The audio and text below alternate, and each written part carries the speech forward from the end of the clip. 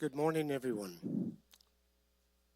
Good morning, everyone, and welcome to the Tuolumne County Board of Supervisors meeting, December 3rd, 2024. Welcome.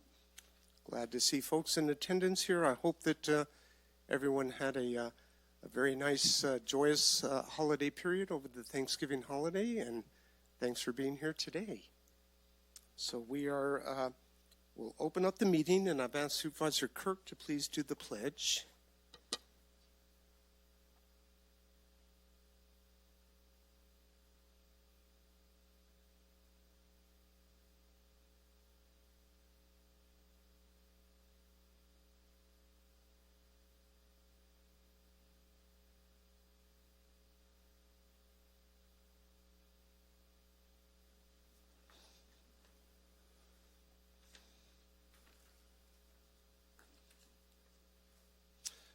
All right, as is normal during our regular board meetings, we will move on to oral communications, and I'll give my statements that I've been making during my term as board chair, is to please remember that if you want to speak on an item during this period, it's items that are not on the agenda, and I'll stress that, not on the agenda.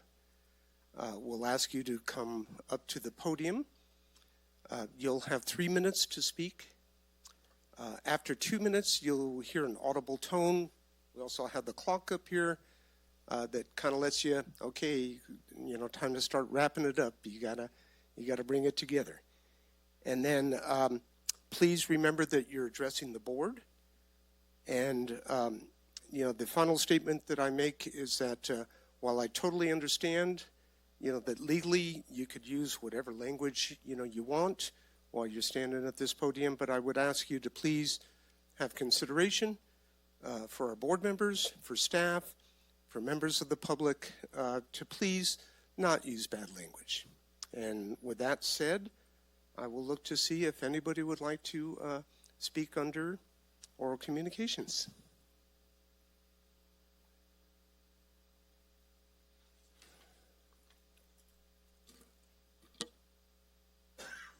Good morning. Good morning, and thank you. First off, I would like to take a moment to thank our sheriff, David Vasquez. He stepped up and saved Sonora's bacon on Friday night, as we had a Santa Claus who was missing in action for a considerable period of time. Then when we finally found Santa, the fire truck wouldn't start. So David Vasquez assumed the role of Rudolph and stepped into his hooves to provide a sleigh and guide Santa on his merry way down Washington Street so that everyone could see Santa at the parade. So he was the hero of the day. And I would like to talk about this hiring freeze that we were all told about, and department hour closures shortly after the sales tax apparently failed, and it kind of looked retaliatory to me. But I think having a hiring freeze and not coming before this board or discussing it with bargaining units seems to me a bit illegal and unethical and pretty sleazy. And I want to know how someone has a rollover crash at Greenlee and Mono Way in the daytime. We need to be much more careful as we drive around here. The Senior Center is having a Christmas craft fair on Friday from 10 to 4, so if anyone would like to support them. And yesterday it was announced that 2 years of plastic treaty talks initiated by the United Nations ended without a deal. And we have plastic waste in our waterways flowing down into the oceans at a rate of 10 million tons a year. We also are finding microplastics in our own bodies. They're in our hearts, our brains, our breast milk, everything. And today is Giving Tuesday. And I haven't seen that anyone in Tuolumne County is doing anything in particular for this, but I've heard a lot of calls out for toys for children, and I think we ought to give some thought to our seniors. I'm sure a lot of seniors are having to make choices between medications or utility bills, their food, and our seniors could probably use some giving things.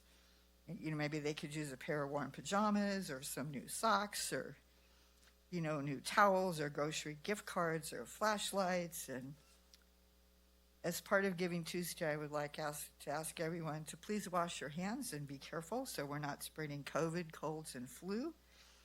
And maybe we could give people today a little grace and a smile. Thank you. Thank you.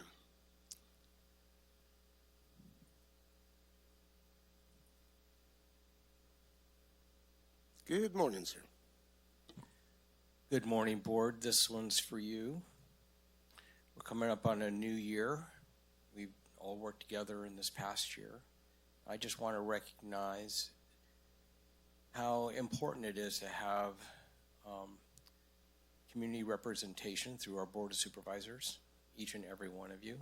We may not always agree on the approach going forward, but I think we should all understand how big a job it is, how big a job you can make it, and respect the commitment and the time and the energy and all your personal sacrifices that you put into this effort. And it's extremely important. You have one foot in the community and one foot in our governance, and it's the safety valve and the safety net, and it's the rationality and the reasonableness that needs to be applied. And I just want to say that I really appreciate every one of you for having your contributions through this year and the years prior. And for those that are leaving, thank you. And for those that are staying, thank you. It's going to be a tough road ahead, I think. We all understand. But I just wanted to take a minute and express appreciation for you.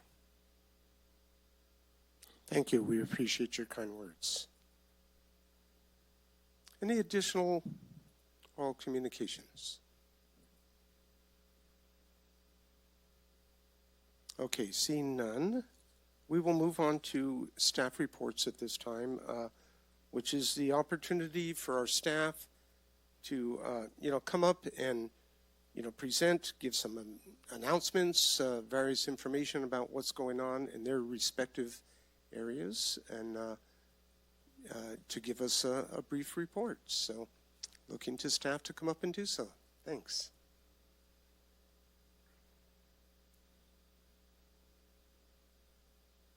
Good morning, Brian. Good morning, Mr. Chairman, members of the board. Brian Bell, Community Development Department. I'm here this morning to announce to the public and your board that pursuant to Assembly Bill 1332, the Tuolumne County Building and Safety Division will be embarking on a pre-approved plan process. This process is for, specifically under the Assembly Bill, for accessory dwelling units, but it will be expanded in Tuolumne County to single-family dwellings. This program will provide for pre-approved plans that, once approved, will be posted to the county website for use by members of the public once properly purchased from the respective designer. This program is available to any designer, architect, or engineer who wants to participate in the pre-approved plan program. This program will greatly expedite the permitting process for ADU and single-family homes that are proposed to be constructed with these pre-approved plans. We will have a press release coming out shortly, prepared in the next week or so. I'm here to encourage anyone that wants to know more about this program to contact me directly at 209-533-5546 or email me at bbell@co.tuolumne.ca.us. Thank you. Thank you for the information. Additional staff reports.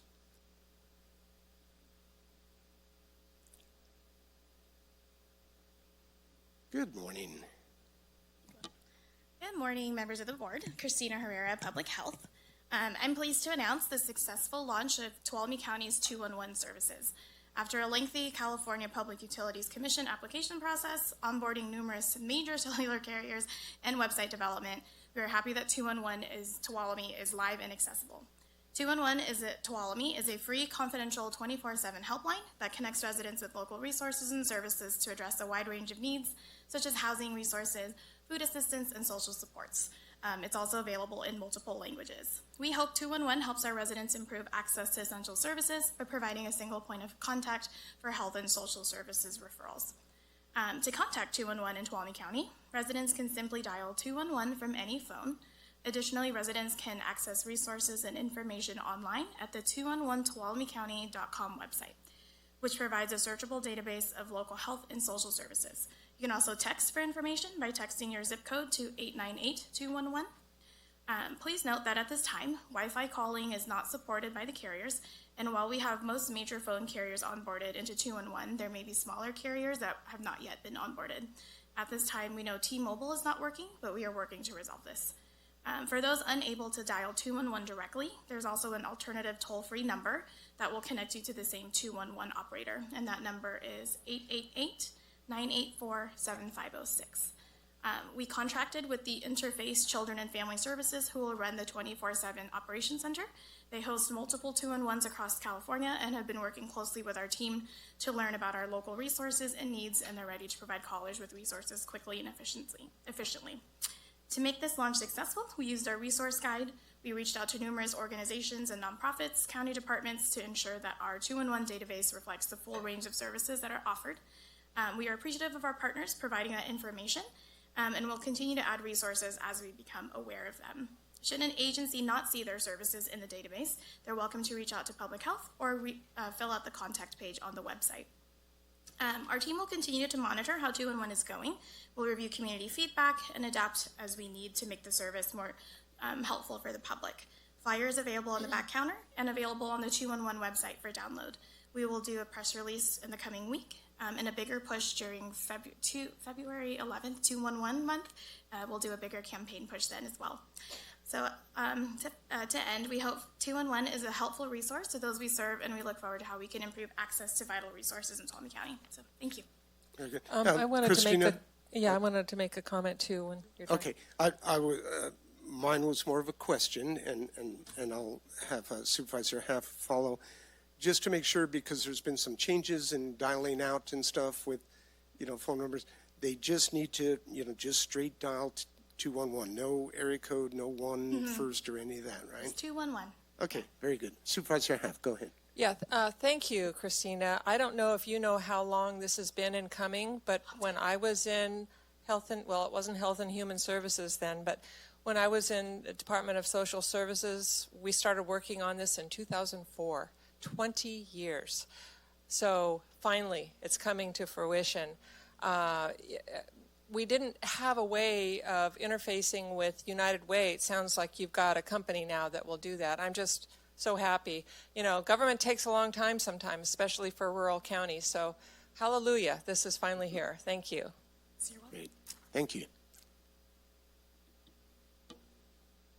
Additional staff reports.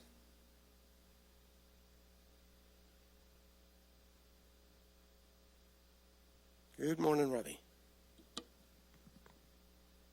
Hello, Robbie Bergstrom, Tuolumne County Economic Development, and I am excited to announce that on Tuesday, December 17th, we will be having the Sonora Community Economic Development meeting right here in the Board of Supervisors boardroom at 5:30.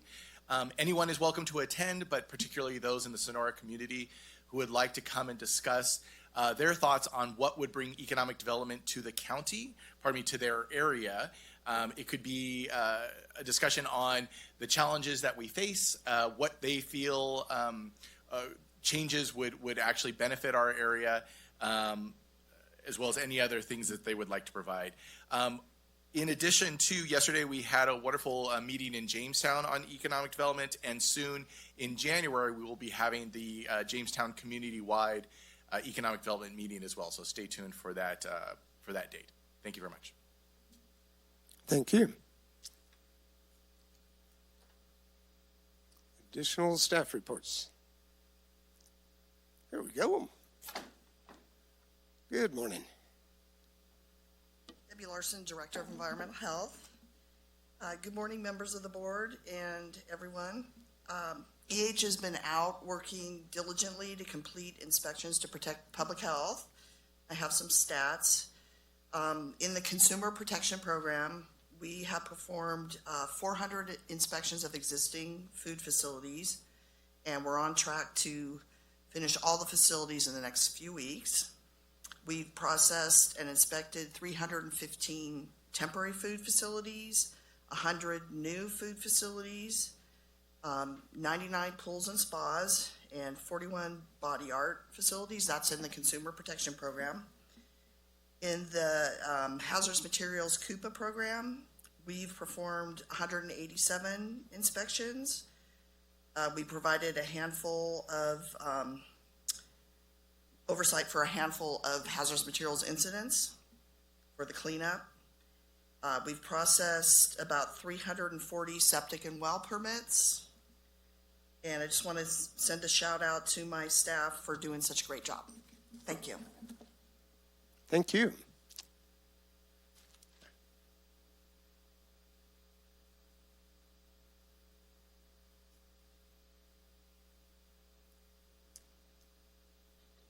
Good morning. Good morning, Board. Tracy Riggs, everybody. Good morning. I'm Sean. I am with Tuolumne County Animal Control, for anybody who doesn't know me. I've been doing my best to oversee our operations since Mike has retired and moved over to Alaska. We're very excited for him, but we miss him very much. I just wanted to share some statistics and just kind of show off my staff a little bit for how hard they've been working. I have some statistics from October. We received 2,183 calls for service to our office. We only have one receptionist at the moment, so she's been doing an awesome job taking all those calls. We had 369 service field incidents reported. We have like 1 to 2 ACOs per shift to respond to those calls. We had 148 animal-related investigations that were initiated, again with those 1 to 2 ACOs staffed. We took a total of 161 animals, 86 dogs, 70 cats, and 5 miscellaneous other animals like livestock. We did a lot of adoptions. We adopted out 8 cats, 24 dogs, and 2 other animals. We did 52 transfers of cats, 14 of dogs, and we returned 35 dogs and 1 cat to their owner. We have 1 to 2 kennel people working with all these animals on a daily basis in our shelter. They do the husbandry, help us with adoptions, do most of the handling and care. Our shelter head count from 11/27 was 69 total animals, 2 pigs, 40 dogs, and 27 cats. And again, on some days we only have 1 kennel person staff to care for all these animals, so a lot of the time we've been pulling in animal control officers to help us with that, which affects our ability to get out in the field a little bit. Our average staffing has looked like 1 office person, 2 animal control officers, and 1 to 2 kennel people on staff at any given time. Wednesdays are our heavy staff day where we have kind of like everybody in the office, so there's almost 13 of us on those days. And then ACOs are having to assist with kennel work like 1 to 3 days a week right now until we get our staffing back for the kennels. We work 4-day shifts for reference. And then our dead animal recovery vehicle is being repaired right now, so it has been down for about 2 weeks, and we're hoping to get that back soon. In light of all of that, your TCAC employees have enthusiastically participated, and some even volunteered with 2 adoption events, 1 trunk or treat, 1 Reno training that we sent 2 officers for, and the Sonora Christmas Parade over the last 2 months. So I just really wanted to commend them. They've been working a lot. We've been trying to work together, excuse me, to get everything done in light of the changes lately, and I'm just really proud of them and think they've been doing a great job. So thank you for your time, and have a good day. Very good. Supervisor Brandon has a Sorry. comment. We always do that to Mike and everybody too. I know I've run away. I Excuse just me. wanted to say that with Mike leaving, he was fantastic, and you have a lot of responsibility on you coming up, as I don't need to tell you. Yeah. Thank you, because we're relying on you, and you're stepping into a really big role. And I just wanted to say what you do is really important, and I know that this is really difficult, and I just appreciate you, and I appreciate your team taking this on. I know that's going to be a hard period, but got confidence that you're going to do a great job. So Thank you. Thank you. We appreciate it. Very good. Additional staff reports.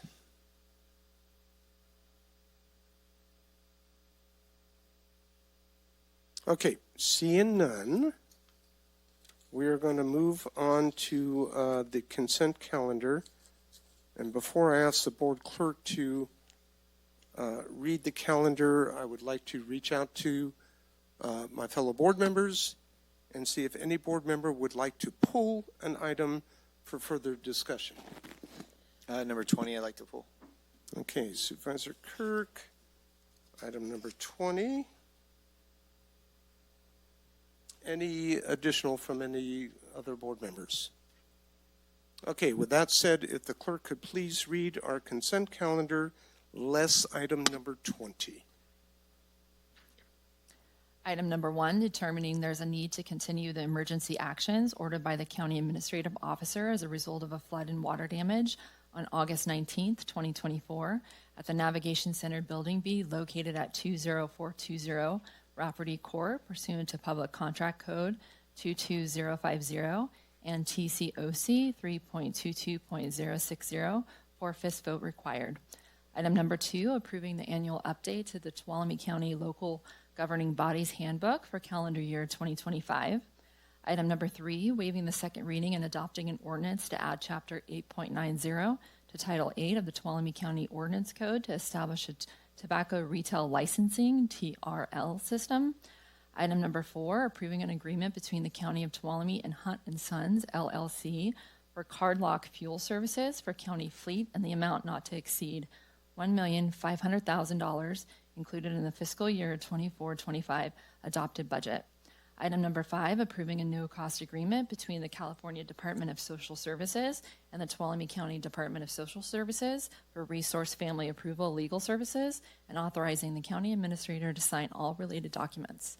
Item number 6, adopting resolution 102-24 for the 2024 Community Development Block Grant, CDBG,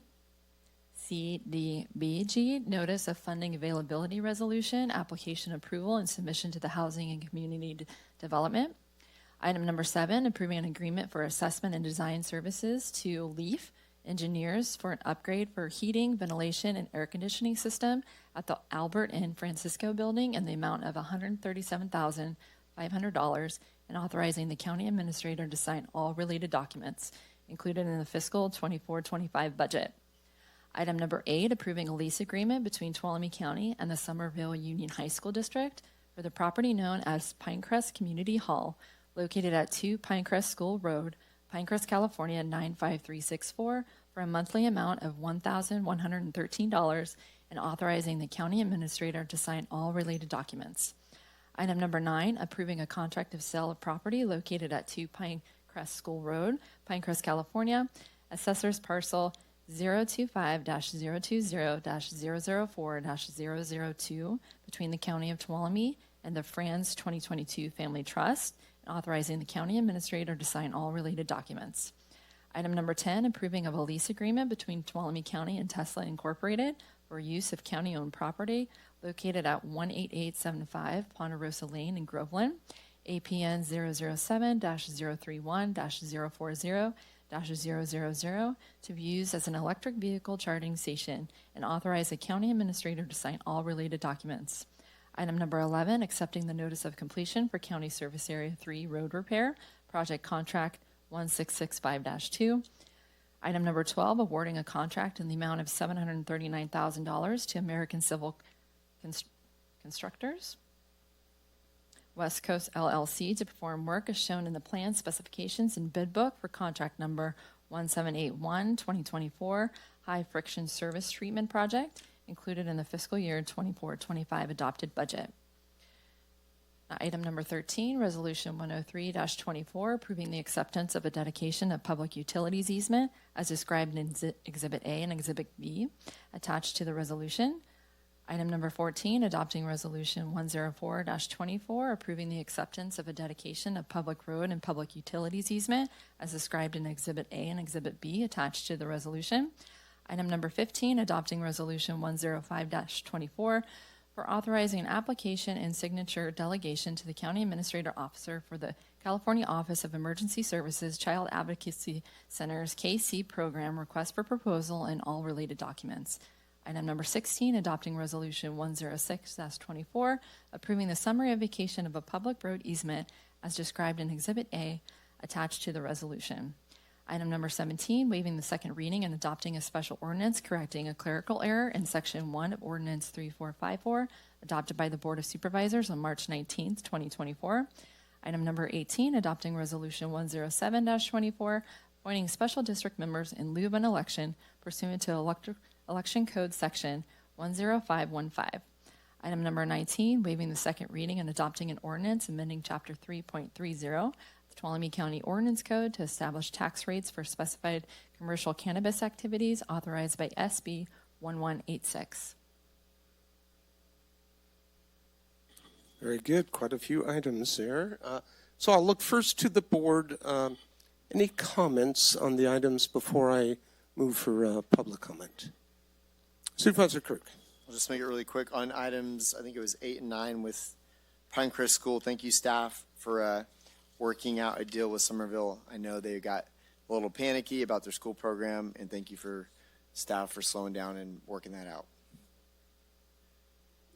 Additional board comments. Supervisor Heff. Yes, on item number 10, I'd like to do a shout out to our staff in, what's it called now, General Services and Facilities, for the improved lease with Tesla. It greatly improves the offerings, or will, for Groveland as far as the when the bathrooms are installed. Tesla will be paying for the electricity for them, and they're also paying a lot more than $1 a month. And so that will help defray some of the garbage costs that we incur there. And I just am so appreciative, and I thank you especially for the businesses in Groveland that have had to put up with this up until whenever this gets instituted. So big hearty thank you. Very good. Thank you. Additional board member comments. I've got a couple. I will tag on to Supervisor Kirk on items 8 and 9. I'm glad to see that this is moving forward. Recognizing that we're looking to approve a new buyer here, and hopefully the buyer will work closely with the school district and honor commitments of the lease that the county is putting forth here. And I also agree with Supervisor Haff as far as the Tesla, that they pay their fair share, right? This shouldn't be a county deal. And the only other one that I had is just looking at item 4. People look at that and go, wow, that's a lot of money, for, fuel costs. It's the price of doing business. I am glad to see that, we're starting to see fuel prices come down. And so hopefully there'll be a little bit less of a burden on the county's budget as a result.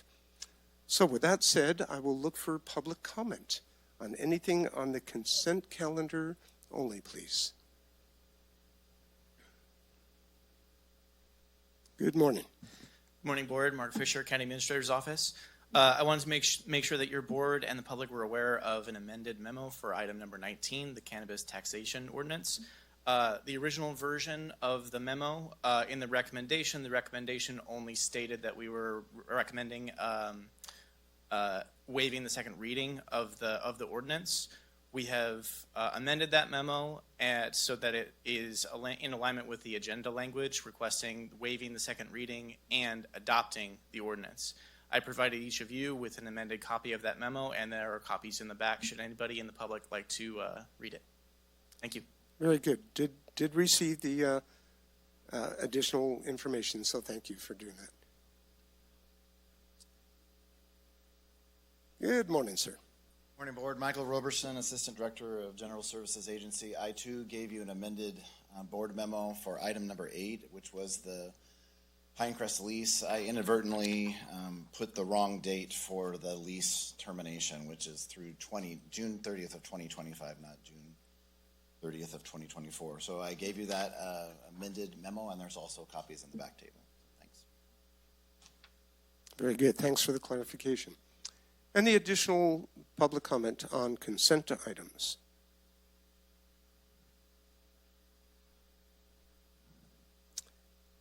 Hello and good morning again.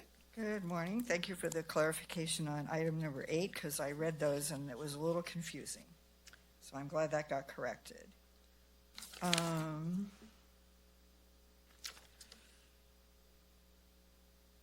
I have a little bit of concern about item number 10. I remember when the Tesla first put their stuff up in Groveland, and then I really like their station that they put on Stockton Street. But I think we have to be mindful of what it costs and how much resources are used when there's a Tesla fire. And there have been some fires, I understand, at charging stations. And then there was the recent, first at the Planning Commission, I had to hear about the 55,000 gallons of water to put out a Tesla fire. And then we had the 3 college-age students just killed the other day. That apparently was not a battery fire, but still, a Tesla fire, I guess, can get up to 1,000 degrees Fahrenheit. So, and it could be a chemical fire that you wouldn't be able to extinguish with water. So then we have this hot. So I've asked CAL FIRE a couple times to come and explain to the public what a Tesla fire involves. And if we have a Tesla fire up in Groveland, what is that going to mean for our resources? Because I'm sure they'll need more than 1 or 2 fire engines. Thank you. And just from firefighter perspective, I know that the fire departments are well aware of the complexities of these electric vehicles and the challenges that are presented. Any additional public comment on the consent calendar? Okay, seeing none, I will bring it back to the board and look for a motion. Chair, I'll move to approve consent minus the item 20. I'll second that. Okay, so I have a motion by Supervisor Campbell, seconded by Supervisor Have. All those in favor, please say aye. Aye. Any opposed? Any abstain? Okay, so the motion carries for the consent calendar, and so if the clerk could please read consent calendar item number 20. Item number 20, approving an updated 2025 County of Tuolumne Board of Supervisors meetings calendar scheduling the 2025 board workshop on January 7th through the 9th, 2025. Very good, thank you. And Supervisor Kirk, please go ahead. Yeah, I pulled this one, some clarification and then I wanted to have a little bit of discussion on maybe what those 3 days look like. So I'll just go through my question and then maybe some suggestions. But the question I had, and I wasn't sure if this is for the 2 ad hoc or for Tracy, but in the memo, it says, obviously, we're going to do the retreat the 7th through the 9th. Are we skipping February? Or, because it says it says their direction was to move the board workshop from February to January. So are we doing January and February or just one?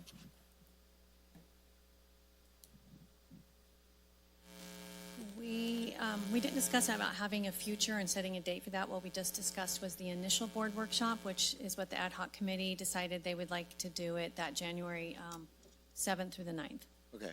So right now it's just the one? It's the I think a part of it was, if you remember it's been a little while when you got elected, but coming in, sworn in, then on to a Tuesday making decisions, that we wanted to have the workshop as early as possible for the new members. Sure. And with the board. And February, we would have already had a couple of meetings where they're throwing into, obviously, a lot of decisions there. No, I like the idea of it, and then I'll go into my recommendations. But my only question is, usually part of that workshop is we talk about priorities, goal setting. So if the January meeting is going to be kind of getting to know each other, having conversations, high-level conversations, at what point are we going to be doing kind of the priority, conversations in the future? This is, because I didn't have the written out, this is direction, I think, to Tracy, and correct me if I get anything kind of off with it. The idea was beginning with a board workshop for 5 of us with key staff to be able to, I think, facilitate, values and discussions there. The next day to be able to have department heads come in and do a Q&A, which is a learning session of, what do these departments do? Who are they? What are some things they face? Not yet getting into the budget kind of issues. Then moving on from there into a later date financial workshop, overview of the county and everything. And if we can get that early, then hopefully very quickly, February, March time period, we would then be having kind of the 101 steps done to then have a very productive conversation. So I think it's, that would all be preparing towards June budget. Okay. If I got that mostly correct. Yeah, I think that's right. When talking about the budget, it's going to be a long discussion. I think we're setting ourselves up for failure if we try and go through it in a 2-day workshop, which it was supposed to be 2 days. I don't know why we're talking about 3 days. It was 2 days. And setting that stage for the discussion about the budget has to happen there, and then we're going to have several meetings to take apart the different parts of the budget that we need to. Okay. I think it would be quite overly ambitious to try and do that in 2 days. Okay. With 2 new board members. I think I'm on the same page as you guys. Maybe just the way this was written, I was thinking something else. But when I for day one, I get that we're all going to fill each other out as far as maybe meet and greet those first couple days. But kind of back to November, we've been not kicking the can down the road, but in a sense kicking the can down the road with some of these tough budget decisions that we have to make. And so in January, my concern is it sounds like we are, but I just want to make sure. And the notes I put on here was, are we going to jump immediately into trends and projection? I wrote down budget trends and projection updates, day one. Day two, 3 to 5 year projections, fiscal sustainability roadmap, what can only government do? And then I thought there was a third day, which was kind of a debrief.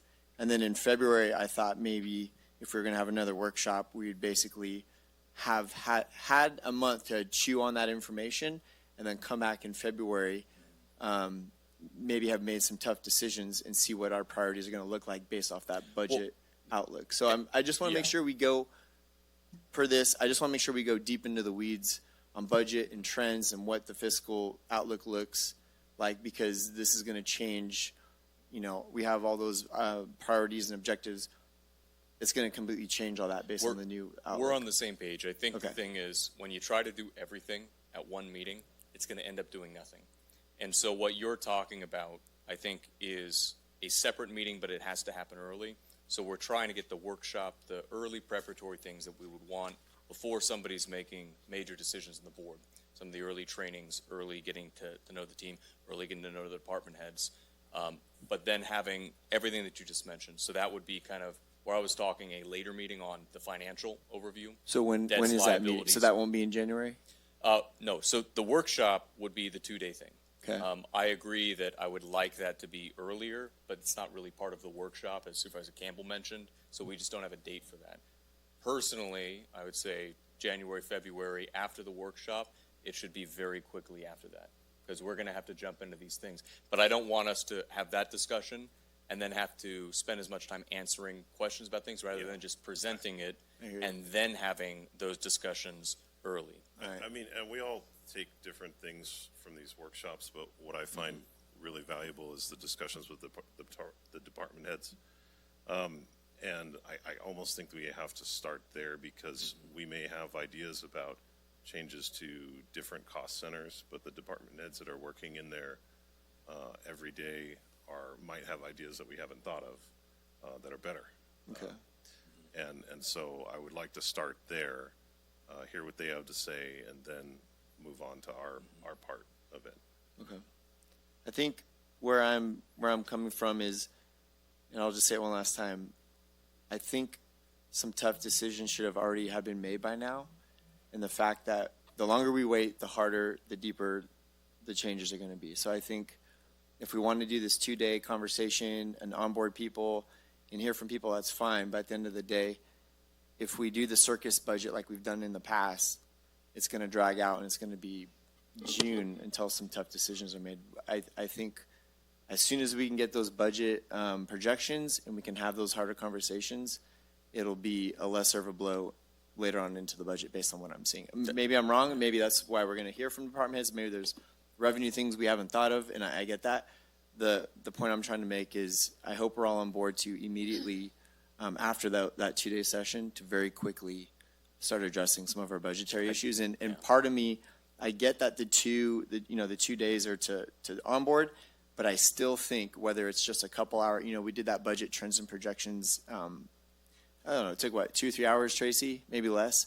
I do think somewhere in there, maybe at the end, it would be a really good idea to go through that updated, maybe at the end of this session, just so we can all walk away from that meeting seeing the same information, having time to chew on it before we have those maybe meetings 2 weeks later. We're saying exactly the same Okay. thing on that, 100%. Okay. And I think what we're navigating right now is that we have 2 current board members elected, making decisions.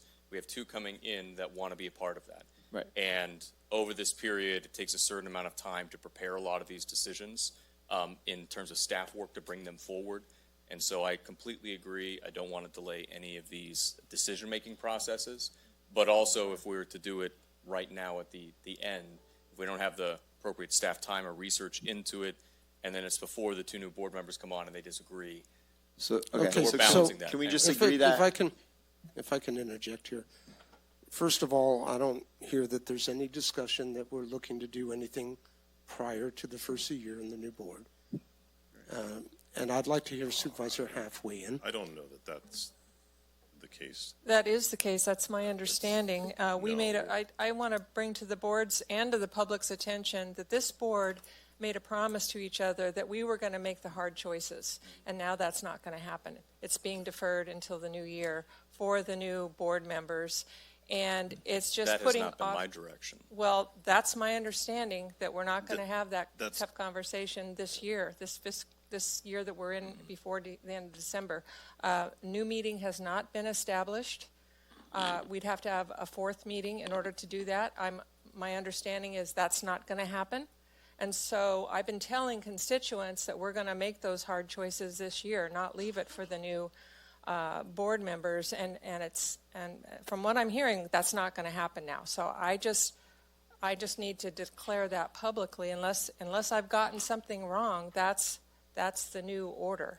And I'm not really happy with it. So I'd like to have So, could I Supervisor answer? Campbell Yeah, thank you. weigh in, and then I'd like to speak. So I before would we say go that's not further. true, or that it's because there's a certain amount that we can do before the end of the year, and there's a certain amount that we can't. And I would say everything that we can do before the end of the year, we're going to do. We're looking at fees for service. We're looking at the park. We're looking at fire fees. The costs are going to go up for everyone, and that's going to happen before the end of the year. Right. So this saying that we're not doing anything, I think, is not true. I didn't I'm say not sure anything. what I said the specific- tough choices. Well, which tough choices are you talking about? See, because Reducing the tough choices for you reducing might government. be different. Reducing government. That's what we're doing. No, right. So- we're going to be doing fees and Right. increasing fees. That's different. It's All all right. part of it. and- Don't get me wrong. I applaud that. We need to do that. And I thought we were going to do the whole thing before the end of the year, because when you put the ball down the road, it just makes it harder, and there's bigger changes that you have to make as a So- result. I don't think we agree on what you're talking about, on what that structural change will be. And I don't think that we can get to an agreement before the end of the year. And that's the problem that I think we're facing. And so if we were, I'm all for it, believe me. I feel like the public spoke really clearly about the size and the level of service that they want in November. And I'm all for that. We need to respond to that in a very clear, definitive way right now, so that people in their minds make the connection that these decisions that we make in the community have consequences that result in reduced services. If we can get there, I'm all for it. But what I'm saying is I'm concerned that we wouldn't be able to get there by the end of the year. And so Right. We're not scheduling for it, so it's not going to All right. happen. That's the point. I am always okay with us having another meeting. To my understanding, a majority of the board has not wanted to schedule additional meetings ever. Can, here, Okay, so we can move I'd this like to- along. I think I'd I like have to a- weigh in Sure, here before sure. we No, fine. move on here. Everybody understands that the county is in a fiscal crisis, right? It's totally understood. The thought on how we as a board and county staff approach that is very important. With the upcoming board workshop, certainly there should be time allocated there to have some budget discussions. Not saying that any firm decisions are going to be made, but at least get to the point of being able to talk it out and give staff some direction, and then bring it back as soon as possible afterwards, right? Because every single day that we delay making any decisions has repercussions, right?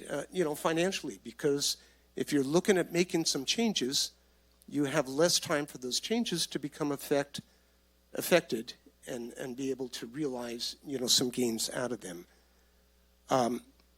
Definitely, we've got some items including on today's agenda, talking about fees stuff, and we may have an opportunity on December 17th, possibly with some more, that we look at any opportunities, because fees, even though they may not be desirable, but looking at those is important, because they can capture pretty good amounts of money to help resolve some of the budget concerns of the county.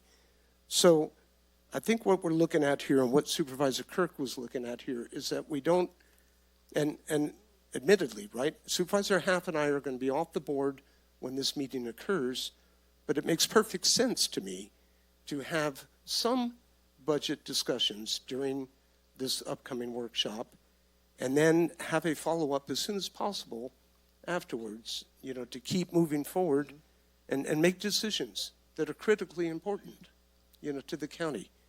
And this board would be remiss if they don't move forward in the most expedient manner as possible.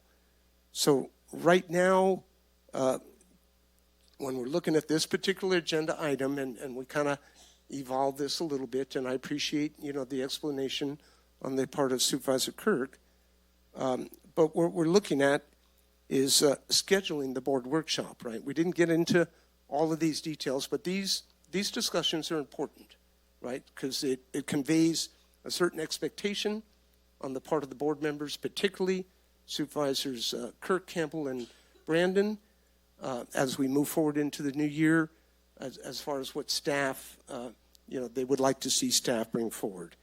So I would ask that we don't get too deep into, further discussions here, other than agree that the meeting on January 7th, 8th, 9th, I hear some discussion whether it's a 2-day or 3-day meeting.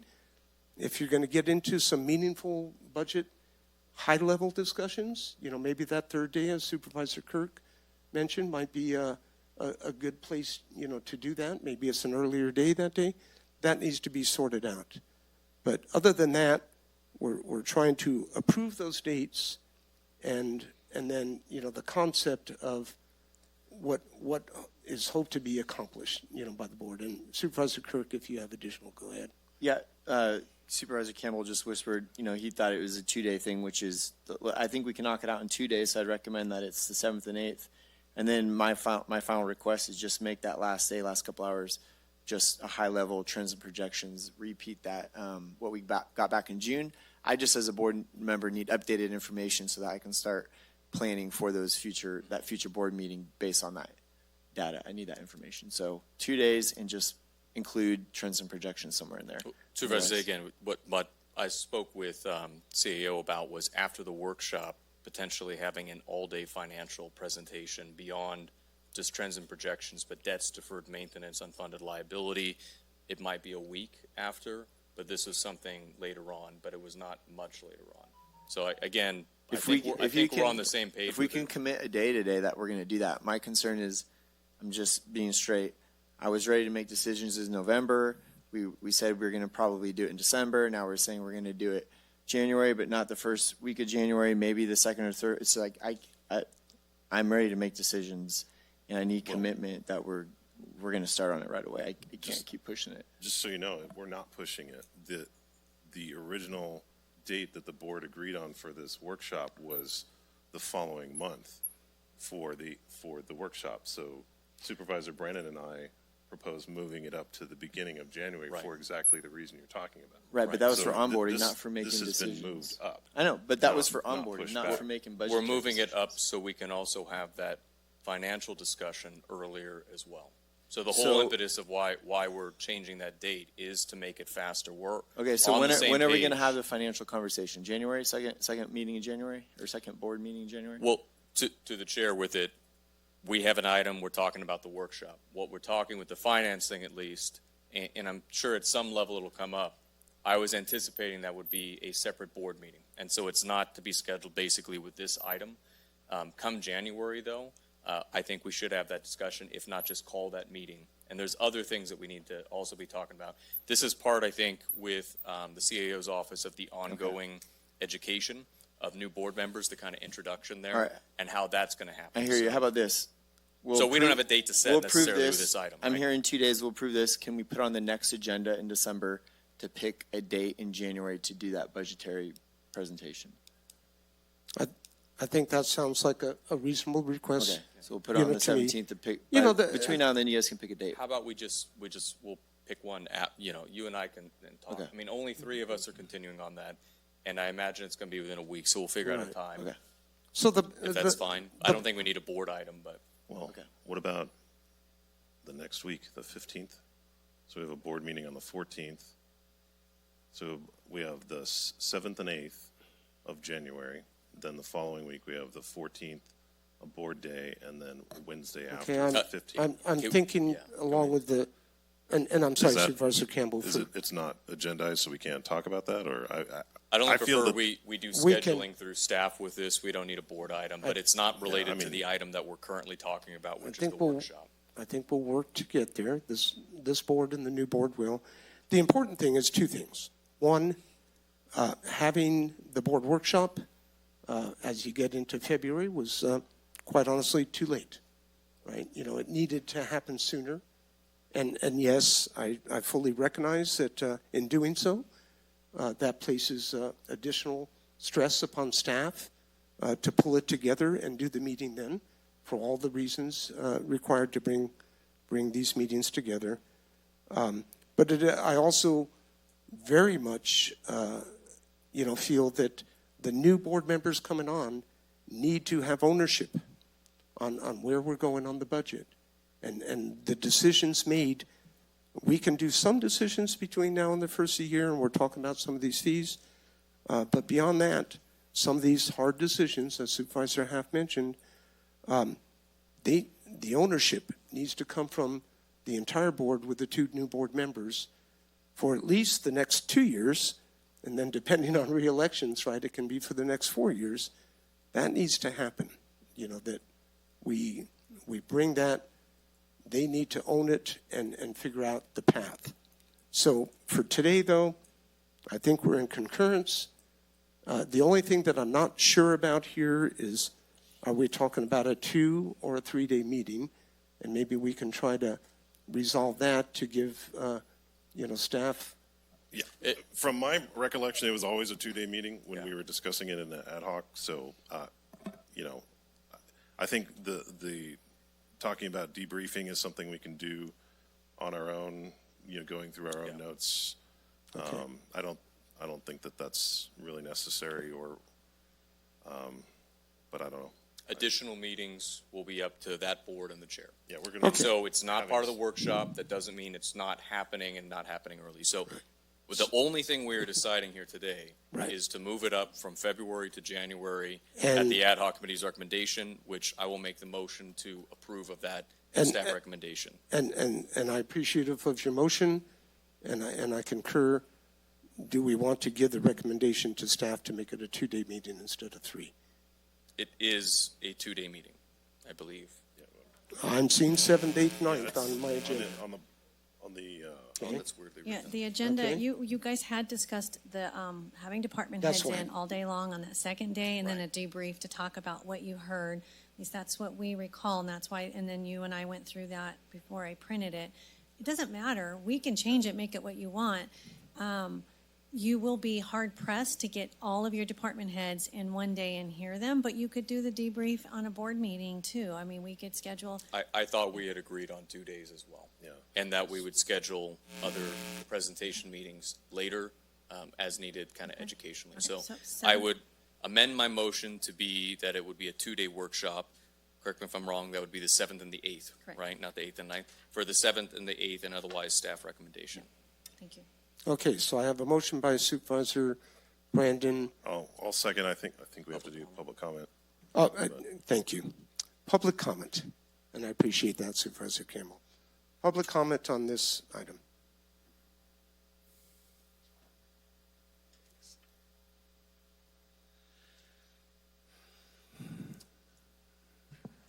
Thank you, Supervisor Goldenberg, for trying to keep it to the agendized item. And thank you, Supervisor Kirk, for being sensible. And thank you, Supervisor Half, because I was here when you all promised to make the hard decisions before the end of the year. So in my opinion, you didn't utilize your finance committee structure the way you could have, but that's hindsight. And I've heard you talk a lot about the board and a lot about the staff. But I think you're forgetting one very important part, because I, as a member of the public, you work for me. And you should be paying attention to what the public wants. And there's a lot of crap going on behind the scenes, out of the view of the public, that we don't know what's happening. There's all these little secret groups, there's all this stuff being done. And so I'm pretty attentive, and I don't know what's going on sometimes. And the new incoming supervisors do have to take some ownership. And my question to them has been, where the hell are you? They should have been here when these budget discussions were going on. And they should have been participating in that at the time. And then to come in January and expect to be spoon-fed stuff, they should have taken some responsibility for learning on their own. Well, shame on them. So I just think, I don't care, 2 days, 3 days, it doesn't matter to me. But I think Supervisor Half is right. And I think there's a lot of stuff that's going on that the public's not aware of, and the public should be participating in some of the discussions of what services they want and don't want. Thank you. Thank you. Good morning, sir. Good morning, Board. I think there needs to be a sense of urgency, and I'm sensing that that's there, but you're also trying to, be thoughtful about the changes that you're envisioning, because it's going to have an effect on a lot of people, potentially, including the public, in terms of the services that it's going to be receiving. We have between now and the end of this session of the board, only days remain. Is there anything that we can do to bring the 2 new board members up to speed as quickly as possible that fits within the Brown Act to give them the best chance of being able to be aware, knowledgeable to the extent possible, be able to jump in, but in positive, constructive, meaningful way? So I guess that's what I'm asking, is that if we can try to find some way between now and the end of the year to bring those 2 members up to speed as quickly as possible. Because just having the offsite, which Carol and I will be attending along with the other 3 people that always are there with you, attending that, to revisit everything that we've already seen every year that we go, doesn't seem that productive. And I'm not sure we need to wait for an offsite. I mean, you can do that in February or March or whenever to revise the priorities. Priorities aren't going to change that much. we already know what the priorities are. They're the same priorities that come up every year. I mean, there's some adjustments here and there. But there's big strategic fiscal changes that need to occur, and it's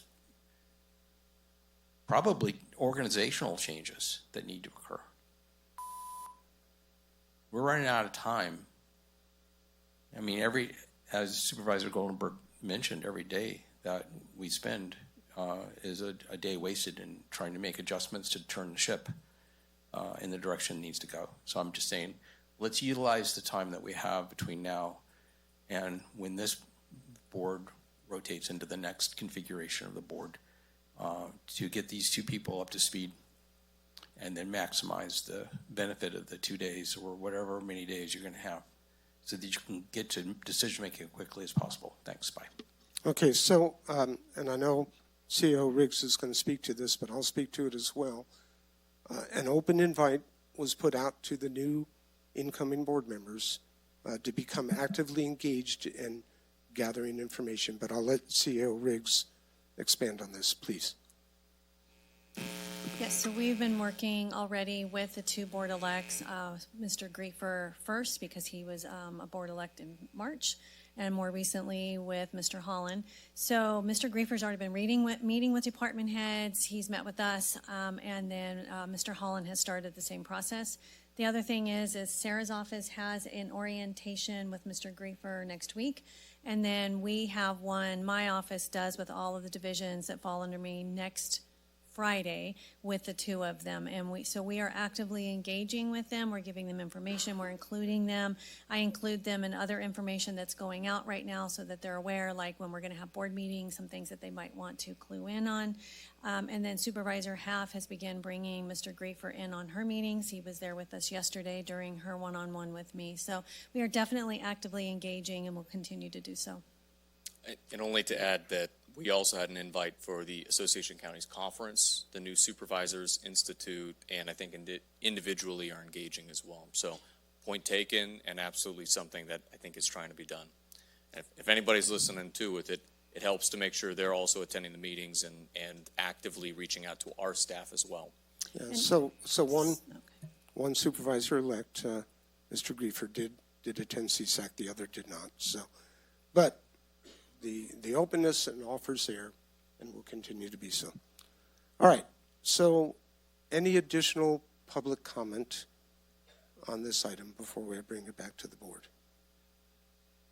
Okay, seeing none, I had a motion that was being put forth by Supervisor Brandon. If you could perhaps repeat it. The motion is as written, except to alter the meeting from the 7th to 9th to the 7th and 8th. And then I believe offline we'll be having a conversation about scheduling a financial presentation with it. So it's supporting staff recommendation, but with that date change. Okay. And there was a second, I believe.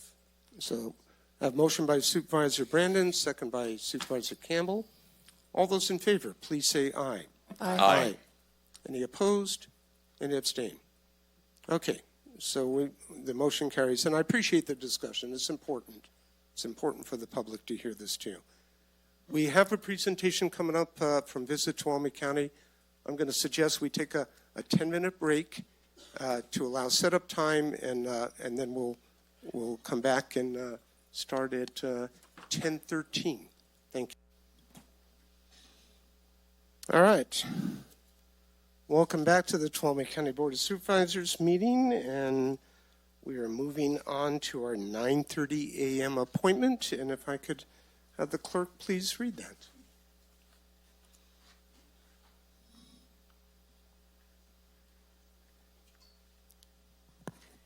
(9:30 a.m.) Presentation of annual report by Visit Tuolumne County, VTC.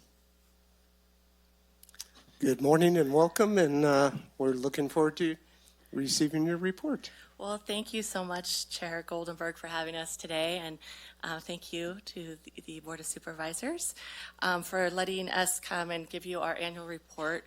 This covers the 23-24 fiscal year, but we will touch on some other things that we have going on as well. Before we get started, I would like to introduce our team that is here today. And actually, I will have them introduce themselves. I'll start with Jen. Good morning, Jen Lopez, Marketing Manager, Visit Tuolumne County. Hi, I'm Catherine Diego. I'm with Trepner with Visit Tuolumne County. Ryan Richards, Executive Assistant to Lisa Dam. Good morning, I'm Josie Hodgkin. I am Marketing Coordinator at Visit Tuolumne County. All right, and here to my right is also our good friends from First Light Resorts, and also Len Otley, who is chair of the Tuolumne County Lodging Association. Very good. Thank you for sharing the relationships. Well, I did want to say today we're going to go over some highlights, and I want to let everyone know that our full report is online. And also, we had sent it to you, I think, back in August. So there's a much fuller report out there than what we're going to do today, although some may think this is a lot. So first off, we want to talk about tourism trends and some of the stats. And to talk about the trends, what we are hearing from Visit California is that across California and across the country, we are seeing a softening in tourism in general. And in visitation. A lot of rural areas like ours, we really benefited post-COVID when a lot of people wanted to get to places where it was more rural and less people. And so we are just starting to see a little bit of a correction from those days. Another interesting trend is that domestic travelers are now, rather than going to places within the states, are going international again. And part of that is the dollar is very strong. But also they're feeling safer again to travel internationally. Another big trend, I don't know how many of you stream television, but it's something I finally learned how to do. And all I see is ads for destinations to travel to. There is so much competition out there now. There's more than ever before. And that's something where we need to make sure that we continue to gain market share and continue to promote Tuolumne County because there's a lot of competition. One other disruption we've seen here locally is the Yosemite reservation system. It's provided some uncertainties for travelers, and so that has been a little disruptive, but we are working to overcome that. In spite of all of this, transient occupancy tax remains strong. And I know you just had some tough discussions, but we hope to be a little bit of a bright light for your budget, where in 23-24, $8.3 million in transient occupancy tax came into Tuolumne County. Just for people that may not know, 100% of TOT stays within Tuolumne County. It is not a tax that has to go to the state or to the federal government. It stays 100% in our county. These are general fund dollars. And so far for 24-25, the TOT is up $700,000, and that's just with 2 quarters remaining still. So this, of course, includes the new Firefall Ranch, which is a huge benefit to our area. So when we talk about the economic impact of tourism, we often focus on TOT, but I think what's really important for our community to understand is the travel spending that takes place because of tourism in our county. $287 million was spent in 2023 in Tuolumne County from people traveling to Tuolumne County. This is a huge number, and this is what is benefiting our local businesses, our mom and pops, our hotels, our restaurants, all of that. So this is a really great number that we saw it picked up a tiny bit since 2022. But we also, just so you know, saw full recovery from the pandemic in 2022 as well. Moving on, I just want to touch on, and this is, I'm sorry, these other stats here too to see the industry employment, 2,580 people in our county employed in tourism. Again, as I always say, this does not count the 2 casinos that we have, which are probably a pretty significant number of employees, I would guess around 2,000 or so. So it's a huge industry in our county, not just in terms of spending, not just in terms of the TOT, but also in employment. And this is one of our slides from Placer.ai showing where our domestic travelers are coming from. As you can see, the red area, those are the hot spots. And it's probably no surprise that the Central Valley, the Bay Area, are really key to tourism here in Tuolumne County, as well as areas in Los Angeles. And then looking across the country, we can see Florida, Texas, there's Oregon, Washington. Those are also some great domestic markets for us. I'm going to just jump into international marketing right now, and just to give a couple of the media highlights for that. I believe I came to you earlier with this, but one of the things we're really proud of is the 10-page spread we received in the UK National Geographic.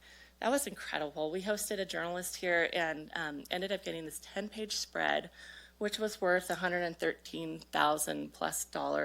It was later picked up by Nat Geo US online with another value of $80,000. So for one journalist that we hosted, we got nearly $200,000 in media value, and that was international media value. We had a fam tour. We had 4 influencers here and 1 journalist. It just so happened they were here when Firefall Ranch was opening, and so that was great. We got to get them to the ribbon cutting ceremony there, and they had a lot of great posts about that and other areas of the county. In working with Black Diamond in our UK office, we had total media coverage of about $413,000. We also work on the travel trade side with Black Diamond. We did a 1-month campaign with Travel Gossip.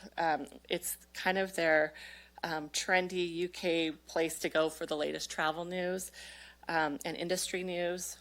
And this campaign included social media, partner news, and interviews. I was interviewed live on that for that campaign. We also did a great co-op with the American Road Trip Company. This included working with San Francisco, Monterey, and Lake Tahoe, and that was a combination of partners we hadn't worked with before, and so it was great to do a Northern California promotion road trip, and it took us, it was, like I said, working with the regional destinations was really great and helped us to leverage our marketing dollars as well anytime we can do that. Another accomplishment was getting Tuolumne County product into the itineraries of some major tour companies in the UK, such as British Airways Holidays and Kuoni. Those are 2 really key travel agencies there. For Mexico, this was our first year in the Mexico market, and we had a couple of really fun highlights. One, we had a Mexican influencer here who was actually a soap opera star in Mexico. So she has this huge following, and 1.6 million followers to be exact. And this was a great way to introduce Tuolumne County to the Mexican market. And another very exciting thing that happened was that we had Mexican gastronomic leader Marco Bateta here. He came to Tuolumne County, and he and his wife and daughter were treated to a chef's tasting at the branch up in Twain Harte.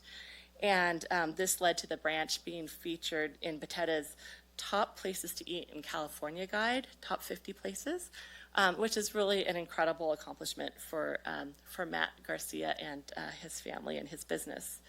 Travel trade highlights included GMS, which is our company there. They hosted 22 webinars, and you can see in these photos, maybe you can see it, they're a little small, but this is where they get online and they actually train travel agents through different webinars that they put on.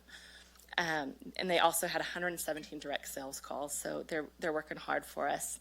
Anecdotally, on the Mexican market, we are hearing from partners that they are definitely seeing more guests from Mexico, and one lodging partner called and said that they were suddenly getting several bookings from Mexico and they couldn't understand why, so we let them know why. Also, according to Visit California, the highest travel spend in California comes from the Mexico market, with anticipated spending of $938 million this year, with steady growth expected. So it's a great market for us to be in.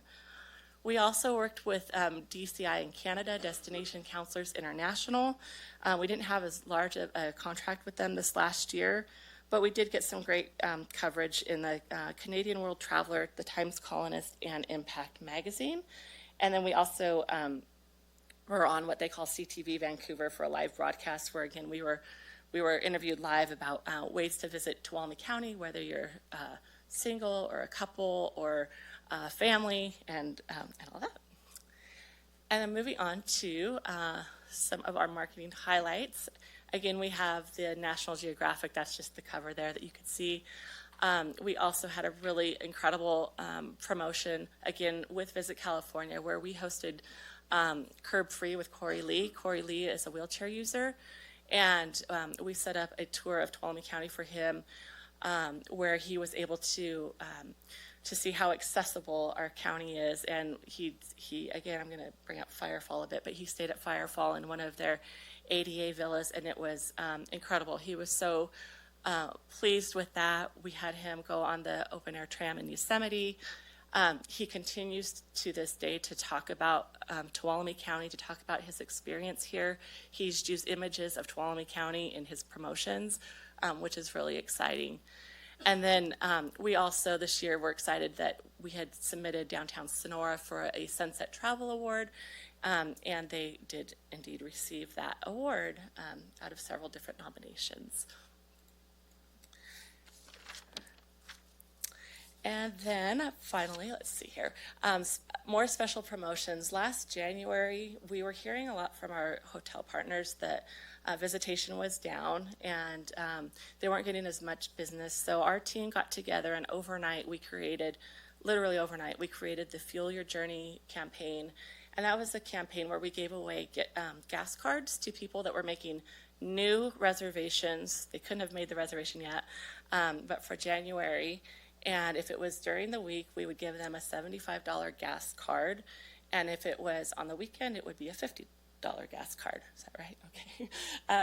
And that seemed to work well. We had a lot of people that tried to get the gas cards that didn't qualify, but it also told us that a lot of people were seeing what we were doing. And so we did extend it into February as well. And I think we're going to be looking at doing that again this year, but we might tie in a restaurant component to it to fuel your journey and fuel your soul. We also have the Sonora Selfie Trail happening still, the Tuolumne County Craft Beverage Trail, and the Tuolumne County Craft Burger Trail. So if you haven't hopped on those trails yet, I encourage you to do so. You can actually win a cool prize at the end. And then once again, we had Tuolumne County Art Week, and this is just a quote from Bob Fagan, if you know him, who's the president of Mother Lode Art Association. Just a great guy, and we've been working with him for a few years now, and his organization. So it's great to see that we can help extend their event and also help increase sales. Is this where I turn it over to you, Jen? Yes. All right, turn it over to Jen. All right, so over the next few minutes, Kathy and I will talk about VTC's ongoing strategic marketing promotion or programs. These initiatives encompass, thank you. Okay, we're going to talk about our marketing programs and our strategic approach to those. These initiatives encompass a variety of channels and partnerships aimed at enhancing the visibility and appeal to potential visitors. So I will just go ahead and start with our very basics, although they're not very basic. Our annual travel guide is printed annually. 75,000 copies are distributed in the San Francisco Bay Area in very strategically located spots. They're at the Oakland and San Jose International Airports, also the airport in Santa Ana, and in California Welcome Centers in San Francisco and also in Fairfield at the very popular Jelly Belly factory. So our partners are listed in the travel guide every year, and we also have itineraries in there, spotlight stories, things to do. There's an events calendar. It's a very encompassing guide. So our website also functions as a very essential resource for travelers by providing detailed information about our partners, accommodations, events, itineraries, travel tips, and so forth. And in 2023-2024 year, we had over 481,000 sessions to our website. That was up from 55% over the year before. The top 5 domestic users of our website California obviously being number one, but Washington, Oregon, Texas, Nevada, and Arizona. And on that heat map that Lisa showed earlier, you could see that we do get a considerable amount of visitors from those areas. The international users are Mexico, Germany, Canada, UK, and Poland, all of which we do market in with the exception of Poland. Also on our website is the Simple View Booking Referral Program. This is something that we provide as a courtesy to our lodging partners. They do not have to pay for this. We pick up the fee of about $6,000 a year. But this booking referral engine is on our website, is an option for people to look for their lodging options for their certain dates, what type of accommodations they're looking for. And this is a book direct system. So this is not a third party like Expedia or Booking.com. So there are no commissions. This, as people click around and on these properties, they go directly to the properties and to their booking engines. So there was an estimated booking revenue of about $64,000 over the fiscal year from this on our website. We also send out monthly consumer emails to approximately, it's more than this now, it's almost 16,000 monthly subscribers, and we have an average open rate of 43%, which is pretty good. Our newsletters encompass seasonal activities. So like last month we were promoting the holidays here in Tuolumne County. This month it's more about the snow. And then we also promote our upcoming events and other things to do in the county that are relevant for the time. So more of an internal approach, but helps lodging properties and their front-facing staff assist with visitors who are coming. We send out What's Up Wednesday on Wednesdays every single week, and these have useful information such as upcoming events, the current conditions of the roads and so forth, the upcoming forecast, things like that, things that front desk staff should know to be able to properly inform their guests when they're staying in their accommodations.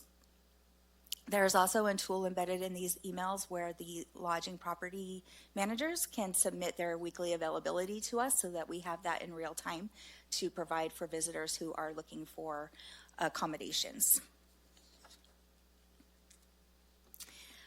All right, so to get everybody, all of the potential visitors to request our travel guide or visit our website, we are actively and very strategically advertising.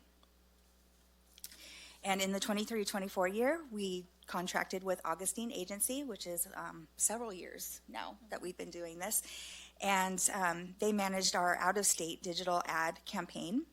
This campaign utilized a comprehensive array of digital tactics, including display ads, paid search, paid social media, pre-roll ads, and connected TV, internet-connected TV, to attract potential visitors. So in addition to the engagement metrics that you can see on the screen, the campaign saw an average of 5,200 visits to Tuolumne County per month, with key locations and hotels receiving an average of 2,100 visits per month. These metrics demonstrate the effectiveness of the target digital strategies. We also contracted with Diamond Digital Marketing. Many of you know Tiffany.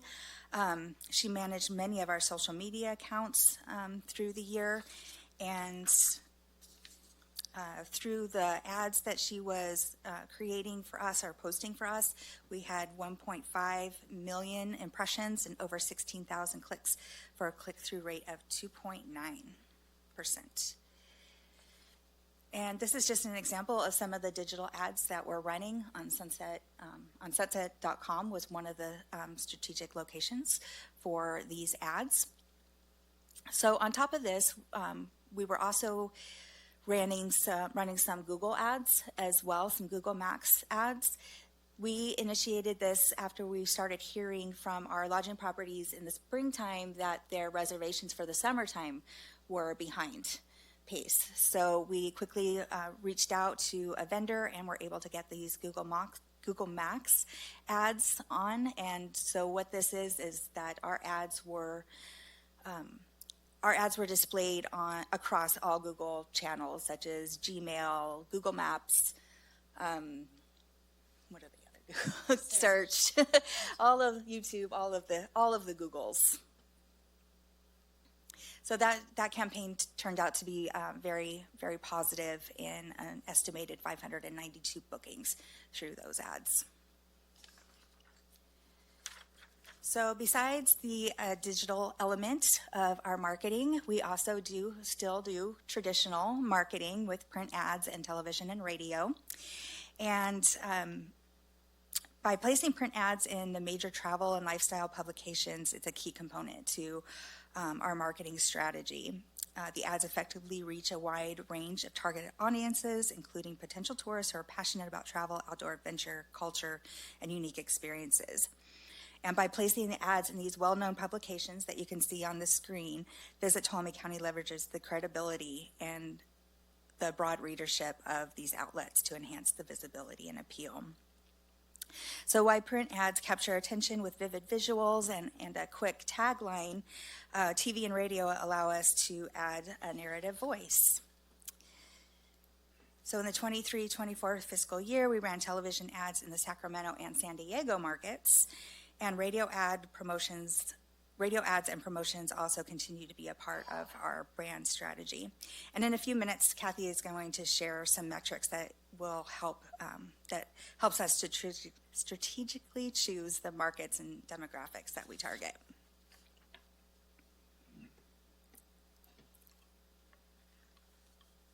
Excuse me. So a little bit closer to home, we do have digital billboards that we have some ads on year-round on our main gateways, Highway 108 in Riverbank and Highway 120 in Manteca. And as you can see, the total combined impressions for the year was over 6 million. The flexibility of these digital billboards allow VTC not only to promote seasonal campaigns, but we can also swiftly update the messaging, making them an effective tool for crisis communication, event promotions, and other timely information along those gateway routes. And then here locally, we do advertise locally on our local media, and mainly we utilize these media outlets for promoting our in-market initiatives, such as the mobile trails that Lisa had mentioned, and also Tuolumne County Art Week.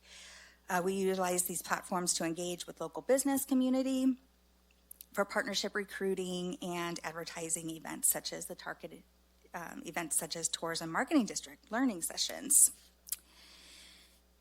And in May, we utilize these outlets also to promote National Travel and Tourism Week and California Tourism Month. These events commemorate and acknowledge the impact that tourism has on the local economies, so we do participate in these. I forgot to switch my screen. And the VTC team and industry businesses appreciate the recognition of National Travel and Tourism Week and California Tourism Month by the Board of Supervisors this past May. So moving on to marketing partnerships, we have joint marketing efforts with organizations such as Brand USA, Visit California, and other organizations to amplify our reach and our resources. One of the organizations that we partner with is Brand USA. It's essentially the Visitors Bureau for the United States and primarily focus their marketing efforts internationally. And we participated in 2 programs this year with them. One was the Global Inspiration Program, which includes a short article in the printed Visit the USA guidebook, and also some photography in there as well, plus a website with itineraries and other information about our area. And we also run banner ads in chosen countries. This particular one on the screen is an example of a banner ad that ran in Germany.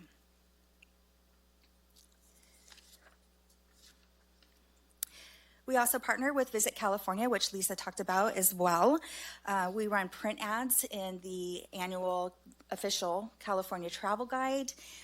We include partners in that ad. As you can see, there are 4 partners in the current ad that's running in that magazine right now, which is printed at 500,000 copies and is distributed to qualified subscribers, distributed through travel and trade, and at California Welcome Centers. We also participate in Visit California curated fam tours, which you can see there's a Jeep tour there happening in the left-hand corner. These tours can include influencers, media, and travel trade representatives. We also partner with them to run dedicated emails that has timely information and upcoming events for our area. So these emails go out to Visit California's subscriber database, and we also have participated in co-op banner ads as well. Under the Visit California umbrella, they have designated the state into, or broken up the state into 12 distinct regions, and we fall under 2 of those, the Gold Country Visitors Association and also the High Sierra Visitors Council. 8 of those regions fall under the rural umbrella, and VT falls, like I said, falls under 2 of those. Lisa, our VTC president and CEO, is currently the vice chair of Visit California's Rural Committee and also the president of the Gold Country Visitors Association. As part of these areas, we partner with the other counties and leverage the match dollars from Visit California to promote the respective region by creating marketing materials such as this new Gold Country map that is there on the screen.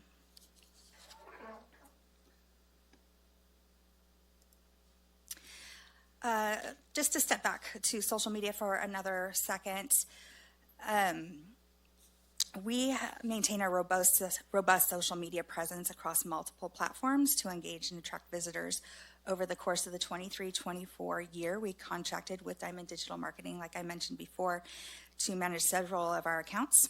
And across our channels, we share updates, events, captivating photos and videos, and highlighting outdoor adventures. And the list goes on.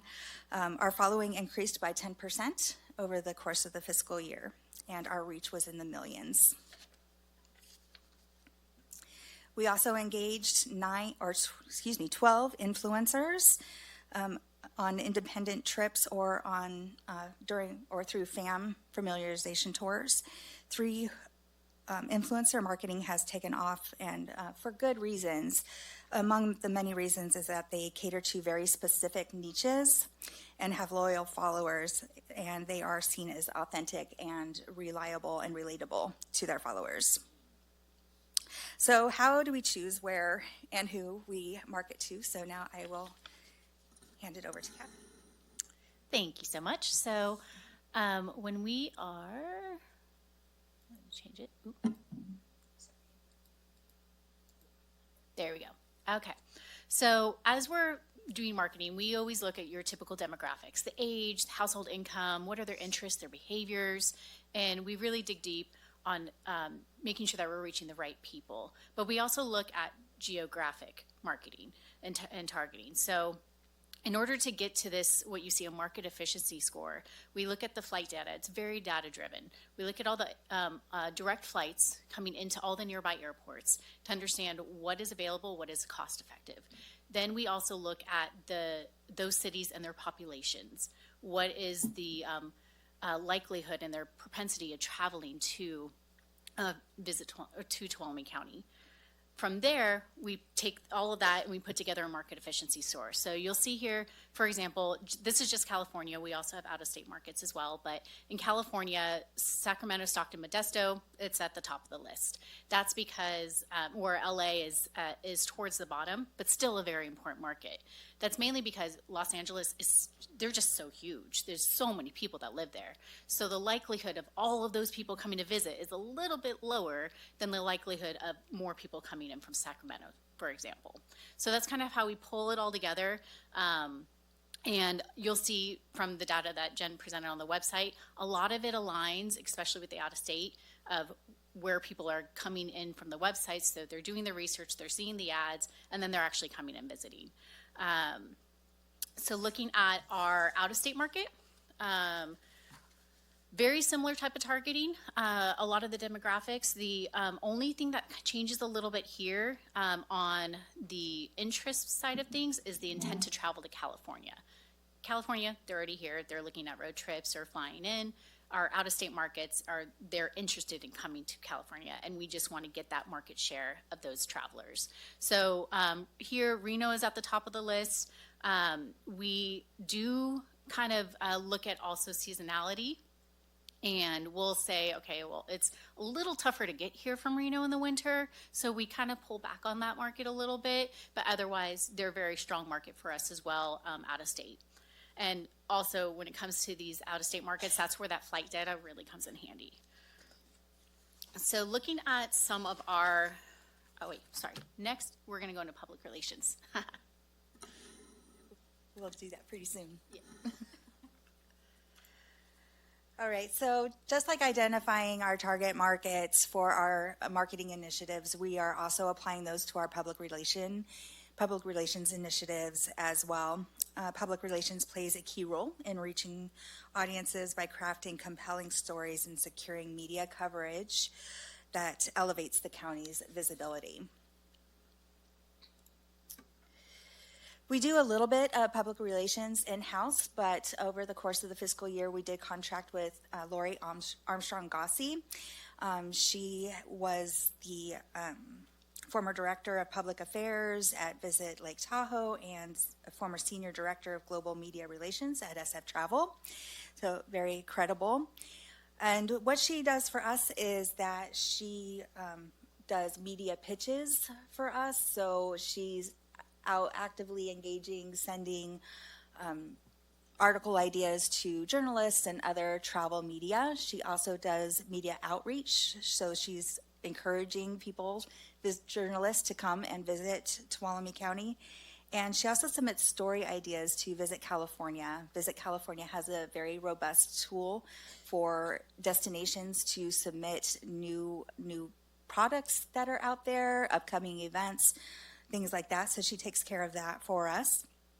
She also attends several media events throughout the year where she can have one-on-one personal contact with some of these travel writers and journalists to make a personal connection and hopefully appeal to them to come and write about Tuolumne County.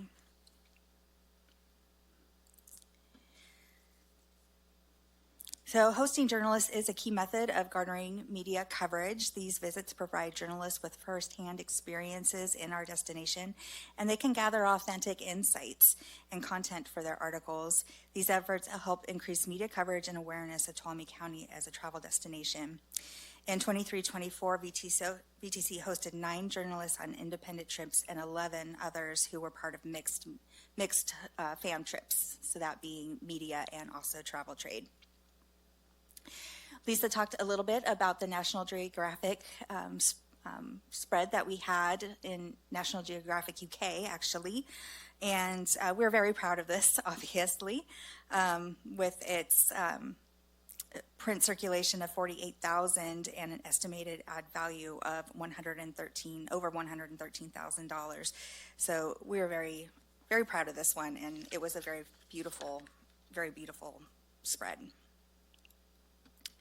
So with all this public relations, we do have our metrics, and a couple that I would like to point out to you is the 134 total articles that were written about Tuolumne County, positive articles, travel articles that were written about Tuolumne County, and with an estimated ad value of over $12 million, almost $13 million. So that's what it would have cost for us to pay for all of that coverage. So besides the leisure traveler, we also promote Tuolumne County as a destination for groups and meetings and travel trade. As an easily accessible destination for the Bay Area and Sacramento, we focus our efforts mainly on those areas. The groups and meetings segment is important because these groups tend to fill in midweek when occupancy tends to be slower and on off-peak visits. So we also hope that these attendees of these meetings will be inspired to extend their stay in Tuolumne County, and also we hope that they will come back and bring their families with them. We were a part of helping with the American Loggers Council conference that took place in October at Chicken Ranch Casino Resort, which had almost 400 attendees.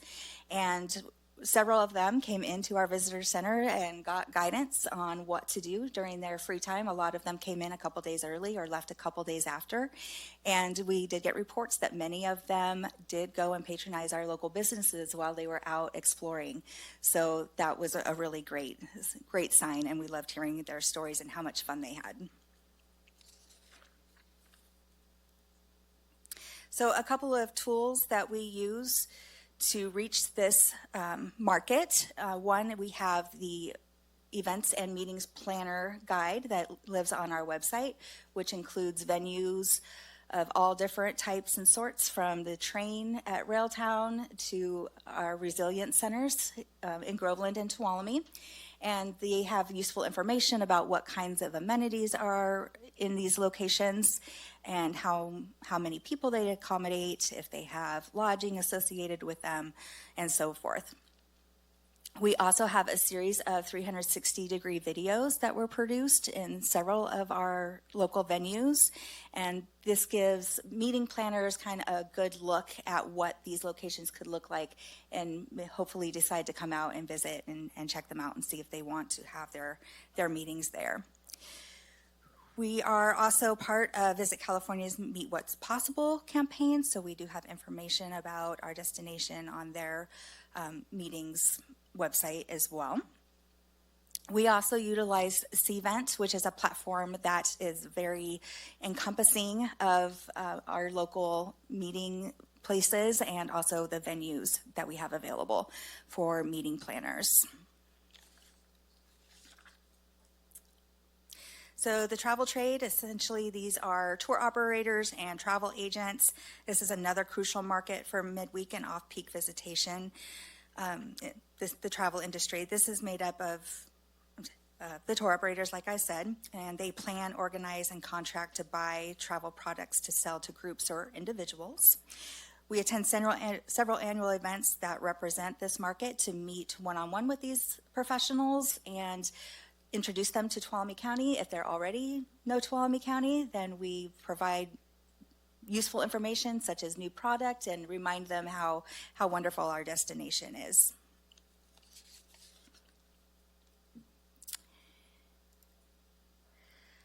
So the Tuolumne County Film Commission is under Visit Tuolumne County, and we serve as the commission serves as a pivotal resource for filmmakers, offering comprehensive support to facilitate seamless production experiences within the county. Some of the services that the commission provides are location scouting assistance, permit coordination to assist through the permitting process, which could be a little bit confusing to some people because we do have multiple jurisdictions that they might have to get permitting through, such as the county or the city, the federal government, state parks, BLM. They all have different permitting systems, so we try to guide them through that and also act as the middle person in between those jurisdictions and the filmmakers. So filming positively impacts the local economy. For example, the filming of the Lowe's commercial that took place last winter. This commercial aired over Super Bowl weekend. This accounted for a minimum of 480 hotel nights, mostly midweek and early December, which is a slower time of the year. A crew of up to 100 people were given per diem to spend on meals in local restaurants, and fees were paid to use local ranch, rent goats, chickens, and parking spaces. There were also locals who were featured in the commercial, and they were also given a stipend as well.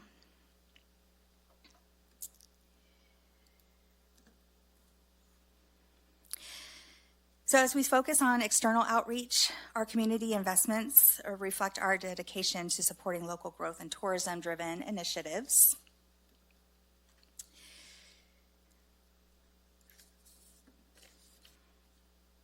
So before we move forward with the current initiatives and looking ahead, we would just like to remind that we have a community investment fund.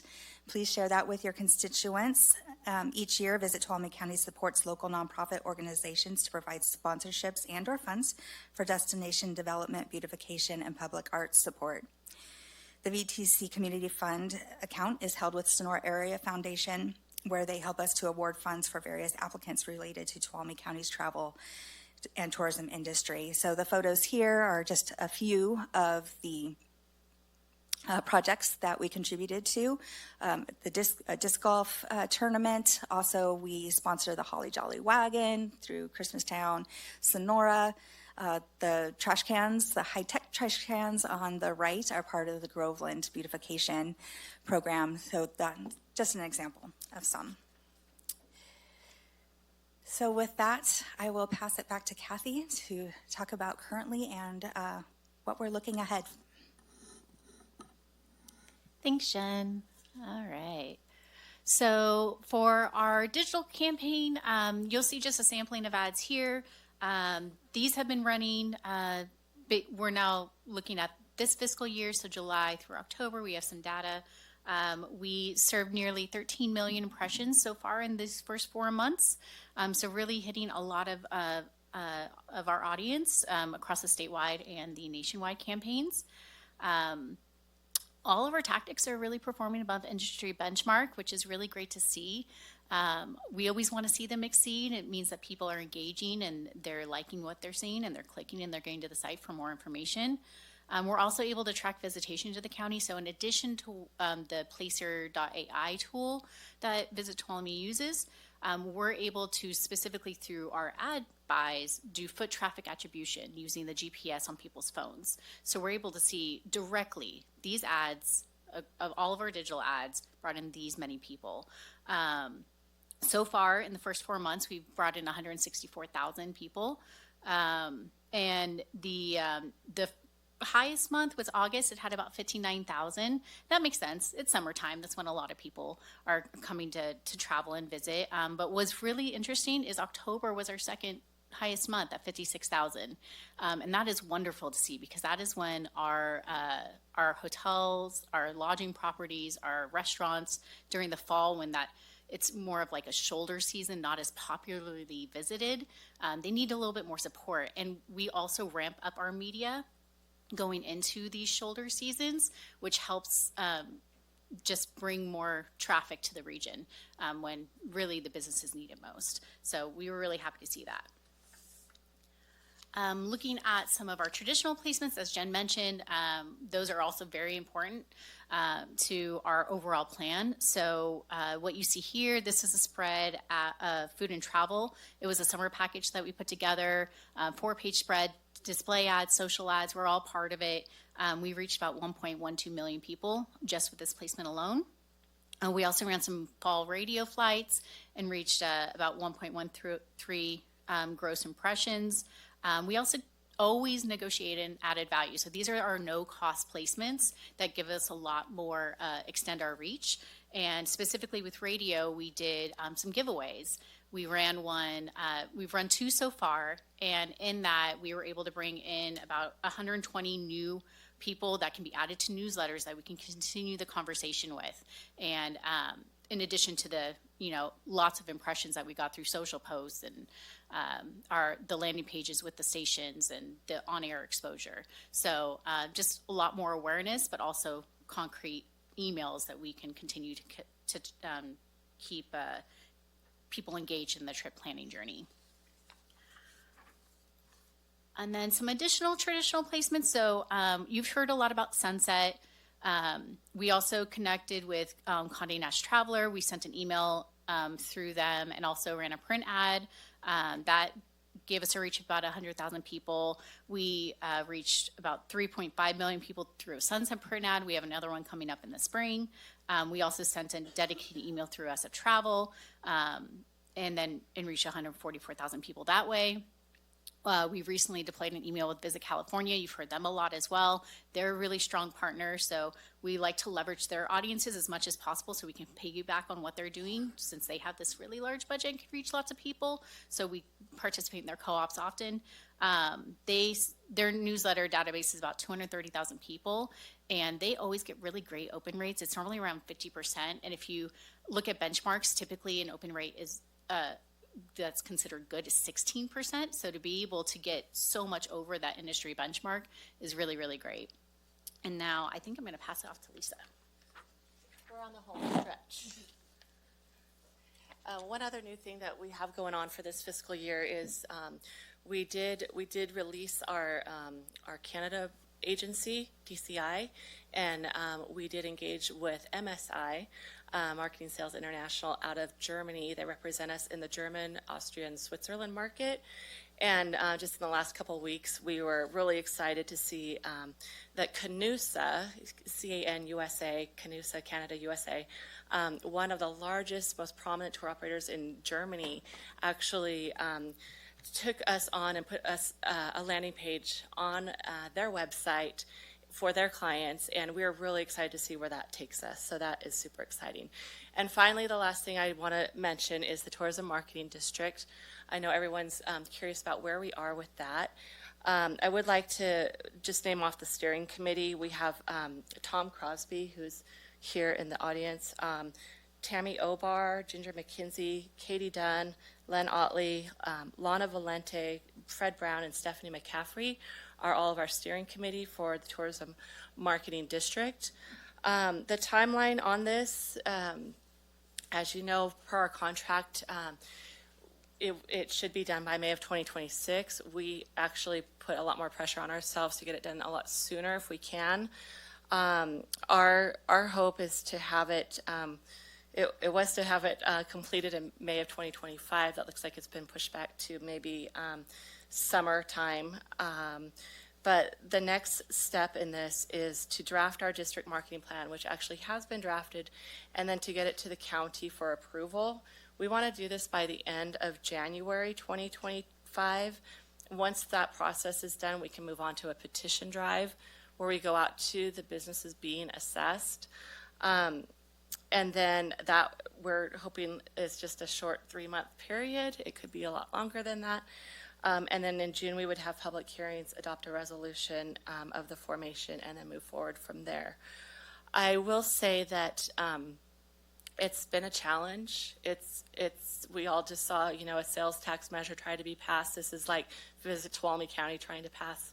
It's not a sales tax, it's an assessment, but it's a hard ask of our partners. We are getting a fair amount of pushback on it, but we are also optimistic that we can turn that around. With the assessment, the control of the dollars are in the hands of those that are paying the assessment. And that's something that we're, trying to push that message, and that, this is a sustainable way of funding for Visit Tuolumne County, and would be helpful, I think, all the way around, and to ensure our competitiveness as we move forward. We are investing a lot of not just time but money into this as well. We've put out over $60,000 so far, and every month it's another $6,240 just for the legal side of it. So this is something we are very committed to doing and getting done. And of course, I'd like to see it done sooner than later, as I'm sure all of you would as well. With that, I would like to, again, thank you all for your support. Chair Goldenberg, thank you for being a part of our meetings this last year and being really involved and coming to our tourism summit. And you got to see this twice. Lucky you. Thank you for that. Your presence was really appreciated. And to Supervisor Half, I'm calling you guys out because you're leaving. Thank you so much for your support over the last 4 years, and even before that. I remember before you even came into office, being on calls with you about various things, and I appreciate that as well. And we'll miss you both on the board. But looking forward to moving ahead with the remaining 3 of you into the next year, and I'm hoping to work collaboratively with you all. So thank you. And are there any questions? All right. Well, a lot of information. much more than most people realize, right? The reach that's out there and all the different ways, and so it's important that we as a board see this, that the public sees this, and has a better understanding. So, thank you very much, and looking to the board for questions. Any questions? Supervisor Campbell, go ahead. Thank you, Lisa and team. I just wanted to, so something of great interest to me, as I'm sure all of us, is the TMD. So I just wanted to kind of ask a little bit. Could you go back to that slide? You mentioned something that's going to happen in June 2025. Could you clarify what was that? You're going to, that's when you're planning to solidify what the TMD would look like and then go to your members for a vote, or? No, the petition drive is before that, and Okay. then once we have the petition drive and we have the vote, they're not votes, but they're petitions that we need, then we go to the public hearing, and that's where people can come up at, well, you know what a public hearing is, but that's where they can come up and whether, talk more about it, but try to solidify that to move that forward. And that's our goal. And so then that's before June? That Or- would be in June. Okay. And if gotcha. all goes as planned and the public hearing moves forward and all is good there, then the resolution's adopted, then on July 1st we would be ready to do put the TMD in place. Okay. There's a lot to it. There's a lot. So. Okay, great. Thank you very much. Yeah, because I mean, it's something, well, I guess we'll talk about it more in comments. I'm going to. We may be reaching out to you for help in this and in communicating it too. So Yeah. thank you. And then the one thing I wanted to ask about also, going through your annual report, the one you emailed in August, which I thought was really great and comprehensive and kind of went over a lot of the same things, but in more detail. But one thing I was looking for is, so you've given us a really good snapshot of the benefits and the deliverables that that Visit Tuolumne brings to the community. And then, so for cost benefit analysis, we have to know the cost as well. What is your budget? Our budget is about $1.6 million. Okay. And then how much of that comes from the TOT through the county? Probably about 93%. Okay. Yeah, and I from your report, it says 18% county TOT, but it doesn't give a figure for that. So maybe in the future, you just kind of line that out. Yeah. Just so it's really clear for the taxpaying public exactly what they're getting for their money. Because, we all work for the taxpayer, and we just want to make sure that they know where their money's going. And sometimes when we report, there's we base everything on a fiscal year, and then there's the calendar year, and so it can get a little convoluted, but we'll try to make that very clear in the future. Great, thank you. Thanks. Any additional questions from the board? Okay, seeing none, I'll look for public comment.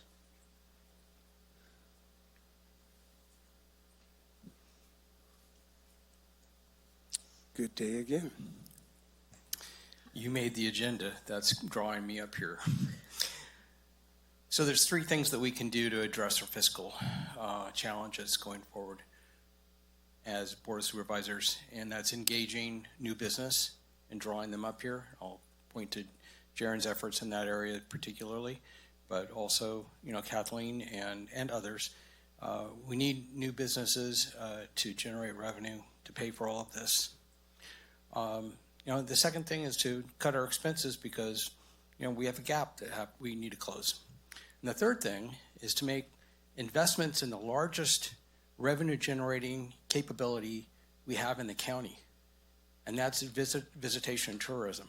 And not just the lodging industry; they're carrying the bulk of this in the way that this is configured today. But we have all kinds of other things that are attracting visitors and tourists, and we need to figure out how to increase that and generate revenue from it, if that's in fact our will and our vision as a county is to attract tourists and visitors. So I just want to make sure that you understand how much the community part of the community that I represent in any case, in terms of the Business Council and the Building Industry Association and developers and all the other things that go along with that, we see the cycle of inviting people to come here. They see how wonderful it is to be here. They may maybe even come here and invest, or they may come here and live. All these things generate revenue. It's really important that we continue to invest in Visit Tuolumne. And we're doing our part too with the TMD, because we realize that they need stabilized revenue to operate. And we get that. And so we're pushing this really hard. But we're going to need the support of the board going forward in this regard. Thanks. Okay, thank you. Any additional public comment? Yes, please go ahead, Lisa. Thank you. I just wanted to refer back to Supervisor Campbell's comment about the 18%. And I think what that's referring to was the percentage of the TOT we received in 23-24 as per our contract. So I think that might be what you were asking about. And now that we are in a new fiscal year, we are receiving 17%. And then beginning July 1st, we will receive 16%. So I just wanted to make that clear. Thank you. Thank you. That was good clarification. So back to the board for comments here. Supervisor Brandon, go ahead. Great, thank you. Well, I didn't have any questions because you always do a very good job of tracking the metrics of the success that you have, and you do fantastic. And so I just want to say I appreciate you, and thank you for it. I know we're coming up on the TMD deadline. Historically, I've been a very strong supporter of wanting to keep the Visit Tuolumne amount going in there. Obviously, we do have a revenue challenging situation, so I just hope that the folks who are voting on that do take that into consideration. There are, I think, allies in the community and also on the board that are fighting for this, but we have a lot of other things, talking about deputies and talking about firefighters and talking about roads and not trivial things. And, that's a difficult comparison with it. So I appreciate all the work that you do, and this has been one of the silver linings, I think, over the past 15 years or so with Tuolumne County, especially under your leadership, in growing this and working with our resort industry. The only thing I'd like to see continue, and I know we're going to have more financial discussions there, is, in fact, I think your team is so highly capable when it comes to a lot of the communications and the lodging and resort industry. And to Tom's point, I think with it, this is something we have a natural advantage in that we're leveraging through your efforts and being able to expand on something.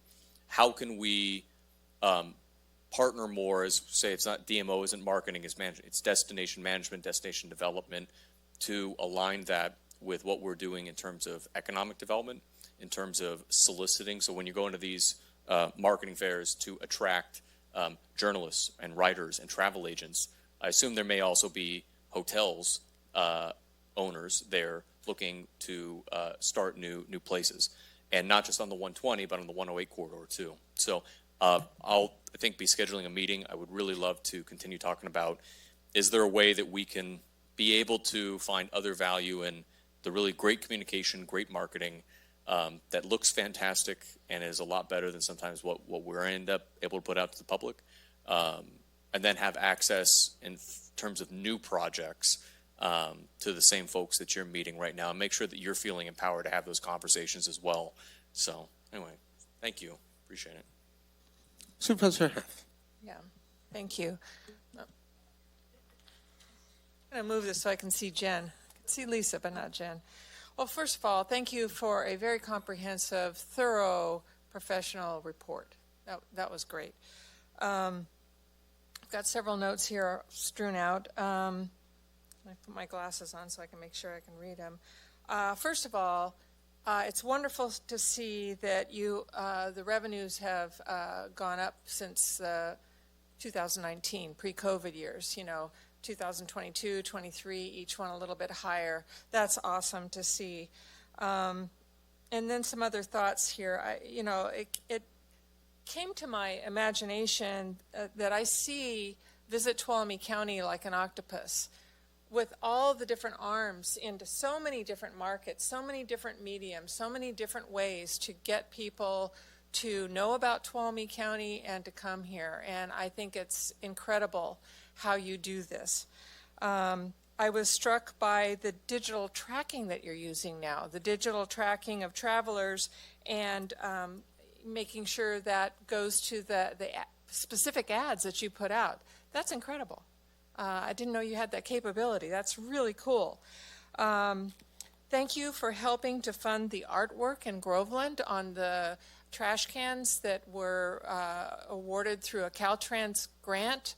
They are gorgeous, and the Groveland community had the whole community come out. Different groups did different artwork. It was a community spirit effort, and thank you for helping to pay for that. And I thought it was amazing the number of people it took to do that Lowe's commercial. Who knew? Who knew? So all this is to say that your organization does so much to parlay the money that comes from Tuolumne County into more coming back. And I think you're doing a fantastic job, and just keep it up. Thanks so much. Any additional from board members? Supervisor Kirk. Sure. I'll just say, yeah, the presentation is very thorough. Sometimes I'm sitting up there thinking this is a little bit too long, but for the investment that we make in you guys, it needs to be, and it's very thorough, so I appreciate that. I was looking back at some of my notes because I used to sit on the board there. I think it was during our budget conversation, I don't know, a year and a half ago. But I was talking about the compound annual growth rate, and it was just a good reminder. Nevada County, Amador, Calaveras, Mariposa, Madera, Shasta, Stanislaus, when your organization is in comparison to those, we lead increase year over year. As far as the data I went back and looked at was since 2010. So I know when people want to pull money from you guys, I get it, but I also am a number guy. And so when your compound annual growth rate leads our competition, the surrounding counties, that's what I fall back on. It would be nice to continue to pick apart Mariposa, because in 2018 they had 467 million. So we need to keep going after that market because of Yosemite. But I think the only thing I want to say, and I'm not the marketing expert, but kind of to your point where there's so many tentacles going so many ways, maybe that's the way to do it. But I also think about like Steve Jobs, and I see some things in there that have very, very successful rate on returns, and part of me just thinks like maybe focus more time, energy, and resources on that. Like even just seeing like the Sacramento, Stockton, Modesto. I don't know, maybe even put more attention into that. I'm not telling you what to do because I'm sure you got a great response. But my point is, we're doing so many things. Maybe some of the focus could go on the things that are very, very successful. But other than that, I think it's great. And I wish you guys luck with the T&D, because I know that's a hard uphill battle, but we have to go down that path. And I think it's important. So thank you guys. Supervisor Campbell, Thank you, Chair, and thank you, Visit Tuolumne team. I agree with everything my colleagues have said. So I won't go over all that. I do also kind of agree with Supervisor Kirk's comment about I feel that Visit Tuolumne's kind of been experimenting a lot through the past 3 years since COVID and even maybe starting before. And I think you have some real clear data about what works. And so honing in on those areas, I think, is a good strategy. Again, also not an expert in tourism. I have stayed in a Holiday Inn, though. That's all six. I'll keep the light on for you. Yeah. And then the other thing I want to talk about is I absolutely support the TMD, and please use me any way I can help, because I think, I'm the one, I like to know where the financials are with anything related to TOT or county, and so that's why I'm always going to ask that question. And I think it's a question that's in the mind of the public. And I know that there is public support for Visit Tuolumne and what you do. And I think seeing that the hotels, motels, people with Airbnb, seeing them have skin in the game and actually contributing to the fine work that you do, I think will go a long way to making the public feel that their efforts are not being taken for granted. So I'm absolutely putting, our hotels and lodging groups on notice to that we need a TMD in this county. It's something that I think is critical to your operations and being able to predict what you're going to do year over year and not have the kind of discussions that I know you hate during budget time. And then the last thing I'd say is, so the county contributions, 1.6 million, 18% this year, and you said 17, next year 16. But if you look at the city, theirs is 150, and I would also like to kind of put the city on notice to contribute more to that, to their fair share, because there are parts of Tuolumne County that are tourist hubs, like Groveland, obviously, the 108 corridor, but there are a lot of parts of Tuolumne County that aren't really tourist draws, whereas the whole of the city of Sonora is effectively a tourist attraction, and so I'd like to see them doing their fair share to that, and I don't know that we're quite there yet. So there's a couple comments, and I really appreciate everything you do. All right, well, I'll close with a few comments. First of all, over the last 4 years, especially, I've seen how Visit Tuolumne County has evolved and how you've gone in different directions, sometimes unanticipated for various reasons. It could be budget, or you just received information that guided you to going another place because of success that's been had in other areas. I strongly see the value of what you've done, and it has. It's increased year after year after year. I look at things like and people don't really see it. They don't, it was part of your presentation, but, when you look at the FAM trips, the familiarization trips, the dividends that come out of that, maybe you don't see it right away, but all of a sudden you're getting bookings from Mexico, that you didn't anticipate. Lodging people are saying, hey, we've got these bookings. And having people from regional, state, national, international, participate in all those efforts and the different groups that you're marketing with. The European market is huge.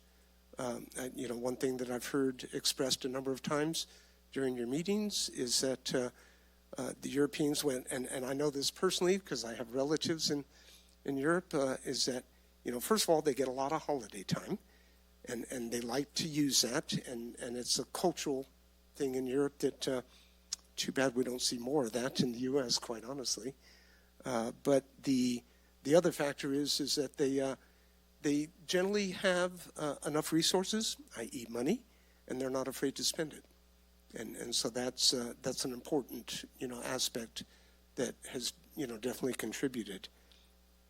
One other thing that I just wanted to highlight is your involvement and support of the Art Week, whether it be the Motherlode Art Association, Tuolumne County Arts, and the In Focus photography show, which I've been a member of their committee for about 10 years, so I'm very familiar with that. I really appreciate that you're doing that, and I would look to the board to understand the value of the arts. There is definite strong data that shows an investment in the arts is an investment in the community and in tourism. And so I appreciate, that Visit Tuolumne County is doing that. And again, I would implore that the board, because sometimes you don't see that, again, right up front, but those investments pay dividends. And so thank you very much for your presentation, and, we'll move forward, and the TMD is, of course, huge. So thank you. All right. All right, so we've got an 11 a.m. appointment. We're going to take a short break just to give a little transition here in between presenters. Let's go 10 minutes again, so It's 11:23. We'll go 11:33. Okay, welcome back. We're moving on to our 11 a.m. appointment, and if I could have the board clerk please read that item. 11 a.m. Kaufman and Associates, presentation and acceptance of the 2024 airport feasibility and viability study. Okay, and before the presentation starts, I just want to make a couple of quick comments. It's my intention that following this 11 a.m. appointment, we're going to take our lunch break until 1:30. And just for anybody in the audience that is here for looking, plan to do the closed session at the end of the day after our 1:30 p.m. appointments. Thank you. Please go ahead. Good morning, Board. Blossom Scott-Heim, your Public Works Director, and with me is Tanya Scheffner, our Airport Manager. We're very excited to bring this item to you today. Tuolumne County oversees the operation, maintenance, and development of two airports, Columbia Airport and Pine Mountain Lake Airport. The county-sponsored airports play a critical role in enhancing regional infrastructure by providing key services that support economic growth, connectivity, and emergency response. Both airports are an essential component of Tuolumne County's transportation infrastructure. The Airport Feasibility and Viability Study was commissioned by the board in 2023 to provide an assessment of the airport system within Tuolumne County. The study is made up of an overall assessment of Pine Mountain Lake Airport and components of Columbia Airport. Accepting the study today does not implement any of the study recommendations. These will be brought back to your board as separate items. This presentation was given to the Airport Advisory Committee twice, once in Columbia once here in Sonora and once in Groveland. And their comments have been incorporated into a study addendum, which I believe you all have copies of, and there are copies in the back. Our consultant team consisted of Kaufman Associates, Kim Lee Horn, and Aviation Management Consulting Group.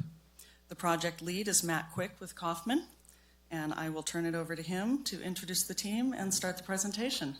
And so I'll just interject very quickly, and thank you for mentioning it, Blossom. Today, we're having a presentation. No decisions are going to be made today. Nothing's final coming out of today, and I just want to make sure that everybody is aware of that, because there's been some people that have had concerns. Sure. We're asking you to accept the study with Accept the study, accompanying addendum, but we're not going to. We're not implementing anything, correct? Implementation. Yes. Right. Thank you. Okay. Please go ahead. All right. Thank you. Thank you, Blossom. And good morning, board members. Again, my name is Matt Quick with Kaufman Associates, and we appreciate the opportunity to come before you all this morning to talk about the airport feasibility and viability study. Like Blossom had mentioned, we started this study back in the summer of 2023 and had a lot of direct coordination with airport staff, county staff, and various tenants throughout the study process. So before we get started, I wanted to introduce the team because there's a lot of pieces to this particular study. Again, my name is Matt Quick with Kaufman Associates. We serve as the prime consultant for this. And also on our team is Kim Lee Horn and Associates. I've got Zach Tate with me, along with Georgia Tyrewald. Close. And they were a part of the study process in terms of looking at the airport infrastructure and the economic impact studies that we'll talk more about. And then also we have Aviation Management Consulting Group, David Benner and Scotty Malta. They're going to be talking in detail about the airport's assessment as well as the rent studies that were conducted for both airports. So this is the team that made up the study process. Just to go into a little bit more detail on the elements, Blossom did a good job of introducing kind of the key components of this. One was an airport's assessment, where we're looking at both airports with particular attention given to Pine Mountain Lake Airport. And that overall airport's assessment looked at the operation, the management, the planning, the financial pieces to that airport. AMCG is going to talk more about that here in a little bit. There was also a NIPIUS evaluation, which I'm going to talk about here momentarily, that was a part of that airport's assessment as well.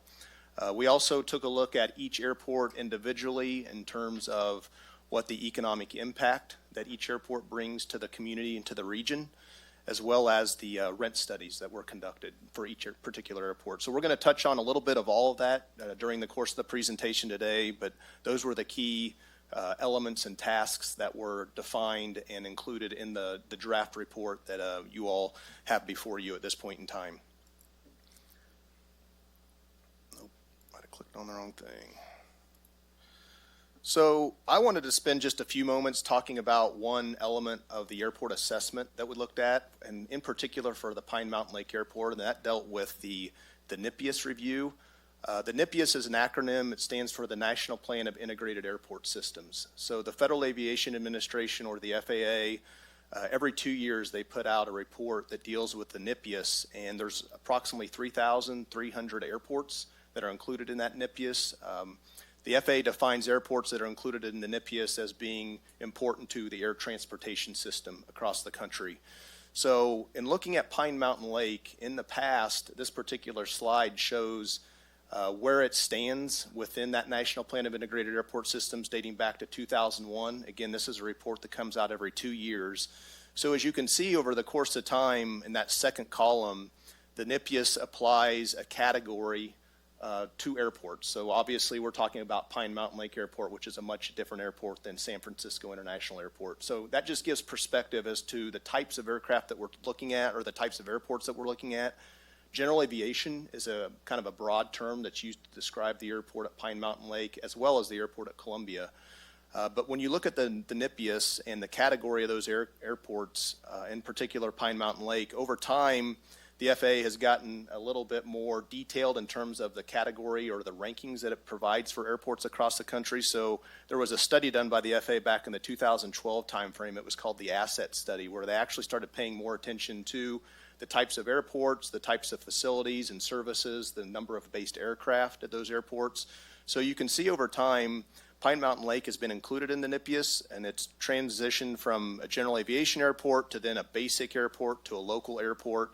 And most recently in 2023, it was considered an unclassified airport in the NIPIAS.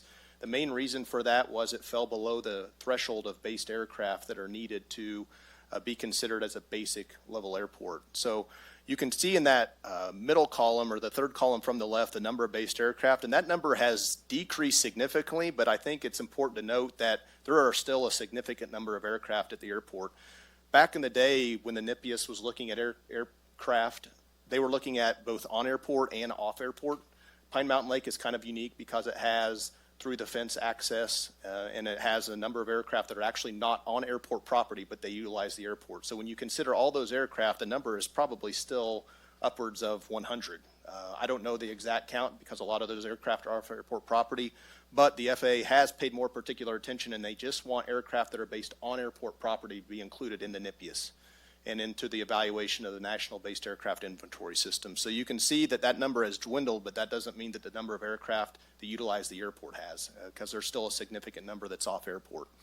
So as a part of our review, we looked at several components, and one of those was how does the airport, it's in the NIPIAS right now, but how does it get to a level or to a threshold or to a category ranking that allows the FAA to put money back into the airport, to give annual grants to the airport. That unclassified ranking that I had mentioned, that unclassified category, when an airport is unclassified, it is not eligible for FAA grant funding assistance. So this particular slide shows the different categories off to your left. Pine Mountain Lake is at the bottom of that right now in that unclassified category, and then the next level up is a basic. When you get into a basic or a local category, you do become eligible for FAA grant funding assistance. And then on the right-hand side, it shows the criteria that would be needed to meet those particular thresholds to get back in to a local or basic category, and also look at possibly getting grant funding assistance. So when we looked at Pine Mountain Lake, we broke this criteria down, and you can see in the left-hand column the minimum annual activity thresholds. And really for Pine Mountain Lake, it's going to come down to the number of validated based aircraft at the airport. In order to get into that local category, you have to have at least 10 aircraft validated by the FAA that are located on airport property, not off airport property, but on airport property, in order to be counted as a validated aircraft to be based at the airport to put into that NIPIAS. The most current number of aircraft that are shown in the National Based Aircraft Inventory, again, coming from the FAA, they're reporting 8 aircraft based at Pine Mountain Lake, so you're close to that threshold of 10, but not quite there. There's some other criteria. You can be located, if you're located more than 30 miles from another airport that's already in the NIPIUS. That's not the case for Pine Mountain Lake, in particular with Columbia Airport being located within that 30 nautical mile threshold. And then other categories like an airport that's owned or served by a Native American community, that's not applicable. One that we did look at was an airport that's identified and used by the U.S. Forest Service for specific operations such as firefighting capabilities.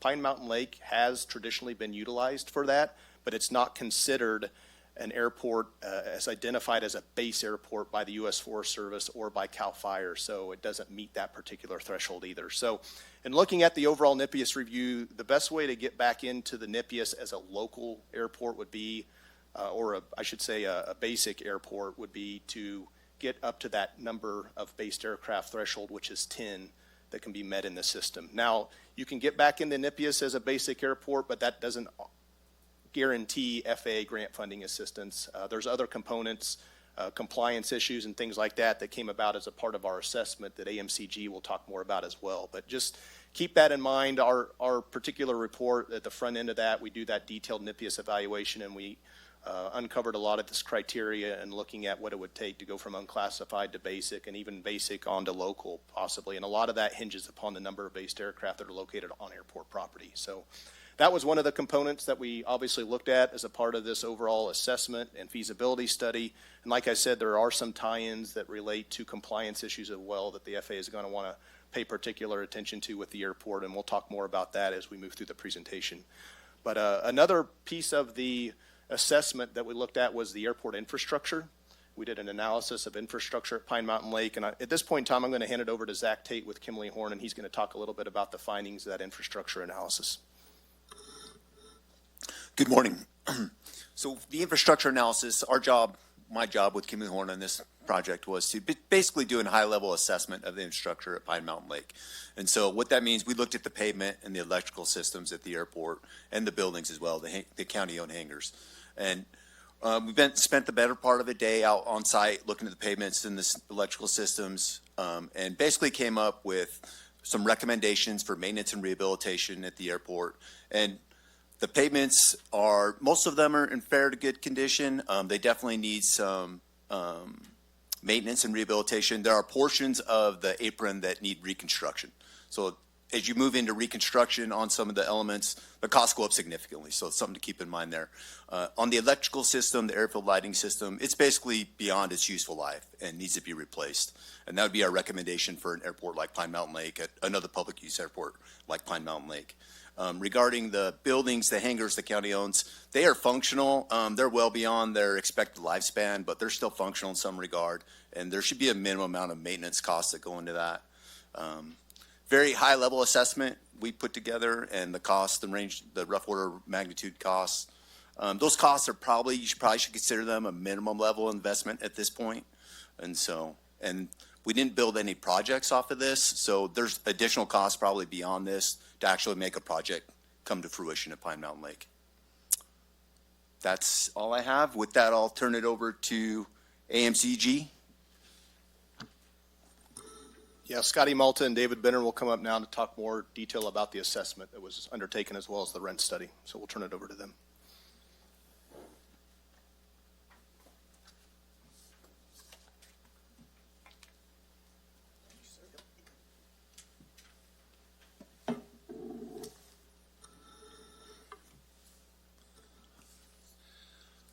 Well, good morning. I'm Scotty Malta from AMCG, and just by way of a small introduction, I used to be assigned to and later the airport manager at Castle Airport, just down the road. Did that for about 18 years before I moved on. So the assessment that we did, David and I came in and looked around the airport, but before that we got a bunch of information from your staff and other folks. You see the list there in front of you. We looked at historical documentation and current practices. We looked at the airport organization, rents and fees, airport planning, management, compliance documents, airport operations, airside land infrastructure, aviation products, services, airport facilities, and community involvement and finances. So that gives us a real background and basis for the study that we do. Then we visited in June of 2023, and we met with various county officials as well as the people out at the airport. And we toured both airports and had a fairly lengthy meeting out at Pine Mountain Lake.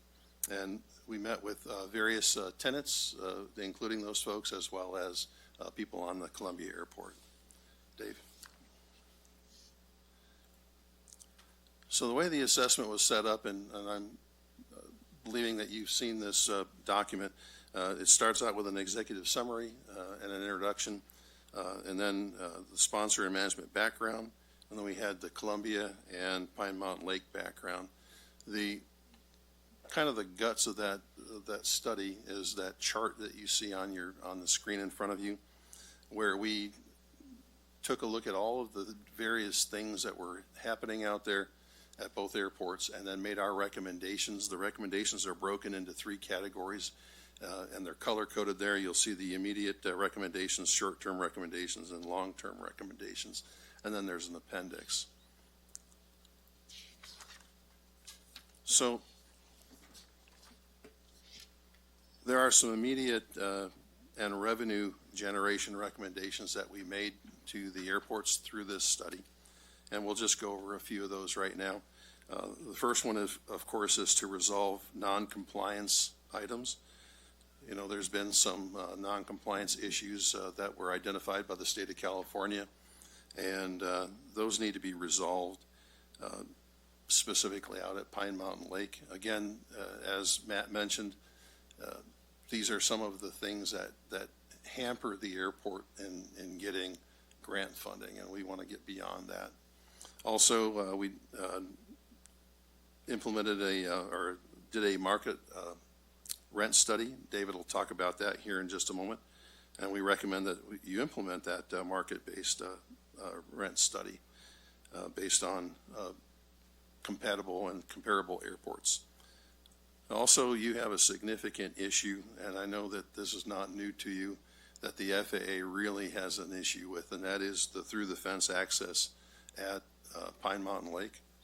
And we're recommending that a through-the-fence agreement be established with all of the people that have access onto the airport up at Pine Mountain Lake. And by doing that starts backing the FAA off of looking at a non-compliant perspective up there. Also, one thing that has been a real issue for the residents up at Pine Mountain Lake is the question of the airport ownership. I mean, currently, obviously, the county is the sponsor, the county is the owner of the airport. But there was some question as to whether the county was going to continue to be the owner. And until that particular thing is resolved, that creates a real problem for the tenants up there as well as the FAA folks. So we recommend that be established and done at some point here. And then lastly, for my part, is the agreement compliance review. And there's a variety of different agreements you have with tenants and businesses and so on and so forth. And all of those need to be reviewed and updated as appropriate. David? Excellent. Well, thank you, Scotty. And I'm David Benner with AMCG. I do want to talk about the rent studies that Scotty mentioned. So in addition to the airport assessment that we did. So just kind of, overarching, our approach to this really is to determine a fair market rent. So based on a market study, based on the properties that are at the airport, or at the airport. So during our site visit back in June of last year, we had the opportunity to go tour the subject properties, inspect those, get an understanding of those particular properties. Then from there, we go out, identify our research basis, and then formulate our opinions. This process, is obviously influenced by our experience doing this with hundreds of airports across the country. As Scotty mentioned, individually managing airports as a firm on a short-term basis. We do have an MAI appraiser on staff as well. And then there's some FAA items that we obviously need to address and be mindful of. We did write a report or a guidebook on market rent, market value for small airports. So it's all that experience that we kind of bring to this, ensure that the process is consistent with industry standards, consistent with FAA recommendations, and the compliance guidance letter dealing specifically with appraisal standards. But from a research or from a process basis, if you're getting your house appraised, you're going to look in the neighborhood, at the houses. So we need to formulate what the neighborhood is for these airports, and that neighborhood is other airports. We looked at two different categories of airports, comparable and competitive. On a comparable basis, activity infrastructure is what we're kind of looking at, based aircraft operations from an infrastructure standpoint, size, runway length, all of those pieces, so we can get this representative sample of comparable airports for each of the county airports. Then looking at competitive airports, that's the geographic distance. So we're looking kind of 60 nautical miles around there. Then from that point, now we have kind of our research basis, what these airports are going to be. Reach out to all of those airports that are identified from a comparable competitive perspective. We reach out at least twice because we're looking for relevant, usable data from those research airports, looking for the similar lease structure, whether it's long-term, short-term, similar properties, similar land uses. There were, in the meeting that we had just a couple weeks ago, there was discussion of some airports that were identified by tenants that would have been helpful. Those were identified originally, but through the research process, there wasn't any usable information from those airports that we could use that could come into this study that would be representative of the situation at these airports. Then from there, as a firm that does this every day, we obviously have a national airport database of rental rates. So we look at that. We look at regional information from an FAA Western Pacific region. So that kind of gives us 4 buckets or 4 columns, if you will. Comparable, competitive, that's where we lean on most, and then national and regional. So then from there, we looked, and this, from a methodology standpoint, same methodology, different process or different research airports for each county airport. So we looked at each of those independently. So here you see the properties that we looked at each airport, consisting of hangars, tie down, and aeronautical land. From an identification standpoint, just from an organizational perspective, to keep that the current rental rate, and then what our opinion for going forward market rent should be from the research process. Obviously, we're suggesting adjustments to the current rent. Some adjustments larger than others, but really we're trying to bring consistency to the rent basis at the airports. Again, same methodology, different rental rates because the research airports were different. But going through that process, we get to a base rental rate for each component. So they're kind of on the left column. Make adjustments from there for size, access. So you're thinking airside, landside access, amenities, and conditions. So getting to that base rental rate and adjusting off of there to bring in consistency to the rent basis.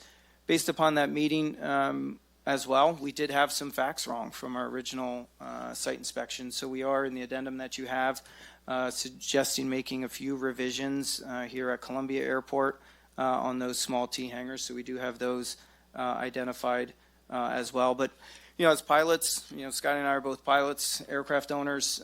We understand what rent is and where it comes from. It comes from tenants, and that is why we implement this market-based process, consistent with an FAA perspective on how to go about the research, but also consistent with the sponsor assurances of being as financially self-sustaining as possible. So kind of balancing both of those. Rent is never fun to really talk about, but implementing that market-based process so we can ensure that these rents are representative of what the market would be. And that wraps up our on the rent studies as well as the assessment. So I'll turn it over to Georgia.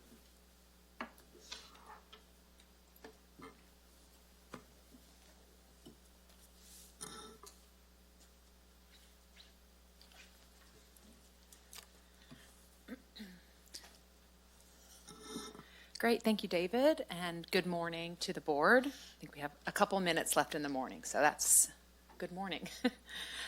So we've heard earlier some of the needs of the airports, but our element of the study focuses on what both county airports provide to the economy in return. So I'll be taking the next several minutes just to introduce the economic impact report that we developed for both Pine Mountain Lake and Columbia airports. Each airport has a separate economic impact report in the airport feasibility and viability study, and I'll be presenting the impacts of each airport individually in the next few slides. But before I dive into the findings of each report, I want to take a few minutes to provide some context that I believe will be helpful in understanding what the economic analysis includes. So this graphic here on the screen illustrates the relationship between several components of an economic impact assessment. So I'd like to start at the top with an industry term known as direct impacts.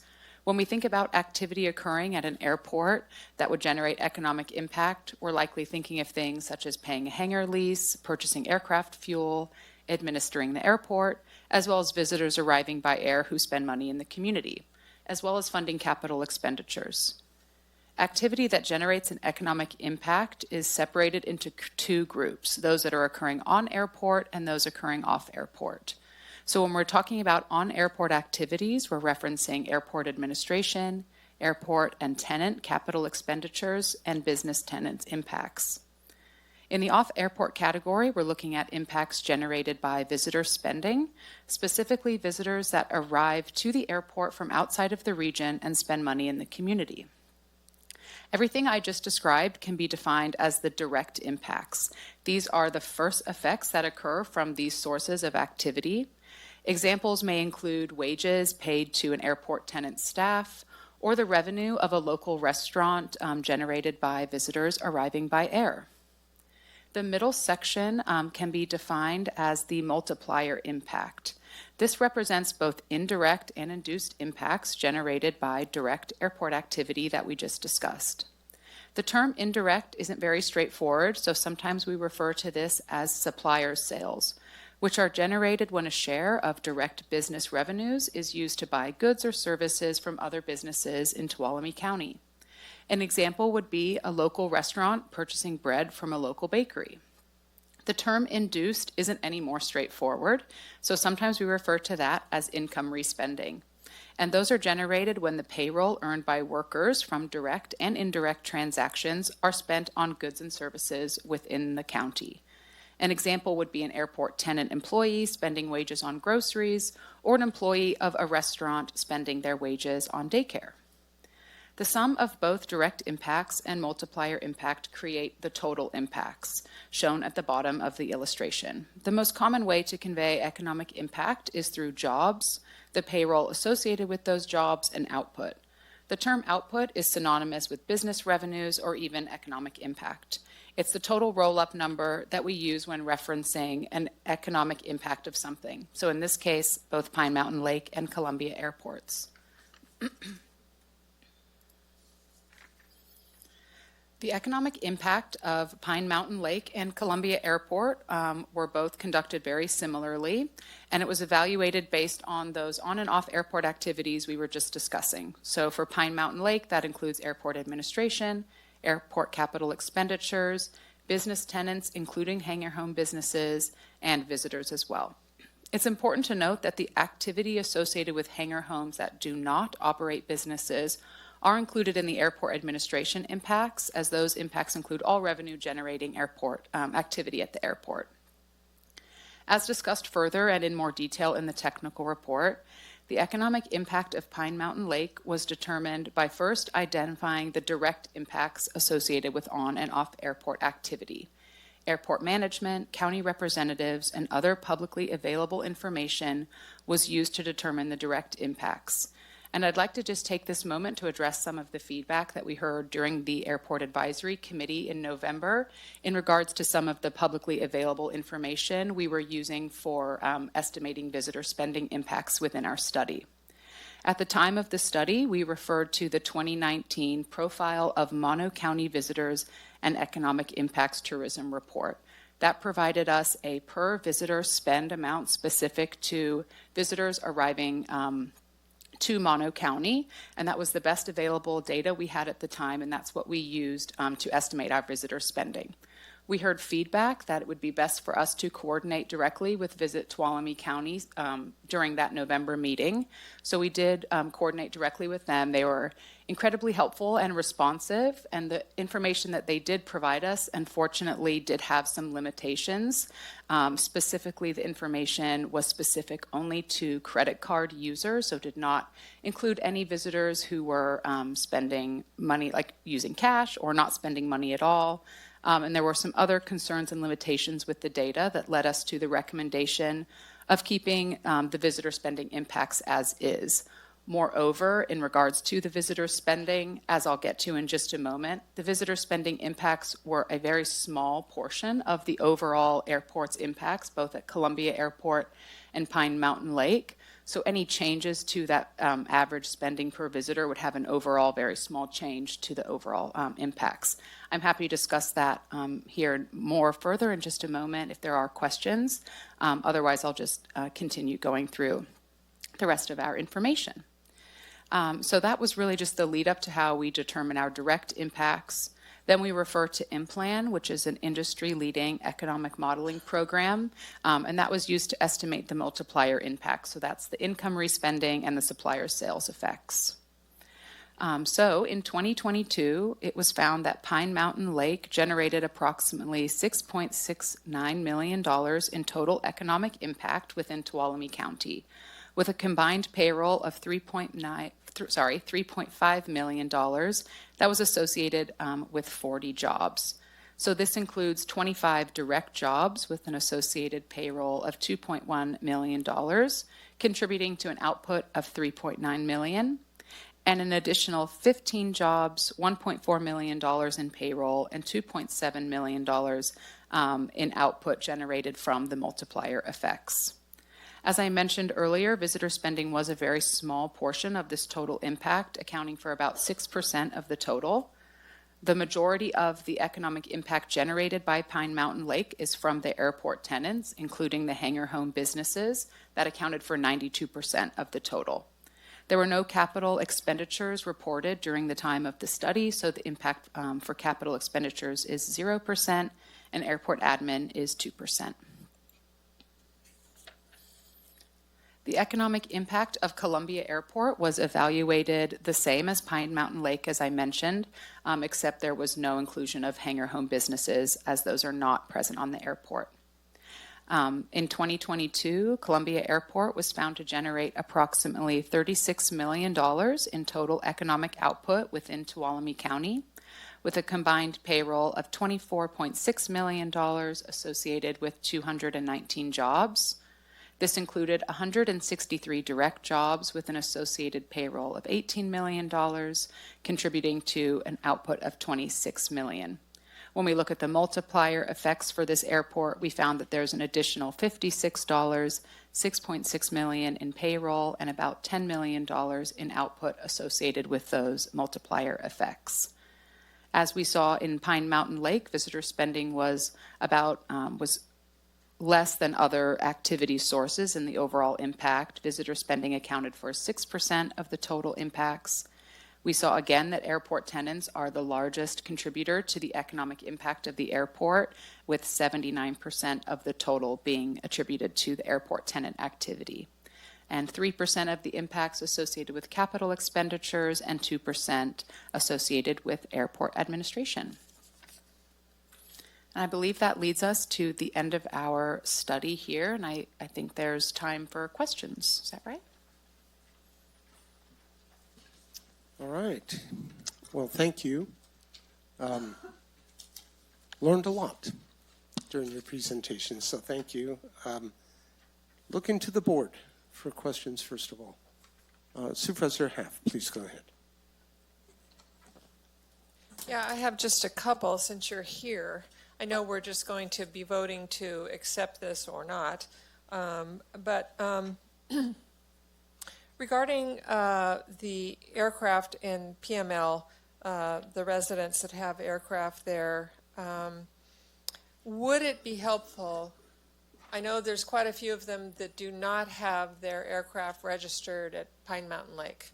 In the eyes of the FAA, would it be helpful if they re-registered their aircraft to Pine Mountain Lake? It could. I mean, so the way the FAA deals with registered and based aircraft, they only want to see one aircraft considered based at one airport across the country. That becomes tricky because, like, for instance, I live in the Phoenix area. We get a lot of the snowbirds this time of year coming in. They'll bring their aircraft with them to where they'll base at one of the reliever airports in the Phoenix area for 6 months, and then they'll go back north and keep it at another location, during the rest of the year. But they're utilizing the airport and the facilities and the services, and yet the FAA only wants them to be, wants that aircraft to be considered based at one airport. But I think just as much accurate information that can be given on those aircraft and can be turned over to the county, it's going to be up to the airport and county staff to log those aircraft in what's known as that National Based Aircraft Inventory Program that the FAA regulates. So they'll put that information in, and then it's going to be up to the FAA to consider that aircraft to be validated as a based aircraft at Pine Mountain Lake or another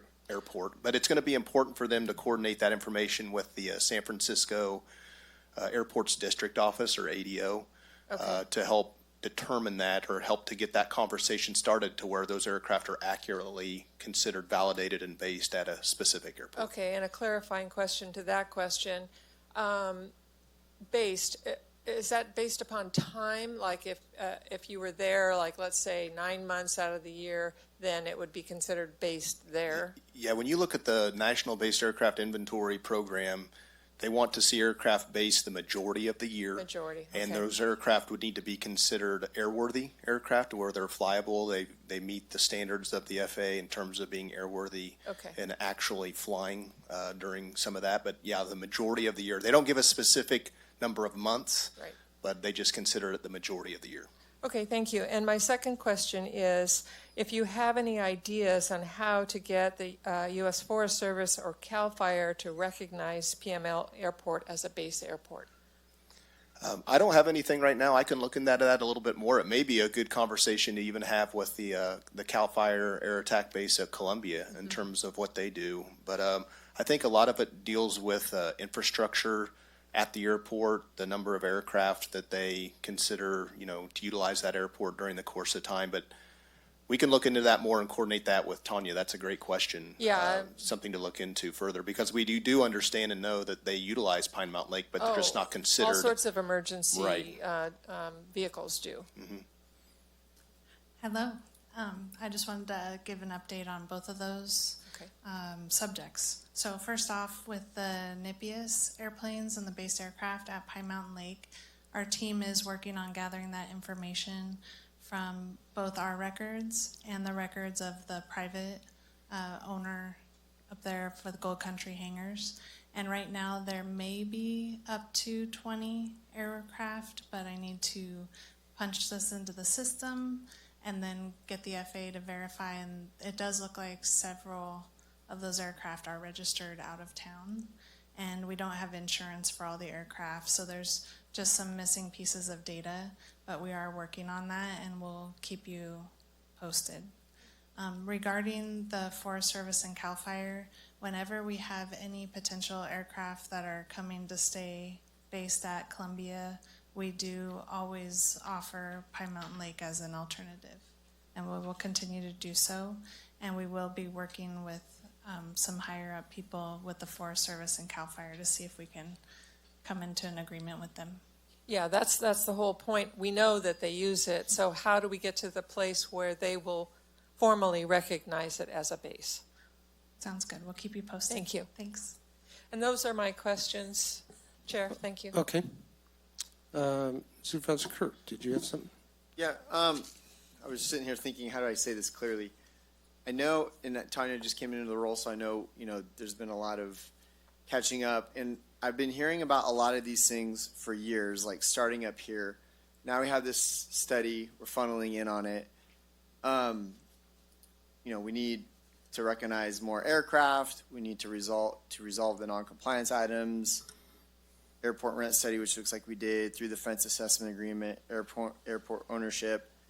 agreement compliance review. So I guess my question is, I don't know if this is for you guys or if this is for Tanya or Blossom, but where are we headed from here? Because, like I said, I've kind of been hearing about a lot of this. I know we're finally honing in on the information. We have Tanya on board, but, you know, like the way I see it as a board member, when we're talking about airport ownership and there's some discussion over that, what are the things that, for instance, Pine Mountain Lake needs to do?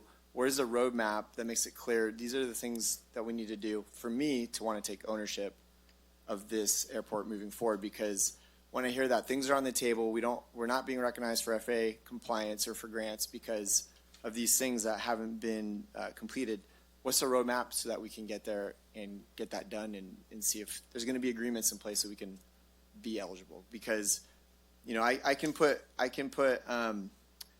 approve things up the 120 corridor and make 1 to 1.5 million a year on TOT by doing a couple projects, but I see a huge liability with Pine Mountain Lake, and I need to know what the roadmap is to get people to get on the same page. Am I making sense? Absolutely. Because I see it as a liability, right? So we have a couple of issues. We have we need to be eligible for funding, and we need to be in compliance for funding. So getting that based aircraft back up to 10, getting back in the NIPIAS, that makes us eligible for funding. Then we tackle the compliance issues. On the state side, there was a brief mention. That's mainly related to trees that need to be cut, and we're working through that. We've cut most of the airport-owned trees, and we're going to start working with the tenants, or I'm sorry, the surrounding property owners on trees on private property that need to be cut, so that we have safe takeoffs and landings. The overarching issue to get grant funding is the federal compliance, and that's resolving the through the fence issue. We have folks using the airport without paying a fee, and that goes against FAA policy, just real high level. So resolving those, whether that's an agreement, we're working closely with Chris out of the County Council's office. He's an expert on this. He's been working on it a long time. And so looking at how we can put something in place to resolve that compliance issue of the through the fence. And at that point, we'll be presumably eligible, for federal funding. Is there resistance from folks up there to go? I kind of feel like what I'm hearing is, can we start with the hard conversations first and see if there's willingness to do that instead of wasting staff time, energy, resources on things, and then we get to the end and there's not going to be an agreement for this through the fence issue, whatever it is. I mean, are the folks in Pine Mountain Lake willing to go down that road? We have not started those conversations yet. In the past, there has been resistance. Right now, updating those NIPIAS aircraft, that's something that we do as part of our general business anyway. The compliance issue with the state and the trees, that's something that we need to resolve to maintain nighttime operations. So that's all work we're doing anyway. In 2025, we really want to focus on starting to look at this through the fence issue and resolving it. You heard Kimley Horn, you heard them say that the runway is generally in good condition, but we don't have that many years left on it. I would guess probably 7 to 10 based on our assessments. The lighting system is past its useful life. And looking at those numbers, that $2.7 million, that doesn't include your design engineering. I believe those are 2022 dollars, so there's a little bit there. There's a lot of investment we need to make up there that we've generally used grant funding for. So we want to look at Columbia, we want to look at our lease structures, our leases. We have some that are need to be updated. And for Pine Mountain Lake, we really want to look at that through the fence issue coming into 2025. My last question is, I see this as a broad study, but then there's other things that need to be done. Do we have to hire outside consultants to go down that list, airport assessment, or is that stuff that we can do internally? I'm just kind of trying to gauge a timeline. The priorities, Yeah, the recommendations. Yeah. Most of that I think we can do in-house, perhaps augmenting with some of it. Like Kaufman is our on-call planning and environmental consultant, so they'll help us with updates to the plans and whatnot. Kimley Horn is our on-call architectural and engineering consultant, so we use them for design support and stuff. There may or may not be some legal support that we need. As we work through that through the fence, we'll know better whether we need some outside legal support. So 2025 is the year a lot of this stuff's going to start getting. That's when we're going to be tackling, yeah. Okay. All right. Thank you. Supervisor Campbell. Blossom, don't go Don't go away. I need you here. Okay, so that, you answered a lot of the questions I had, but you actually prompted me to ask different ones, so good job, and sorry. Going back to the through the fence issue, so how many potential property owners does that situation apply to? We're looking at up to, pardon? 94. 94, okay. I was going to say upwards of 100. And, you know, having talked to a few people that are in that situation, I don't know if that's the right way to characterize it, but that meet that criteria, my understanding is they have very strong feelings that the purchasing agreements of their property indemnify them from having to pay any kind of fees on this type of thing. And I get, is that? That is correct. Okay. They have So deeded. they would have to willfully give that up and willfully take on fees in order to do that. They can't be compelled to do that? Or is that? I'm going to look to legal on this one. Yeah. But they do have deeded access. Right. Yes, they would be entitled to access based on their deed, and it is correct. They would have to voluntarily sign the agreement. And even that wouldn't be perfect. Even if we got 100%, they could terminate the agreement, and it doesn't run with the land if the land sells. So the new owner would have to also re-up that agreement to have full compliance. Yeah, because you're trying to balance this thing where the property owners, they want the airport in good condition, you know, they support it, but then they also want to keep that right to access.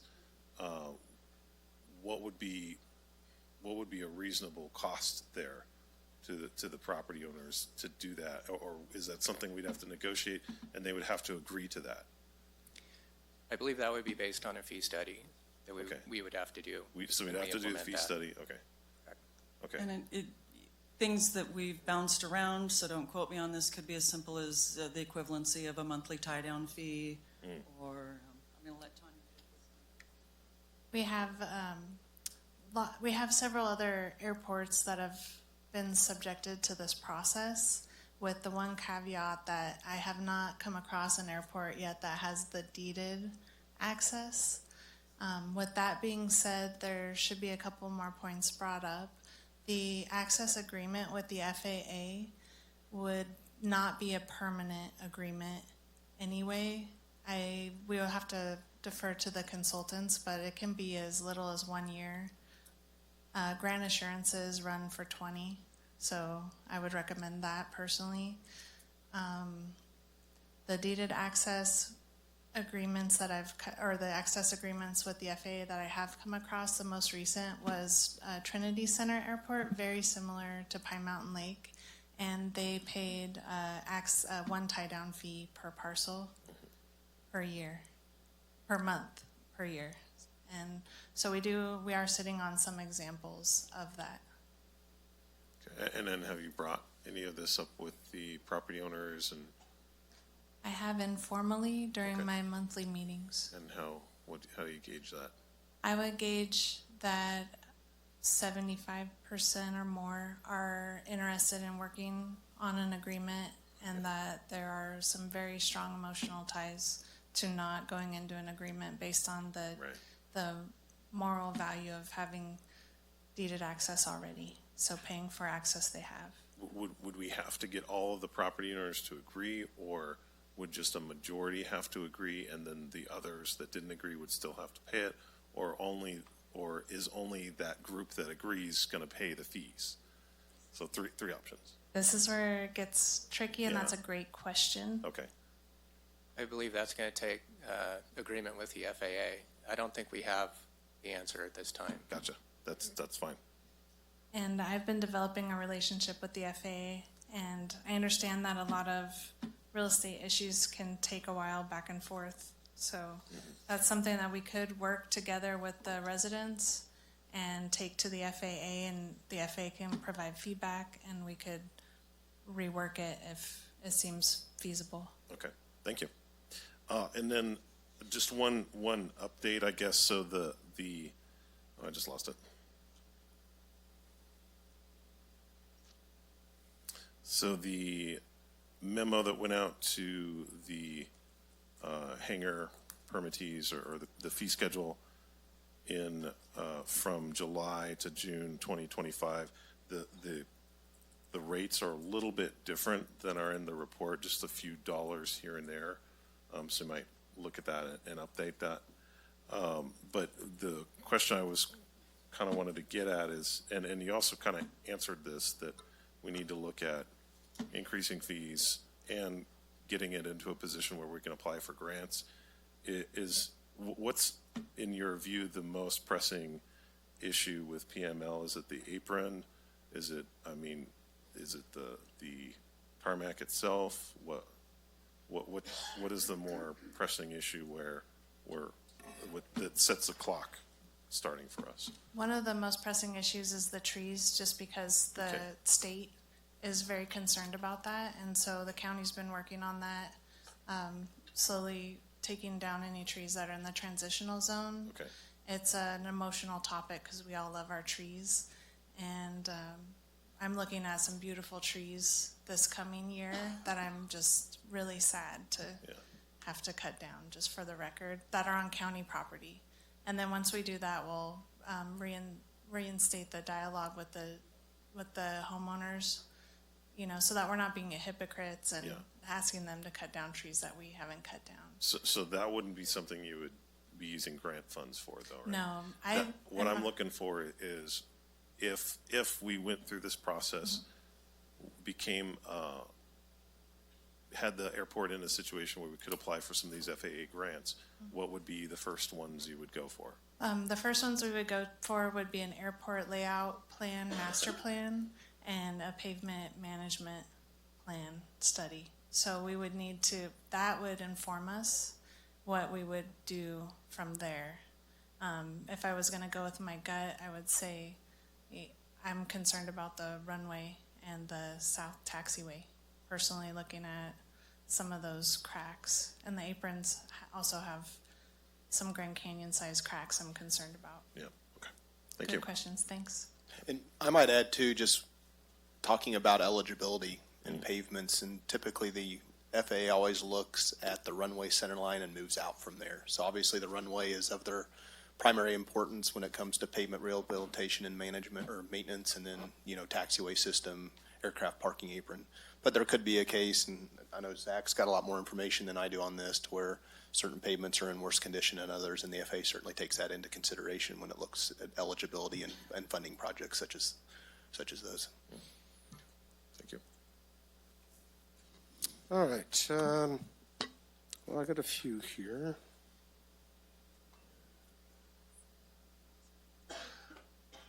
Sorry. We're talking about different areas and what we can look at locally, with the airport, Pine Mountain Lake specific here. Somewhere during the presentation, there was a discussion of another airport. Was it Quincy area that was mentioned that had a similar housing? Trinity, I'm sorry, had a similar, type. Have you looked beyond that? Obviously FAA is federal, nationwide. Certainly there's a lot of fly-in communities out there, but it appears that this is rather unique, having this deeded access, portion. So I'm just curious if you looked out further on how other areas throughout the nation are handling this type of situation. Yep. David Benner, that is something I think that we can look into. There is an ACRP guidebook that we wrote on Through the Fence, and we researched in that ACRP, the Airport Cooperative Research Program. It's a free resource for airports, funded through the Transportation Research Board. But anyway, that research process included identifying Through the Fence, and that's something that we can go back in. It's a couple years old, but we can go back into the research, see if we can identify a good example of the deeded access on the Through the Fence, and get that to the team to look into. And, just kind of the follow-up to that, the thought being, because you're talking a federal agency nationwide, that, more data would enable us to perhaps, as a board, look to take certain actions to apply for some relief in one form or another to the FAA. So anyways, just kind of looking at that aspect. I've got other comments, but at this point, I'll hold those. I want to look to the public for comments first, and then we'll bring it back to the board. Thank you. Just a quick question, if the board would like to ask it, relative to the broader public benefit of access to airports in emergency situations. I just learned that PML is 3,000 feet, so I don't know if that would help qualify, but I know Columbia is much longer. But in any case, can we get some FAA relief by making those, suggesting that those airports are available for emergency use? We have a lot of aircraft going by us. It'd be nice if they stopped and stayed at Firefall and had lunch or something, but in any case, maybe for an emergency situation. Understand. Any other public comment?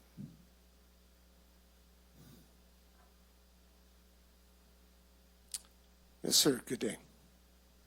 Thank you for allowing me to address you, and thank you. First, I want to start by saying thank you for funding this report. This has provided a tremendous amount of data, both good and bad, but that's what reports often do. And I think it's given and I want to thank you again for funding that report, because there was a significant amount of money in this particular financial environment. It does provide a roadmap. I think it provides the county folks with what needs to be done and how it's to be done. Whether or not it can be done, it will be probably up mostly, as Mr. Campbell pointed out, whether the residents at the airport want to play ball. I think the ownership of the airport is very clear. The commitment is not, and I understand that. The airports are expensive to run, so you own the airport. There's no question about that. And whether or not the money would ever be there without FAA funds is, I think, highly problematic. To the count, I agree with Tanya. I'm at the airport every single day, and I know that there's at least 15 airplanes in county hangars, private hangars that are on county property, not counting any of the other airplanes that are off airport. The total was 54. I went through that very quickly. You only have to drive around. You only have to live around there like I do, and you know where all the planes are hidden. So there's 54 sitting there. And I understand why the FAA doesn't count that. That's true. Your poster child for air parks, which is what this is called, is Independence, Oregon, was created purely to be a residential through the fence, and they did it and set the tone for the FAA as how this is all done. Boise Cascade created this airport in 1969. Their intention was to provide the ability of people to fly into the Gold Country and live at their homes with their hangars. That was the idea, and that's why they granted the deeds the way they did. It is very unusual. Most of the time that does not happen, and has been sort of suggested. It will be a bit difficult, but I do believe, like Tanya indicated, about 75% or have drunk the Kool-Aid and realize this is what we have to do to run our airport. The last comment I'll make is the personal property tax. It always determines where you register an airplane. It may not be fair, it may not be right, but when someone owns a $13 million jet and he gets a tax break keeping it in Reno, he will keep it in Reno, fly it in, land it, do his business, and fly back out again. And I don't know how you get around that. So I know a lot of the airplanes that are up there are registered elsewhere because of personal property tax rates. Thank you. Okay, thank you. Any additional public comment? Okay, so I'll bring it back to the board for comments. I have a few that I want to make, but I'll entertain the rest of the board first. Supervisor Brandon. Great, thank you. Well, I really appreciate it. I've been quiet with this. We already had the presentation once, which has been fantastic to get input from. Boy, you just lose your train of thought with something like that. Yeah, yeah. So I wanted to keep it kind of to three things. I think it's a priority to try and do everything possible in a plan to make Pine Mountain Lake an FAA compliant airport. And so whatever inconvenient or unpopular thing that has to be done with that, whether it's the trees or limiting right of over the fence access or whatever it is, I think it's just a reality. If PML was a publicly owned golf course that we were subsidizing or something like that, it would be a similar thing. When we're making hard priority choices, this needs to be an airport. To be an airport, it needs to access FAA funding for the maintenance. We don't support this just for folks to have a really cool thing there. It needs to be a community and a public asset, and that's the path to it. Second is fees have to be increased. This lays it out to the market rate, so thank you for the studies on that. To reinvest back in the airports, because there hasn't been enough funding for that, so deferred maintenance. If we don't maintain where we already have an FAA compliant airport, that's also going to decrease use. And the last bit is I think we have to set restoring vitality and enhanced service at them. So that lays it out, but we spoke at the airport advisory. I remember as a kid, we had a much stronger fly-in community, going to the city hotel, listening to music. We need to bring that back. So we have to figure out what type of facilities they're looking at. We need to make sure that we're planning where we can get revenue neutral or producing hangars, as an example, to be able to have more folks using it, more businesses operating out of it. That's a good thing. So I've got a high confidence in what you're putting work into building this airports plan. My encouragement and direction would be with that. Get them compliant, ask folks to pay what they need to, and it's going into the airport fund. And other than that, let's make it the best experience that it can be so that we can make them, I think, more relevant, because these are huge assets. But just because they're assets doesn't mean that we are getting the full use out of them that they should be. And we need to work on that. So thanks for all the work. Thanks for all the work. Okay, so I have a few items here. As we move forward and investigate more and uncover different paths, always look to see what can the board do to assist, to reach out either directly to federal agencies or through our federal legislators and ask them to, perhaps intervene. I'm fully supportive of, the airport as a whole, obviously. I myself, I've held a private pilot's license since 1981. I haven't flown much in recent years. It's expensive. But, when, we look at these things, we try to figure out where to go with it. And I'm hearing, I've received emails and, and I'm sure other board members have as well, talking about the emergency response aspects. But I know there's going to be, further reach out to, the primary, wildland firefighting agencies. That's where you see the most usage. It doesn't mean that they're not usage for landing helicopters, picking up patients, doing other things if they're, within an area. But, like CAL FIRE, so I worked for CAL FIRE for 35 years. They've got a well-established network of air tanker bases throughout the state. I think it's about 14 now. A lot of those are jointly operated with helitack bases too, so there'll be a helicopter and air tankers at the same base.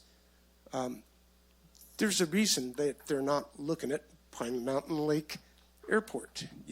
Not to say that they wouldn't use it. I think they used it substantially during the rim fire and in other incidents. There may be a possibility of discussions with, and not just U.S. Forest Service, CAL FIRE, National Park Service, with Yosemite, they're subject to, aircraft coming into the airport. I understand there was some scenic flights going on from the airport as well over Yosemite area. But, maybe they would consider, putting something on, paper that they would like the ability to reserve the right, so to speak, of having access and I don't know if that would carry weight or not, with the FAA, to further enhance, the, just, a couple of thoughts there. When, I think mentioned Castle Air Force Base, so, they were flying very large air tankers out of Castle. Same thing out of Mather in the Sacramento area. And the fleets are getting more and more very large air tankers. They call them VLATs. None of those things are going to have the ability, to be at, Pine Mountain Lake Airport. And most of them would have not a chance of coming into Columbia. So it's, we talk about all those things, there's, the dynamics that are going on.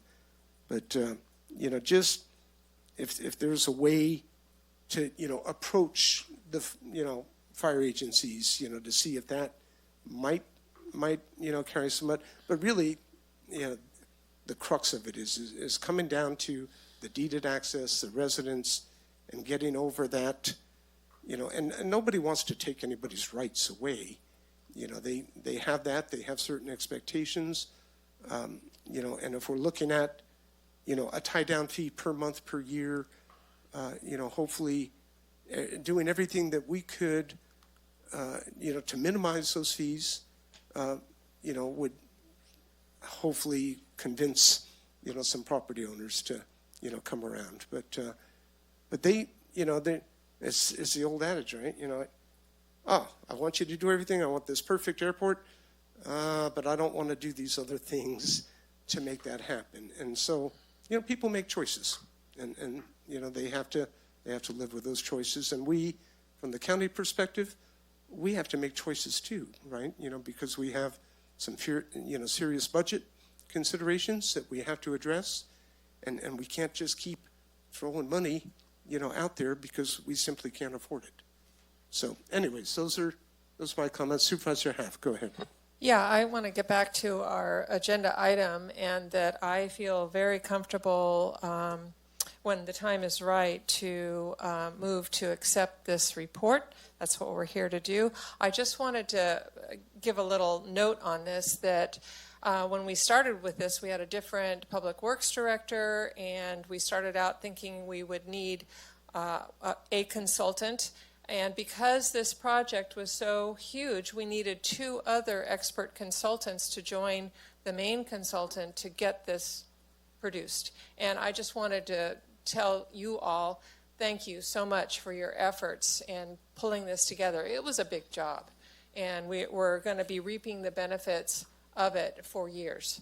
And hopefully we can do all the things that we need to do. I really liked what Supervisor Brandon had to say, kind of brainstorming off of that, because airports are a big hub, and eventually when we get some of the solvable problems solved and we have the FAA support, I'd like to see a whole-out effort in bringing the different agencies together that can use it for economic development. Visit Tuolumne County included, and I had all sorts of them listed out in my mind, and now I've forgotten. But anyway, you can really hone in on both airports and use them for economic drivers, like the fly-ins that Jaron was mentioning. The fly-ins, coordinate that with Visit Tuolumne County and make them for specific events, and then the hotels get filled, and you can just visualize all the types of things that will happen as a result. Anyway, getting back to the main point is I'd like to, when the time is right, make the motion to approve this report. So I believe you're here for I'll just take 1 second of your time. I just want to say I really appreciate everyone's comments and input today. And Kathleen, I think you're 100% right. Airports are magical places, and we have 2 really remarkable assets. And I do look forward to working with Visit Tuolumne and other organizations and bringing more community events to both airports. And I know Pine Mountain Lake does a great job already with their airport day. We're working on a really great Father's Day fly-in. We'll keep you posted on upcoming. And thank you so much for your time today. Very good. So I have a motion by Supervisor Haff. Can we have our comments too? I'm sorry, I thought everybody commented. I offered. Did you want to go, Comp? I'll make mine a little short and to the point. I agree with everything you said. I agree with everything Supervisor Brandon said. I think thinking outside the box and doing more things to bring in tourism is great. I want to be very clear, though. When the budget conversation comes up this year, and I know that I have a $3 million liability looming over our head with that airport, with the pavement and with the electrical and other things, I just want everybody to be very clear. I'm glad people in Pine Mountain Lake are drinking more of the Kool-Aid, but the Kool-Aid's going to have to be drinking very fast because I now have the information. Information's power. So we got to figure this out because during budget conversation, it will come up. I will be asking where we're at with the specific to the through the fence thing. And if there isn't any positive movement on it, I'll be disappointed. So I just want to be very clear with that.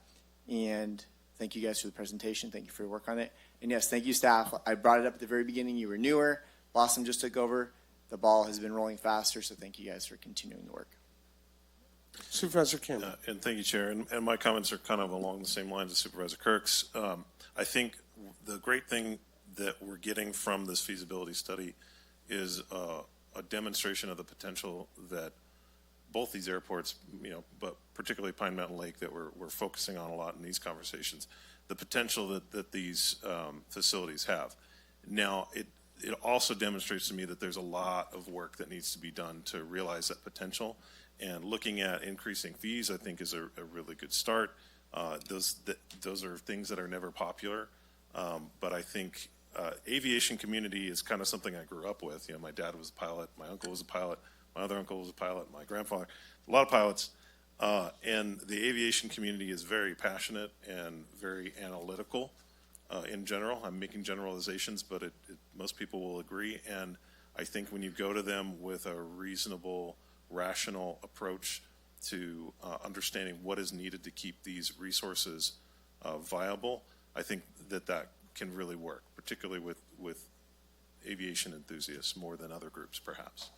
But we have to do that, and like Supervisor Kirk said, we have to do it soon, because if we want to keep these things viable, we need the community support there, and we need the support of people that are using these resources to get out there and tell the story about how good these are, because I think a lot of people in the county probably have never been to that airport, and they should.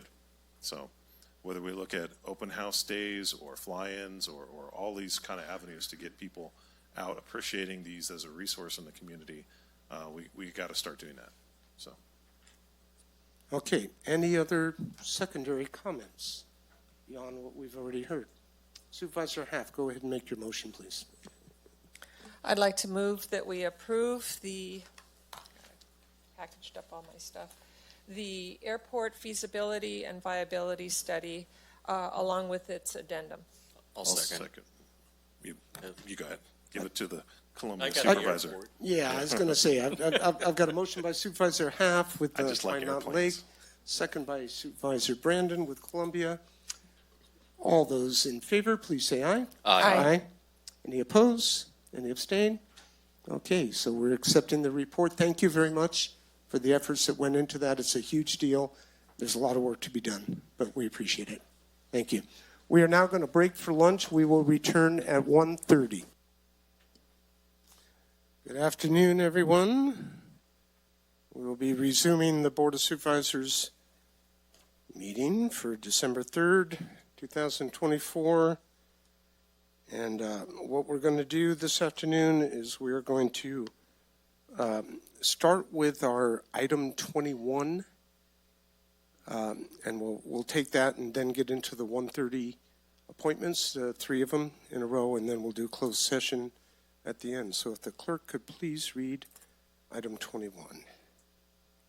Item 21, consideration of waiving the first reading of an ordinance amending sections of chapters 3.20 and 3.21 of the Tuolumne County Ordinance Code related to the purchasing policy, purchasing agent authority to negotiate and execute leases and licenses for real property belonging to or for use by the county and other related chapter updates, and setting a second reading and adoption on December 17th, 2024. All right, good afternoon, and proceed. Good afternoon, members of the board. Board, CAO Riggs, County Council Carrillo, and Mr. Nesper. My name is Leah Maroulis. I am the Purchasing and Contract Management Analyst for the county and a member of the General Services Agency team.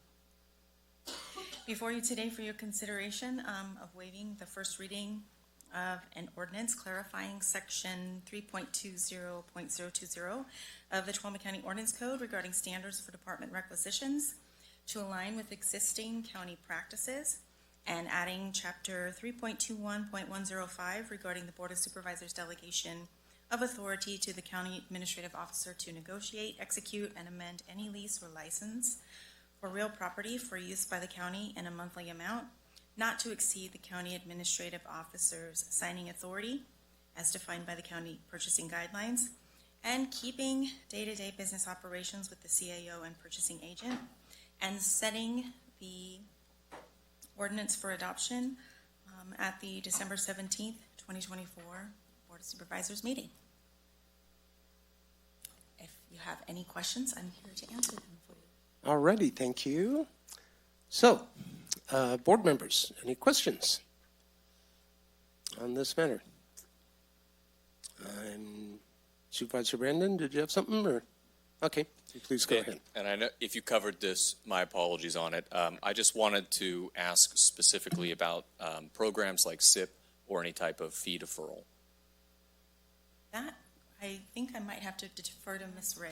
This is specifically just for lease agreements. That's the only thing that Oh, I'm this is sorry. covering. This was handed the development fees, and I caught the tail end of that, and I thought we were on the development fees. So I'm never sorry, mind, Chair. we're on item. Sorry for having to wrap up that phone call. Okay. Lesson learned. All righty. So, seeing no other questions, I'll look for public comment on this item, item 21.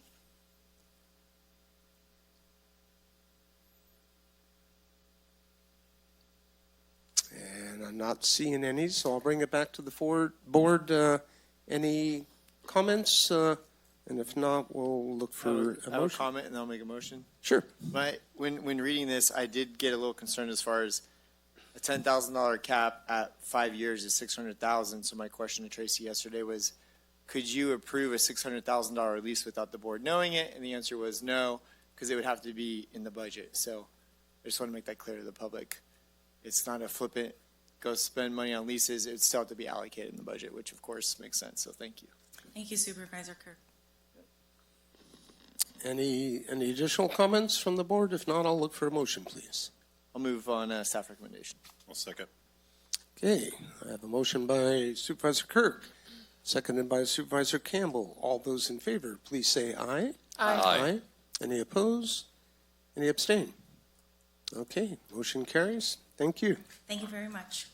All right. So we will now move on to our 1:30 p.m. 1 appointment, and if the clerk could please read that item.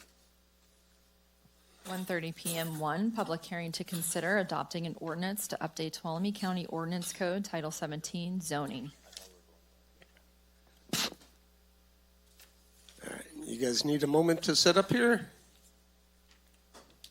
We're fine. Let us know when you're ready.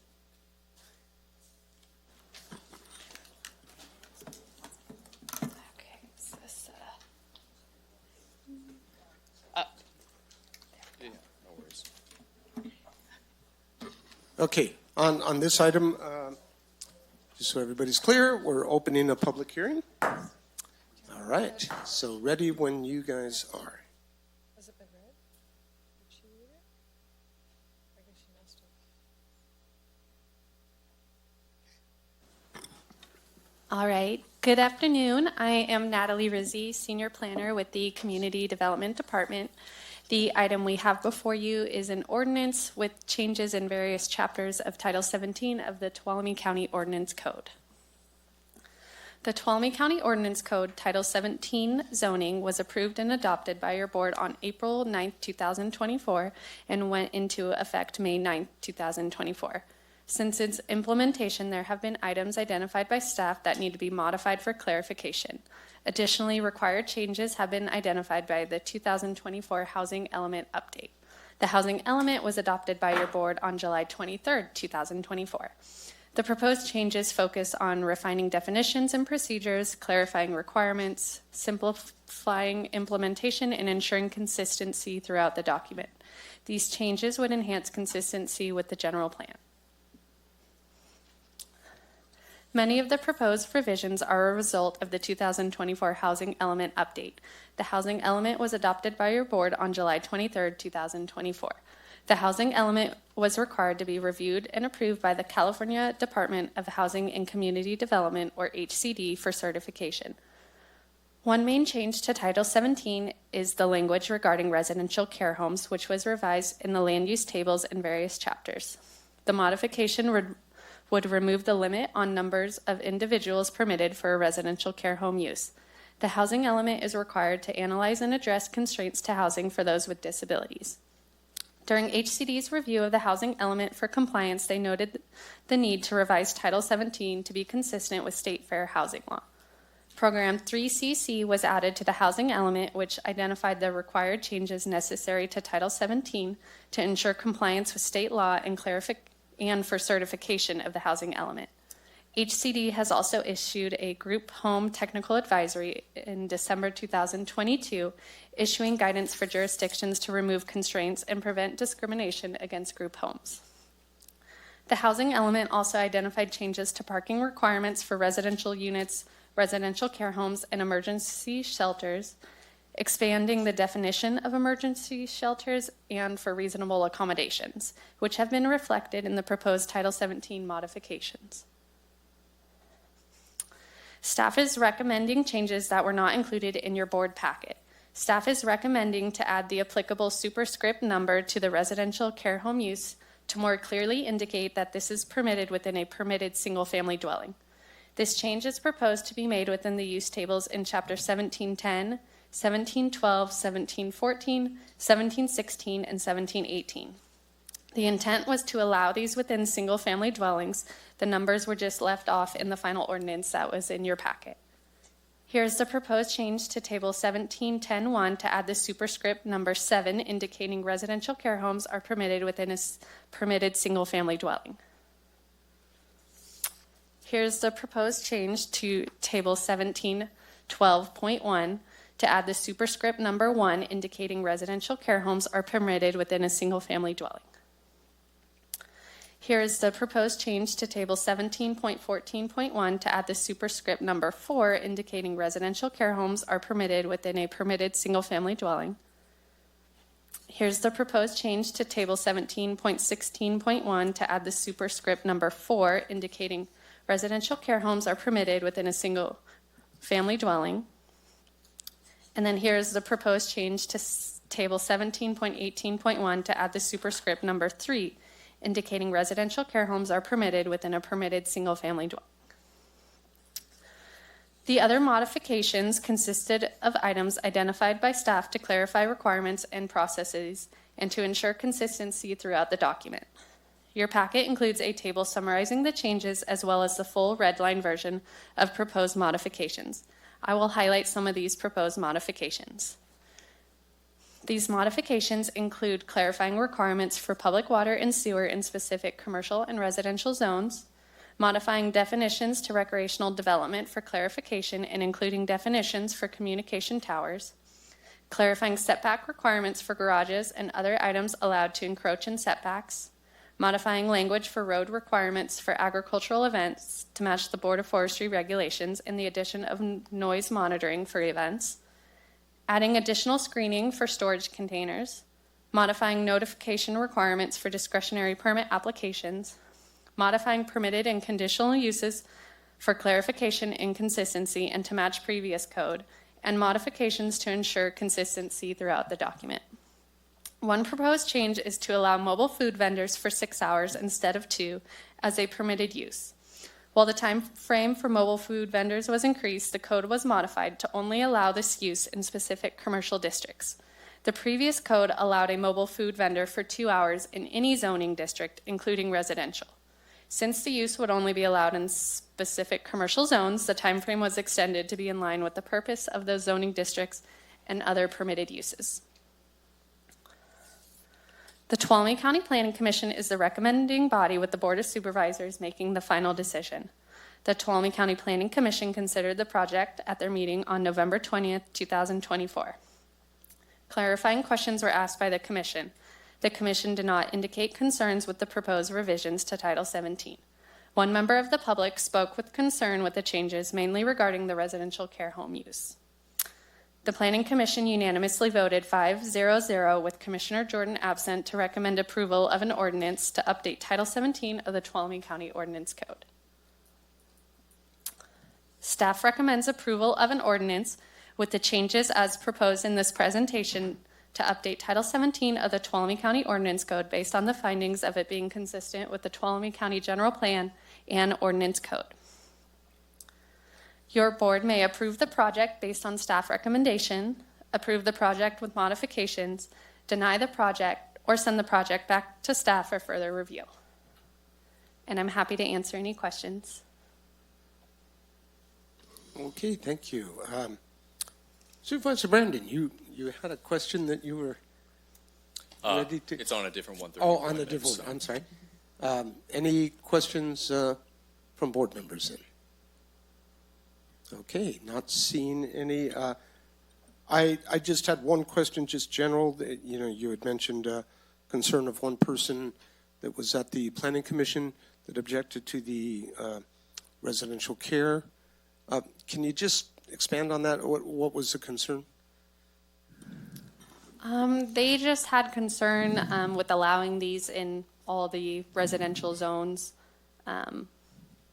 and I guess allowing them without any limit on the number of individuals, whereas the previous code capped it at, I believe, 6. Okay, all right, thank you. Look for public comment on this item. Does anybody out there have any comment? Okay, seeing none, I will bring it back to the board. Any comments on the board members? If not, I'll be looking for... Oh, I'm sorry. At this point, we will close the public hearing. Now I bring it back to the board. And any comments? If not, I will look for a motion to adopt the ordinance. I'll move on staff recommendation.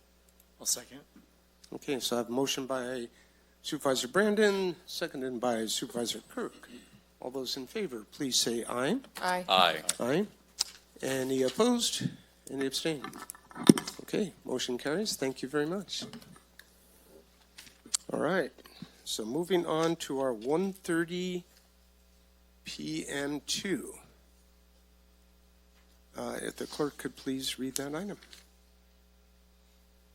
1:30 p.m. 2, public hearing to consider adopting an ordinance to establish fees for ST segment evaluation or elevation myocardial infarction, STEMI, receiving centers, EMT, and paramedic education providers, and for ambulance service provider, permitting and inspections. Very good, thank you. I will open the public hearing. And are you guys ready to proceed, or do you need a moment? Or okay, yeah. What? We're here when you're ready.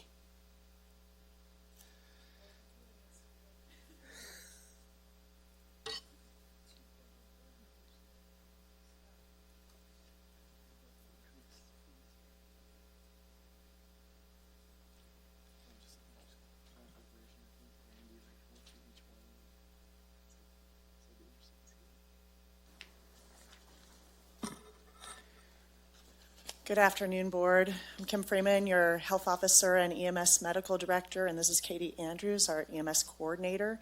And we're here today to discuss the possibility of fees for EMS agency oversight. Today we'll be discussing our very high-level brief overview of what the EMS agency does and discuss the fees that we're proposing and why.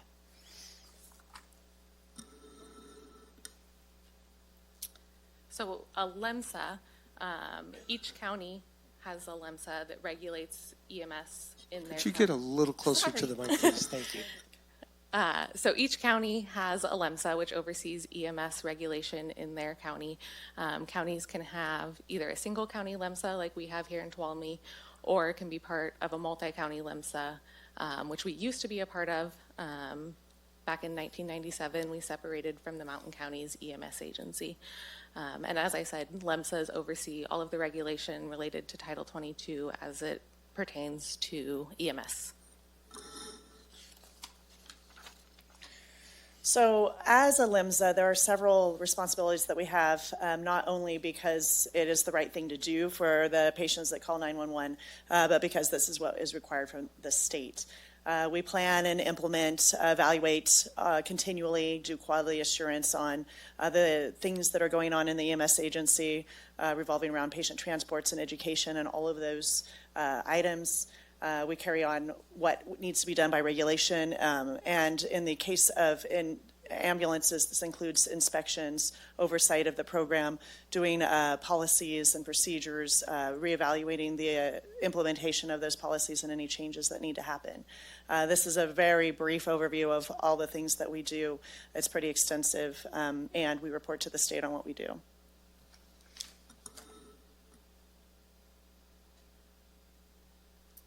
So our LEMSA here in Tuolumne County is under HHSA within the Public Health Department, and has been since 1997.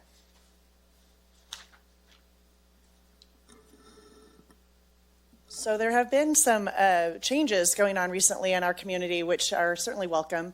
The hospital is upgrading services and now is offering what's called PCI to the which is intervention basically for heart attacks.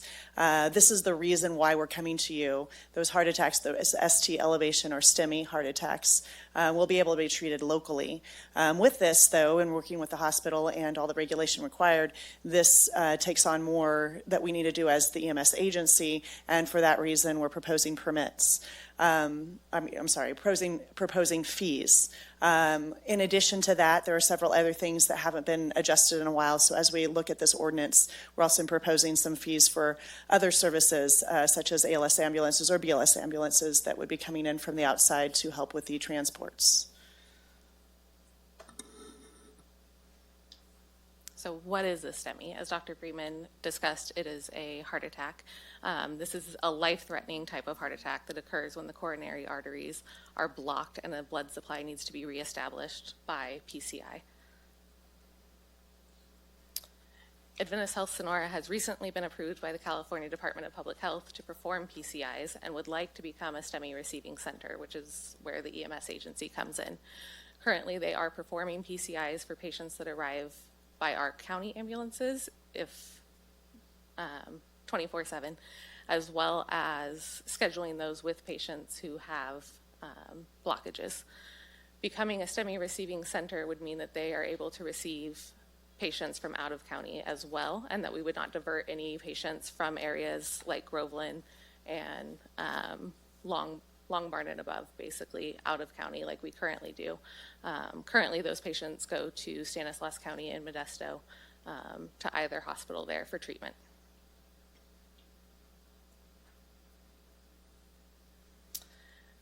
The EMS agency and HHSA have estimated the amount of time spent to regulate the services being provided, as well as meeting the regulatory requirements of having a STEMI center, would equate to a fee of $16,000 annually.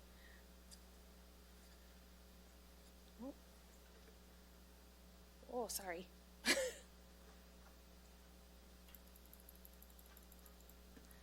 While these fees vary from LEMSA to LEMSA across the state, a fee of $16,000 would put us just over the average of $15,700. And these fees would go to our time spent on regulating the STEMI center.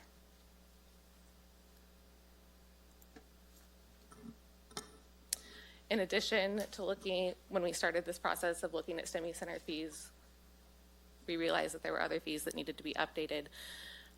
Those are education provider fees. So we regulate EMS education in Tuolumne County as it applies to continuing education providers that are within regulation, public safety first aid, and emergency medical responders.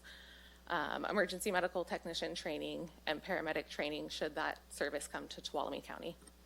And again, the fees for that are $4,000 for CE, public safety first aid, and EMR. $15,000 for an EMT training site and $40,000 for a paramedic training site. And again, these fees would cover our time spent regulating those.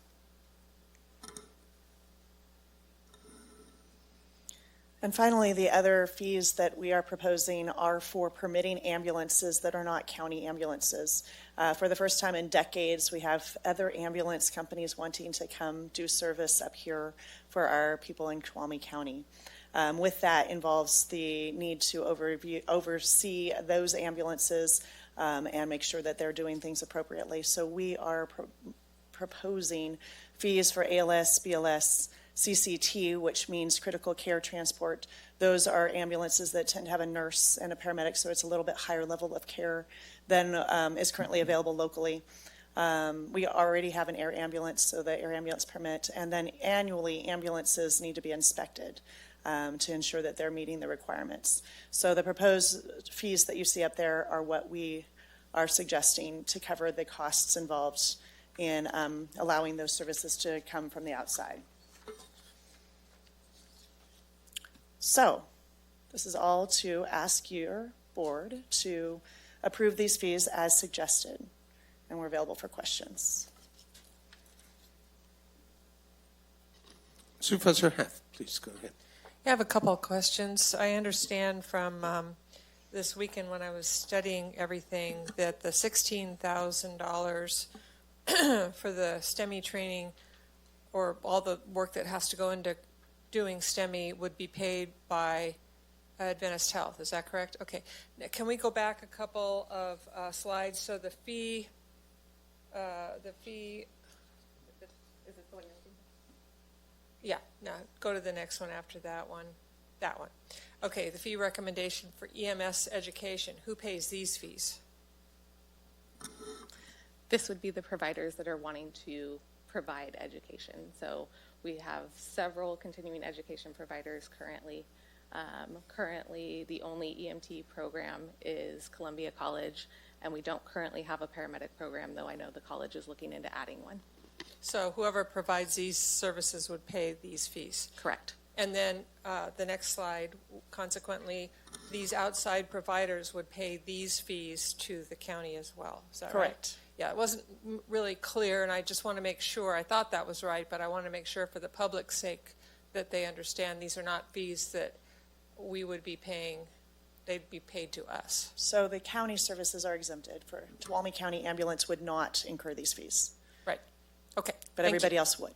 Yeah, just needed that clarification. Right, thanks. Additional questions from the board? Supervisor Campbell? Did you? Okay. All right. I thought you were just about there. All right. I do not have any questions, so I'll look to reach out for public comment on this item. Okay, I'm not seeing any public comments, so I will close the public hearing, bring it back to the board for any comments. I'm ready to make a motion if the rest of the board is in. I did have some questions. Thank you guys for answering them before the board meeting. So Okay. I'll make a motion, and unless there's any other comments. All right, make a motion on a staff recommendation. I'll second. Okay, so I have a motion by Supervisor Kirk, seconded by Supervisor Brandon. All those in favor, please say aye. Aye. Aye. Any opposed? Any abstain? Okay, we're good. Thank you.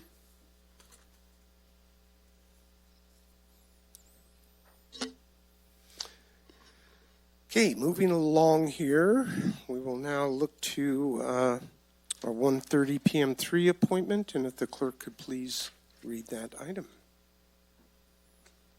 1:30 p.m. 3, public hearing to consider adopting an ordinance amending the Tuolumne County Master Fee Ordinance, Section 3.40.040, related to fees for the Environmental Health Division, Building Division, and Land Use and Natural Resources Division of the Community Development Department.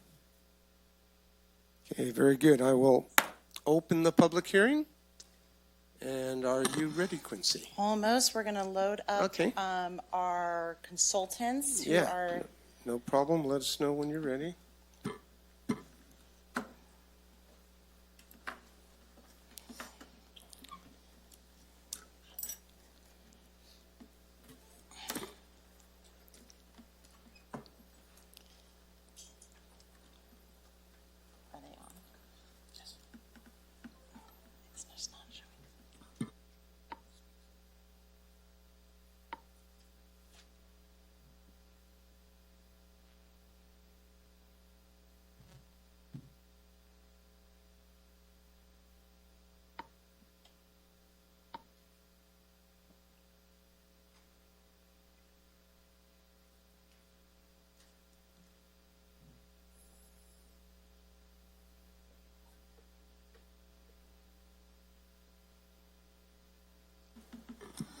Okay, thanks for your patience.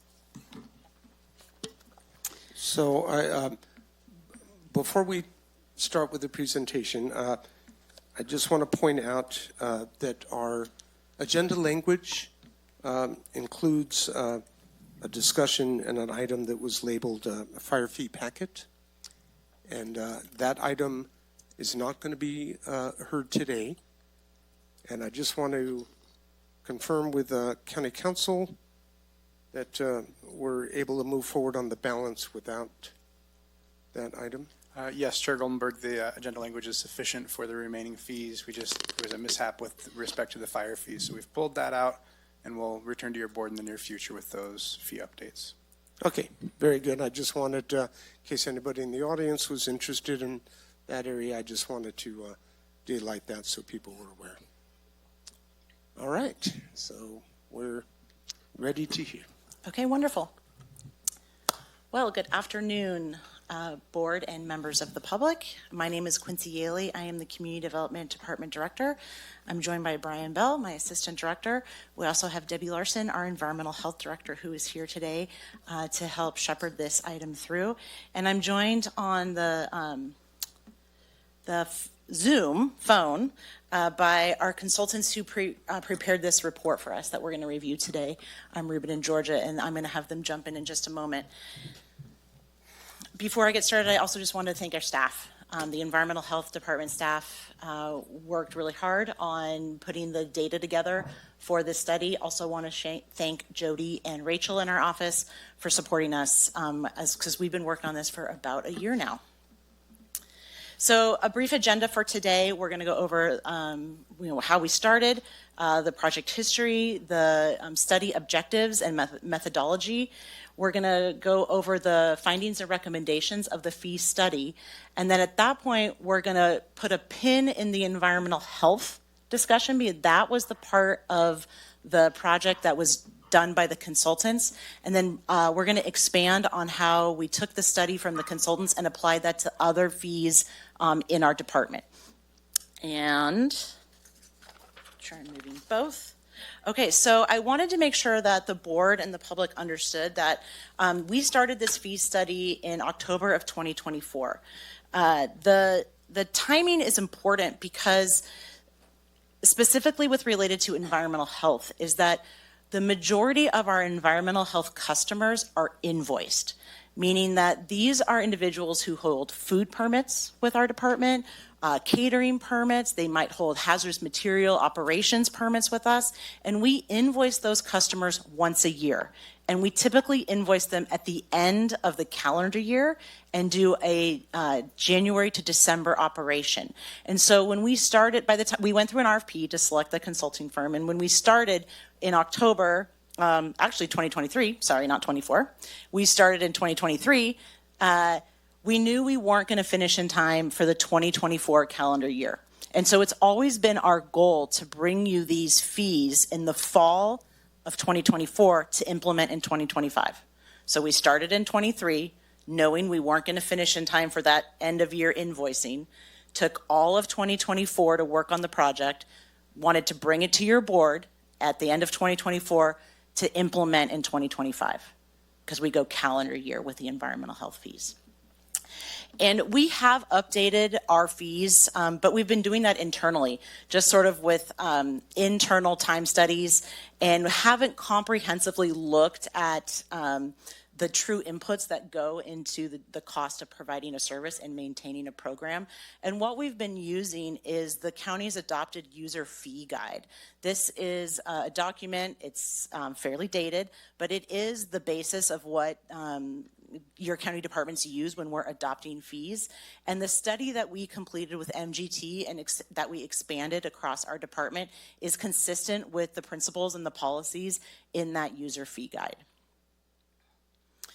With that, I want to go ahead and again introduce Ruben and Georgia and have them go over the fee study. And just as a reminder, the fee study focused on environmental health. We're going to cover that first, and then when Ruben and Georgia are finished, we'll expand that to the planning and building fees. Ruben, Georgia, can you hear me?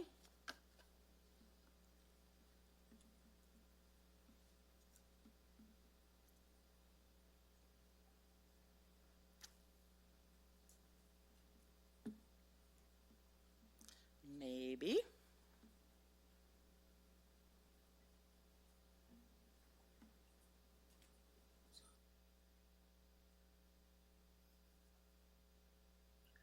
Hello, can you guys hear me? Yes, we can. We're ready when you are, Ruben, and you can let me know when you'd like me to advance the slide.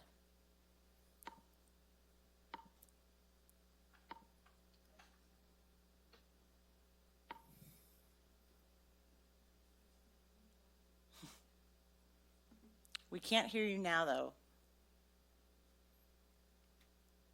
Oh, it looks like we're noodling in the back of the room.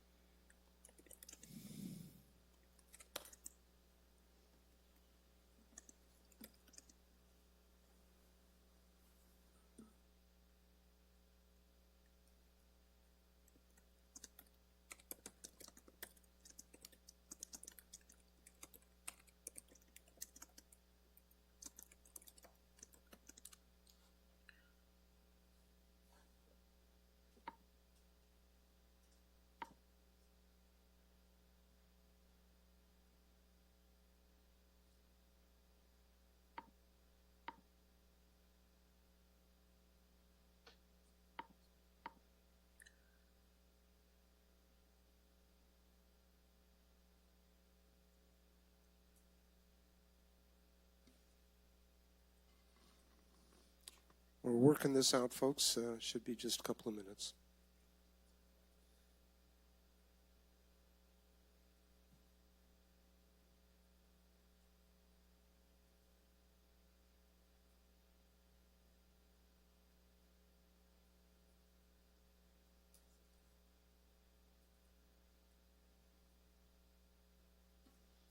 I'm not sure where he left it. Are they checking that there? Okay, I'm going to go ahead and keep going then, if that's okay.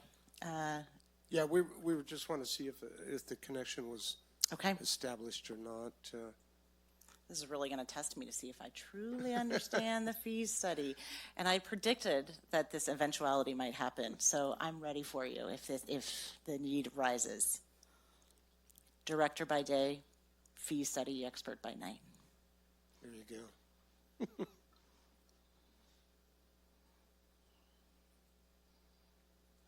We'll give our IT folks a minute here to work through this.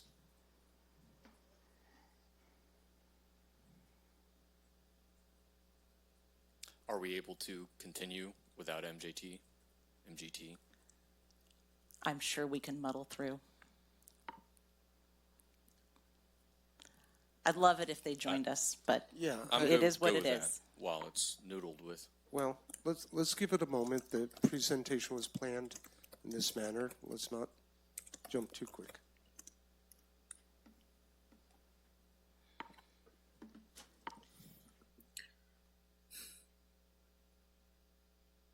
Yeah.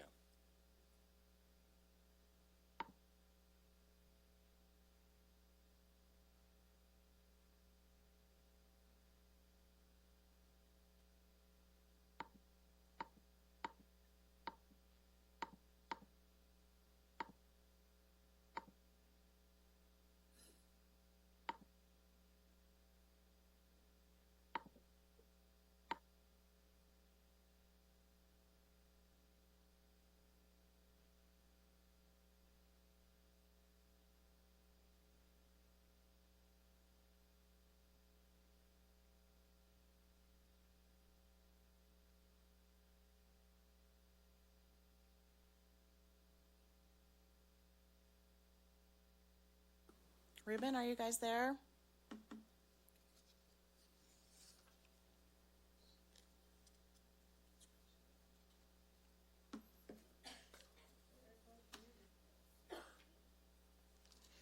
Hello, can you guys hear me? Okay, great. I can see you guys now, and I just heard a response. All right, Ruben, We're- take it away. We're not seeing your. Are we supposed to see his video too, or does he just turn it on? Yeah, on his end? I Now we're talking. Okay. Thank you. Yeah, do you guys mind putting back up the presentation? Or, I mean, I could just go off of what I have, Quincy, but I don't know if you want to, I can't see the presentation anymore. That is beyond my skill set, Ruben. I have to have someone in the back of the room help me with that. It's not on the computer I control. Why don't we start, why don't we go ahead and we can start working through the slides. Great, thank you. Oh, perfect. There we go. Okay, so thanks for that introduction, Quincy. I apologize. Something happened with the audio like 3 minutes into your introduction. So I missed the last 5 minutes or so. But, you know, as Quincy was saying, we were hired by the county at the end of last year, and we completed actually 2 studies. We're here to present you with environmental health results today. And we have an agenda and some quick introductions on who we are. You know, the company that I work for is MGT Consulting. We're a nationally recognized consulting firm. We exclusively work with government consulting. There's about 900 plus employees. And although we are a big firm, you know, we do have divisions, and I come out of the user fee division. So most of what I do, you know, 80%, 85% of what I do is user fee work, which is what this study is. I have 10 plus years of user fee experience. In that time, I've completed about 60 different user fee studies across the country. In the last few months, I've taken about 8 different studies to either a board or councils, all with approvals on what our recommendations were. On the line, we also have Georgia Borison, who was a big part of this study as well. She is one of our consultants, senior consultants, and she, you know, like I said, was also a participant and helped us with this analysis. She has a couple years of user-free experience as well, and has worked on about 15 of those in the last couple of years. Next slide, please. Okay. So a little bit more to expand on the background project history. Like I said, we got hired at the end of 2023 to do both environmental health and fire prevention division. We actually did come today with, you know, prepared to talk about both. However, you know, you guys now know that fire has been pulled. And so anything related to fire here, you know, just go ahead and ignore. We will come back with those at a later time. The bottom line is, you know, the county really hasn't done one of these comprehensive studies in recent history. So this is really, you know, and as Quincy said, kudos to everybody from the county that participated. You know, I want to thank all of you guys, because it really was a year's worth of work, and we couldn't have done this and have these results here in front of you today without county staff.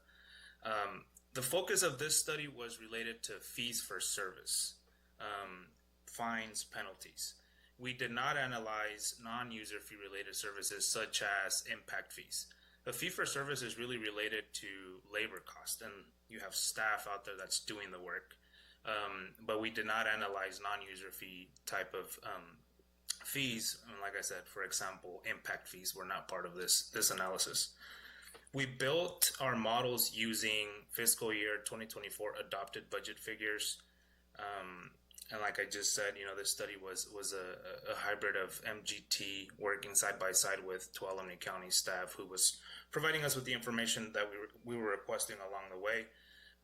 That last bullet point is just referencing that both of these studies were done separately, but simultaneously at the same time referencing to the fire study. Next slide, please.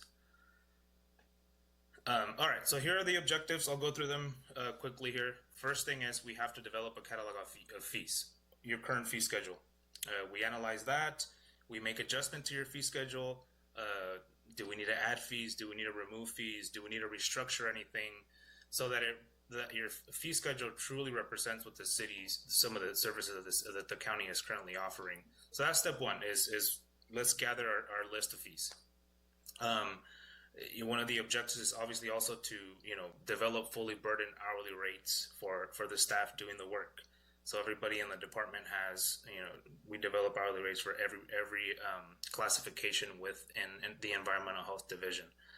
The main reason why we're hired is to define what it costs to provide those fee related services. We know what you're currently charging, that's on your fee schedule, but what is it actually costing, not just environmental health division, but the county? As you can imagine, there's more than just the inspector going out and doing the inspection, there's overhead that we need to apply to if we want to be fully cost recoverable for the county's cost, not just the environmental health division. Once we've defined how much it costs to provide these services, then we have an idea of what you're currently recovering and what percentage are you actually recovering via your current fee amounts. Once we have that information, then it gives us an opportunity to make some fee recommendations and fee adjustments based on those findings. Once we make adjustments and fee recommendations, we are able to also estimate revenue projections based on what your new fees will be. Keep in mind that these are projections. These are dependent on volume activity remaining, stable. If you have a year where volume skyrockets or dips down, then the revenue projections will obviously move along with that. And then obviously, we're here doing this last bullet point, which is to provide recommendations, and we're here today to provide you with exactly that, our findings and our recommendations, our proposed fee adjustments. One of the last things that we always make sure we're in compliance with state law that governs user fee cost recovery. Prop 26 is a user fee law in California specifically that doesn't allow us to charge more than what it costs you to provide that service. There's a couple exceptions to that rule, a penalty or a fine. But if it's just your run-of-the-mill regular fee, you cannot charge more than what it actually costs you to provide the service. So those are our objectives. Next slide. Study methodology. This is very industry standard. We build the cost from the bottom up. We start by the folks that are doing the job. So we develop rates for all of your staff. We then went through this pretty rigorous, and again, kudos to staff, pretty rigorous interview process where we go line by line. We interview your reviewers, your inspectors, everybody that's involved to gather average time requirements for those different fee categories. And again, sounds simple. The hourly rate is something that MGT produces. The average time estimates is something that it's arrived at by MGT interviewing your staff, and it's not a simple process. So I really want to commend environmental health staff for that. But once we have both the rate and the average amount of time that it takes to provide those services, then it's just simple math. We multiply the rates by the number of hours or minutes that your different staff members are spending on it, and that gives us the full cost. Next slide, please. So yeah, a little bit more on our cost calculation. That kind of went into some of this already. We interview the division to identify the people that are doing the job. We gather their average time spent. That helps us calculate the first layer of cost, which is your direct labor cost, your people doing the work. In the meantime, we're also developing indirect rates. There's a portion of, for example, Quincy, who maybe isn't out there doing the inspections herself, but she is providing some sort of indirect support into this. And so we make sure that we build in, a portion of Quincy that gets layered over the folks that have direct hourly rates. And then we even bring in costs from what we call it's a cost allocation plan, which is basically the cost for the direct service departments. So departments like HR, finance, that support departments like building, environmental health, and so on and so forth. So we make sure that we build an indirect cost as well. Once we've identified direct cost, build in the indirect cost, we also ask staff to give us annual volume data. So how many of these did you do in the year? This then helps us annualize all of your different fee categories. It's obviously important to know how much it costs you to do one, but in order to have fiscal responsibility, you need to know, well, how much is this costing us in the year? And so that's something that we also provide, and it also helps us give you projections for additional potential revenue. Next slide, please. And so, yeah, next slide. So the next couple of slides are just going to be some of our high-level tables. There is obviously a lot of detail that we could share with you. We didn't want to provide too much detail here because obviously we want to keep this high level, but there is a lot of detail that we could provide if there are any questions. But this is just a high level picture of where the Environmental Health Division is. And let me walk you through each of these different columns and what they mean and what they represent. Column A is the full cost of providing all of the services that we found on your fee schedule. That 1.3 million is a sum of the different costs for all of the different fees annualized. So what this is saying is that it's costing Environmental Health Division $1.3 million to provide all of the different services that they provide at an annual basis. And then based on that volume that I also told you guys about, we multiply that volume by your current fee amounts, and we found that currently Environmental Health is bringing in about $623,000 annually. So, you know, we're covering about 45% of your cost. That's what that 45% means. That's how much you're currently recovering of what it's costing you via your current fees that you currently have.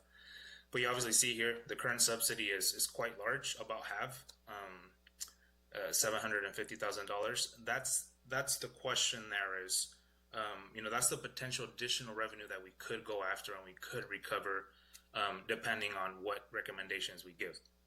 And for the most part, you know, the recommendations that were given were for the most part at 100% free recommendation levels. And what that did, and we're short 2% because there was some kinks with some of the fee categories, but for the most part, everything was set at 100%. And setting everything at 100%, if you move over now to column D under our recommended columns, that is now showing us the new, that is now showing us the new cost recovery amount. That's the new revenue that you will be bringing in if these fees are adopted. So it's about $1.3 million. That'll put your cost recovery levels at 98%. And what that means is that if the volumes remain somewhat the same year after year, then you should be looking at about a $700,000 increased revenue if these fees are adopted at the recommended levels. And then the rest of these bullet points here is literally just explaining what I just explained. So if you could skip through a couple of these slides. Go to the next one. And Ruben, I believe that I'm going to have you pause there. I think the rest of our presentation was more for fire, and I pulled those slides out.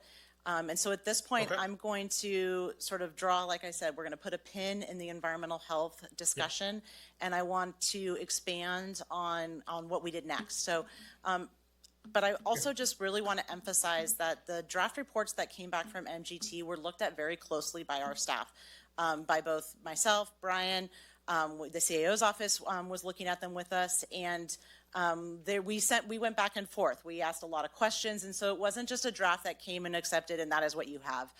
We went through a lot of versions. I'm sure Ruben can attest to that. We had lots of questions because we really needed to make sure that we understood what the report was telling us, because one of the biggest, most glaring findings of the report was the difference in the fully burdened rates that our department had been charging compared to what the fee study found.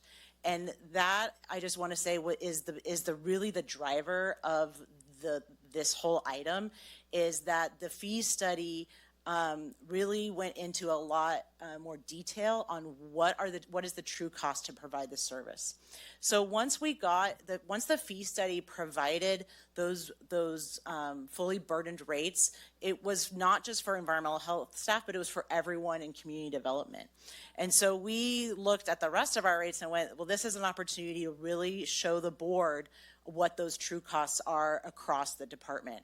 And so we went into the planning division and we looked at the flat fees that are in our planning division. These are typically flat fees assigned to projects that are exempt from environmental review. Projects that require environmental review are charged on a deposit with a time and materials on top of that. And so those fees are not subject to revision today, other than that those hourly rates will go up as a component of the study, as a result of the study. We also looked at our building and safety fees. Those are flat fees, and so there are proposals to increase those fees today. not related to the fee study, but as a component of general sort of long-range fiscal planning that was been the topic of our department for the last year, was really thinking forward to the next general plan update, as well as the ongoing needs to implement the general plan. And Tamara Blankenship worked on this with me, and there are allowances in the government code that that fees can be collected for a future update. Which we're proposing now. We're proposing a $5 fee on all the permits that we issue that would go into an account to be held for the next general plan update, which should be adopted around 2040, which means backing out, it should probably be started around 2030. You should be probably looking for a consultant in 2036. That will likely be over $1 million that will cost. And so starting to collect those funds now will help offset the funds that are needed from the general fund at the time that project is completed.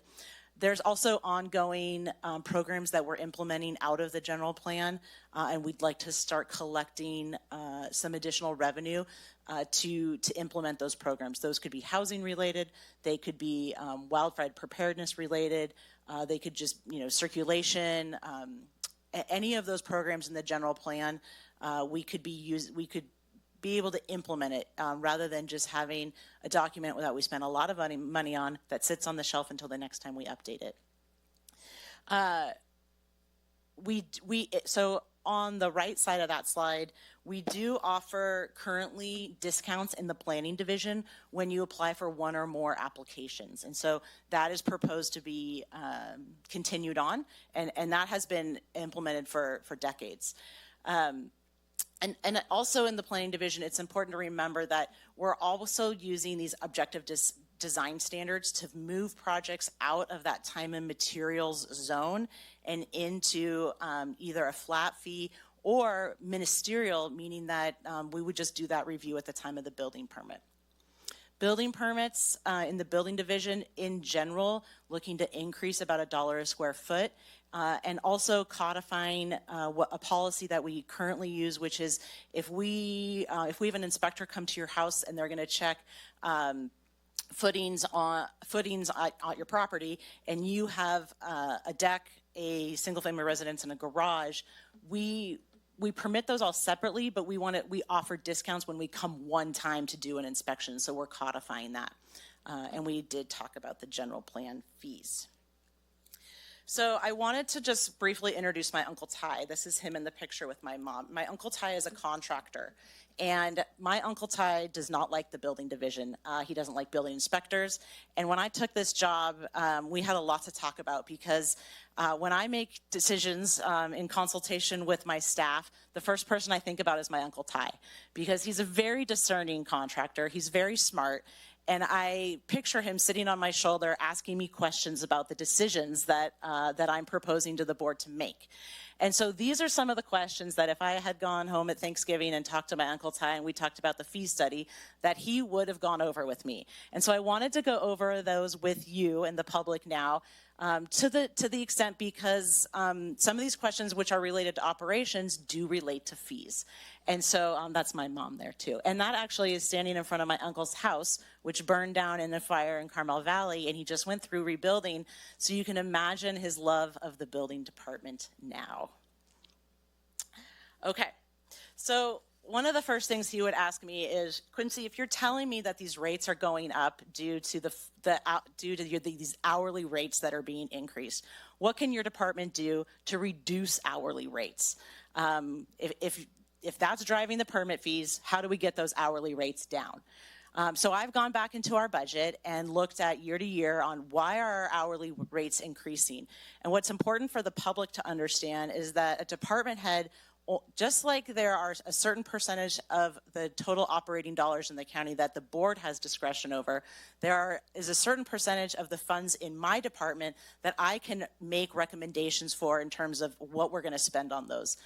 Other things are more related to salaries, benefits, unemployment insurance, FICA. Those are things that come to our department that are set for our department based on our employees, and I have very little ability to impact those. And I want to highlight that our department we're about a $5.5 million department, and we have about a 50% draw on the general fund. That varies from year to year, depending on usually our building permit revenue. But the revenues have gone up, but over the last few years, but they have not gone up in direct relation to the expenses. And I'm talking about the expenses that are coming through the cost of the employees. And so when we're trying to say, how do we reduce hourly rates? As a department head, I'm looking across the board and focusing on those areas that are we going to buy a car this year? Are we getting new software? Are we going to hire a consultant to do a project? Or are we going to keep that in-house? But a lot of the costs in our division, in our department, as in other departments, are sort of given to us based on the number of employees that we have. And so our commitment, my commitment as a department head, is to always look at what I have control over and what I can recommend revisions in. I can't recommend that our FICA go down. Another question we always get is, if an engineer stamped my plans, why are you requiring corrections? That's going to take time. That's going to make me, I'm going to have to pay more money for these plans to be reviewed. And if you just give me the plans that are stamped by an engineer, my permit will be less. We talk about this all the time in our department because it's a very common question that we get. And I think it's important for the board and the public to understand that when we get a plan, and let's just say it's a single family home, there are a number of other items that we are having to check for in addition to items that might be under the scope of an engineer. This could be zoning, fire codes, energy standards, structural issues, and things that are context and site specific. We also see that the cost of a building permit, when you factor in the creation of those plans before you got there, as well as factoring in revisions, it depends based on a business model that you choose for your architect or engineer. And so sometimes those revisions costs are not included in someone's, I want to build a house, how much is it going to cost me to get a design fee? And so a customer may feel like, these revisions are just getting so and so expensive. And it might just be that the professional you've selected passes those revisions costs on to the applicant for that time to be fixed. And so there might not be as much of an incentive for the plans to be correct the first time versus some plans that come in where we know those businesses bake revisions into it. They don't want to have to do revision after revision after revision because they start to see an impact on their bottom line. So engineered stamped plans cannot just be rubber stamped by the county and sent back. There are a number of things that we have to look for, but we're going to talk a little bit about some ideas on how we can try to streamline those plan reviews. Another question that I would expect to get is, how can we reduce the cost of a single family building permit? And I want to highlight the work that the development process work group is doing right now, because that is an entity that we're working and collaborating with to create a number of policies that can help streamline the single family permit process and get things done faster. But it's also important to know that it's not just the community development department that works on building permits. It's public works through the surveying and GIS, it's fire prevention. So there's a number of other departments who have their own costs that get added into the true cost of a building permit. One question I got was, if these fees go up, am I going to get my plans faster? And the answer is no. That the fees we're proposing right now are for cost recovery in our current review model. And if the board wants plans to be reviewed faster, and I'm specifically talking about building permits, we would need some additional funding allocations, either for another plans examiner or additional funding to increase our ability to send plans out to third parties for review. But a lot of our local contractors do not want their plans sent out for third-party review because at the county we're able to work closer with those designers and architects to fine-tune those plans versus a third party where you're just getting a set of standard corrections. And so we find that a lot of people don't want to go out to the third party, but I want to make sure that that the fee increase is not going to create new positions to do things faster. We also have gotten questions that the fees are a lot and they want to be able to defer them. We are hoping that in 2025 we can have some additional conversations with the board about options for fee deferrals, including the consideration of deferring other fees such as impact fees or other things like that. But it's also important for the board and the public to know that there are some fees that we don't have control over for deferrals. That could be connection fees to utilities and especially school fees. Those are that is one that constantly comes up, but is outside our ability to defer. We get this one a lot. Can't I send in pictures for my inspection? Can I use Zoom? Why do I have to have an inspector come to the site? And so I want to make sure that you know that we actually are doing e-inspections already.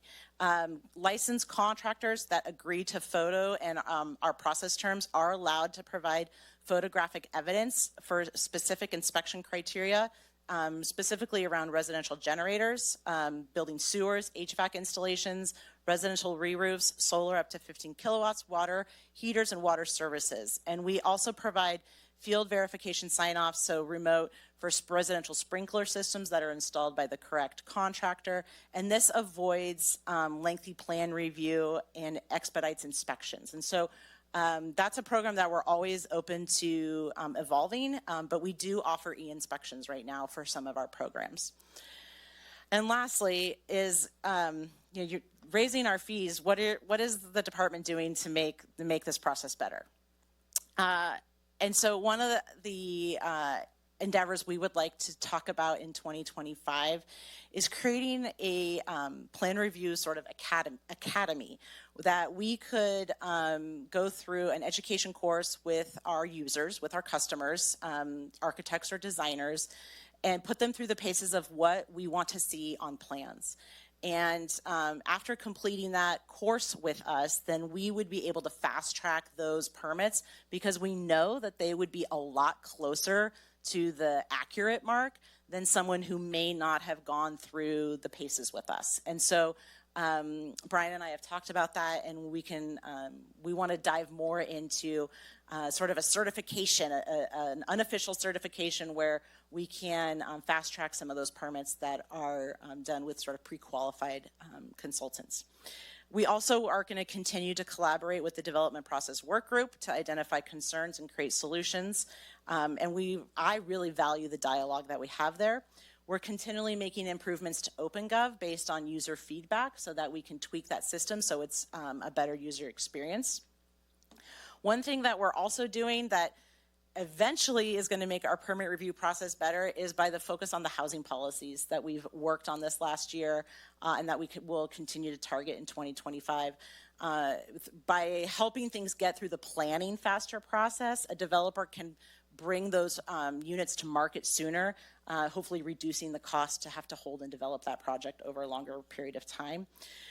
Both in the building division and in the environmental health division, we've created like a plan review guide. One of them is for decks, so residential decks. The other one we have is for food facilities, where it's a page-by-page guide that's interactive, where the designer will read the requirement, and then they'll note what page that requirement is met, and it helps us expedite the review a lot faster. So we can go through this guide and go, oh, your 3-sink system, that's on page 12. Your dishwasher is on page 13, and it helps us go a lot faster. So we have put resources towards that.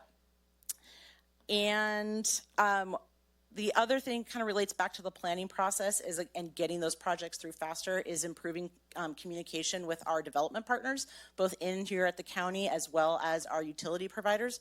I had mentioned, and we just had last week, our first monthly development briefing call with some of our utility providers, where we're going over a preset agenda of projects and making sure that we're having open dialogue so that there aren't any sort of last minute issues that any of our external water or sewer providers are raising on projects. Next steps. I think we're at the end. Continuing to review streamlining opportunities. I mentioned this earlier. The cost of exempt permits is going up, but in April, your board took a big swing at moving the projects from a discretionary review to ministerial with the use of those objective design standards. And so continuing where appropriate to move projects in that fashion is something we want to do. We talked about training for fast track review, development process work group, fee deferrals. And there's always a catch-22 is when you raise fees, you can lose compliance. Fees are too high and people will just be like, forget it, I'm not going to come in and get a permit. Not only is it too much of a hassle, but now it's expensive and it's a hassle. And so we're going to be monitoring those trends and we will be communicating with the board as needed when we see, if we see glitches that are created because of fees, we'll be back in front of you with solutions on how to fix that.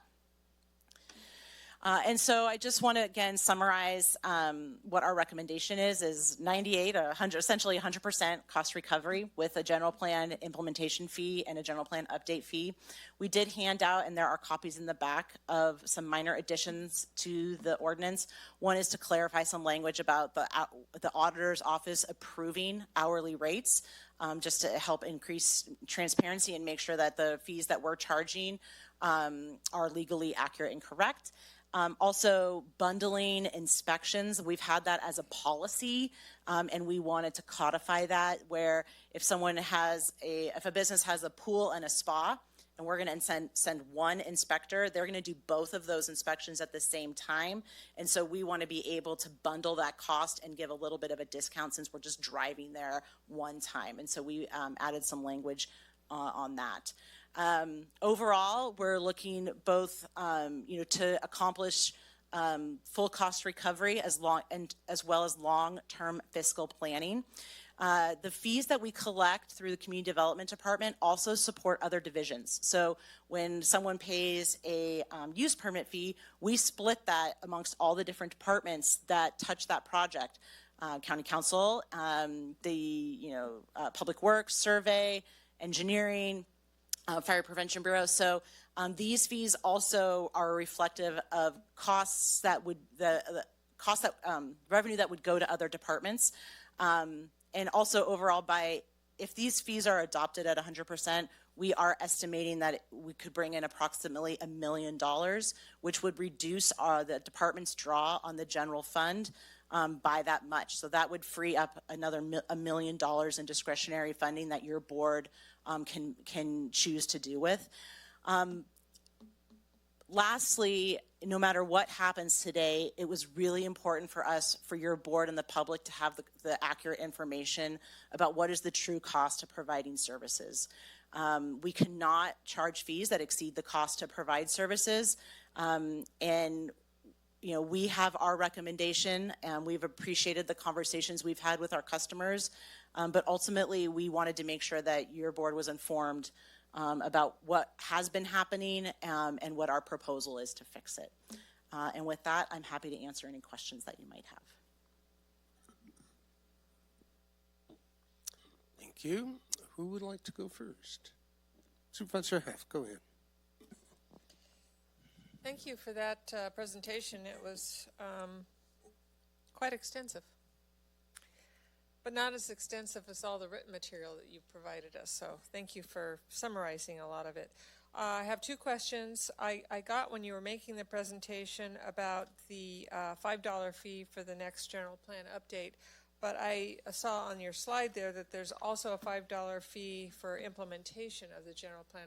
What is what is that? Sure. So thank you for the question. And so we are proposing two $5 fees. One that would just be held in an account.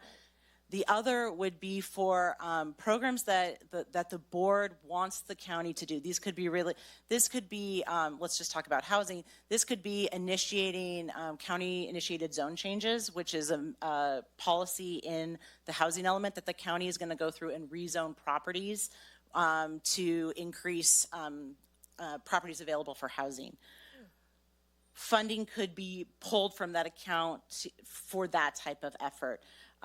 It could be we're going to, expand. Maybe there's a program about vegetation management. It could be used to establish and fund those programs. So Does that, Yeah, okay. that answers it. Okay. My other question is, on the last item you went over, the fee splits Yes. to other cooperating agencies within the county. Who's going to keep track of that? That is Rachel Bell's job. And so what we do is on flat fees, we build those split percentages into the OpenGov system. And so it's automatically sent, to a certain degree, automatically sent to the different divisions for the time that is spent. For our time and materials projects, we have a web-based time tracking system, and Public Works has theirs as well. And so all of the individuals who work on those time and materials projects, we track our time, and then the CDD sends an invoice to the customer that compiles both the person that worked on it, the date they worked on it, the time it took them, and what they did. I worked in consulting for over 15 years, and we sent a lot of invoices that just said project management and with a fee. And ours are not like that. Ours are broken down to a much more detailed level, and there's language in the ordinance code existing, and that's proposing to stay, that directs the department on how those invoices are sent, when they're sent, and what are the options for a customer if they have questions or they want to appeal or dig into those invoices. So that is how those two things are tracked. Okay, so open.gov is going to do all of that for you. It already does. So yes. So the question, even for departments like county council, they're in there. Yes, they have a revenue line, and so when the fee that you see that's in the ordinance, it comes at the bottom of a spreadsheet, and it has all the people who work on it, no matter what department they're in. It has the hourly rates that are either from our fee study for our department, or we've contacted each of those departments and gotten their current hourly rate. How much time, Cody has to check it, this many times. The admin has to do it this many times. Survey has to check easements, calculates everybody's out, and then Brian and I we give that to Rachel. She puts it into OpenGov, and those splits automatically happen. Great. It sounds really easy, Rich. It can be problematic, but that's how those revenues move from one single credit card transaction into the various departments. Okay, great. Thank you for that explanation. Supervisor Brandon. Great, thank you. And some comments after, but similar thoughts. Just a lot of comprehensive information. I appreciate it. I did want to ask, so talking about with the engineer question, and the licensed engineer stamp, looking at reviewing in that, you mentioned that there's some things that are kind of outside the scope of what they're doing to build a safe house. We end up having the energy efficiency standard as an example, and I understand that. I wanted to ask, though, specifically, do we review and require corrections to engineer stamped plans where it is something under their expertise and license? My understanding, we do review that as well, Yes, where we it's do. not a separate thing. Yes, we do. And why? We do, because I have a driver's license, but I don't always drive the speed limit. So just because I'm licensed to drive doesn't mean I always drive the speed limit. If I did, we wouldn't need CHP because we would all be doing it perfectly. Sometimes engineers get it wrong. And this isn't just an engineering thing. This goes for all of the tech studies that our department collects from traffic engineers, from cultural resource specialists, for biologists, or anything like that. We review all I consider an engineering report in a building permit a tech study, just like I would get for a development project. And we review all of those for accuracy and send back corrections on all of them if we find an error. Okay. And is that something that we're required to do? Are there jurisdictions where, again, particularly where it's not a particularly complicated case, maybe it's a little more straightforward than, say, a large, 10, 20 unit project. It's a single house. Maybe it's even using that, pre-approved design thing that we're doing. Anyway. Sure. No, thank you for the question. Yeah.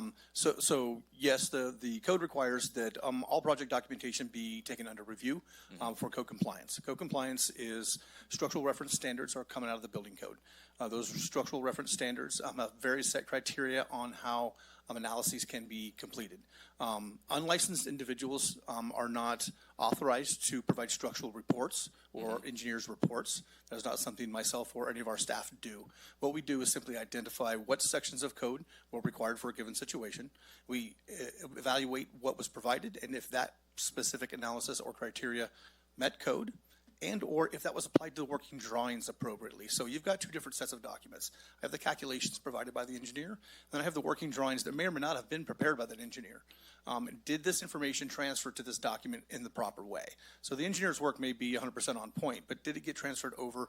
We might have a correction on the structural portions of those plans that has to be addressed. So it could be a little all over the place, but that's kind of the context of some of that review. Okay, and then are there jurisdictions that don't do that process for some of the kind of the re-review on that, where it's more hands-off and it is on the license? I am currently not aware of any jurisdiction that accepts a stamp without doing any type of review. Quite frankly, in my industry, that would be somewhat derelict of your responsibilities. Not to say that there aren't some jurisdictions who may have a process in which they don't review it as much. Maybe they don't have the resources. But you can find in most folks who have undergone our third-party review firms can attest to the simple fact that this is a common across the industry. Okay. And then another with the fees and the time of what we're doing, one concern would come up in that, so if the plans are sent in and a list is made of, here's corrections, and to an extent, I think that's reasonable, then, check, finished all those things, right? Then able to be approved. One of the comments is often that sometimes there's a lot of back and forth. So there will be a list, it's then resent in, here's more, and that would multiply out the fees that kind of have to be basically done. So I wanted to ask, is that a metric we're currently checking or kind of aiming for on having these plans basically sent in, reviewed, here's what you need to change, but identifying, and trying to reduce how many times it has to be sent back for basically reevaluation again? Sure. What I can say is that it's in no one's best interest to continually review the plans. On our end of things, we allow for all the way through a third plan review, on a building plan review specifically, before any additional fees are charged. That is the same criteria we have in contract with our third-party entities. The back and forth, if you will, or the correction items in and of themselves, they are supposed to be straightforward, meaning that here's a correction item. If it's addressed properly, it goes away. I can honestly tell you that if a correction item says, I didn't get any of this from you, I need that information, then that information has to be evaluated. There could be items relative to the missing information that have to be corrected. So that's another point of criteria that has to be addressed. So we do monitor. We rarely have projects that go over the over the third review in which we get billed from our third-party entities. I would see proportionally maybe 1%, 2%, nothing extreme that the client is billed for on the back end. It's basically a straightforward fee. Our consultants take a percentage of the fee that we charge. So it's not an additional fee, as long as it's something we've and not a hill to die on today for it, but again, charging for, I think, that first review and all of that, if all of those are basically done and then something else is found a second or a third time with that, whether we're going to continue charging that if it was not, if it was maybe something we missed on the initial kind of reading. And that being the only concern, but it's just more of a comment. My second question was on the general plan fee. It's a few part on that. So 2037 seems pretty far off. Understand wanting to save up for that, but I thought that in addition to just a regular update, there are times when we may want to update a land use section or other sections of the general plan, if not a comprehensive update.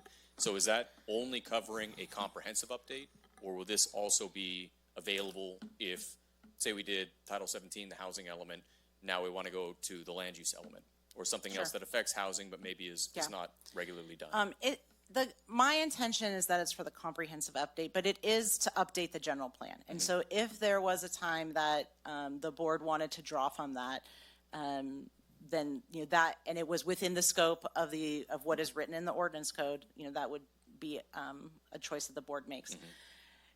We issue, we have about 2,600 permits a year. Planning, very few. We have, 450 food facilities, 100, you heard the stats this morning. So this isn't going, the bank account is going to take that long to build. A lot of county and city jurisdictions do this, and since we didn't, I wanted to present it to your board. It's something that we will report back out on. You know, there might be a time in the future that there's a. I also see other jurisdictions. This is not what we're proposing today, but you know, if there was going to be growth in a certain area, a specific plan that was going to be built, we we're going to have a new community somewhere.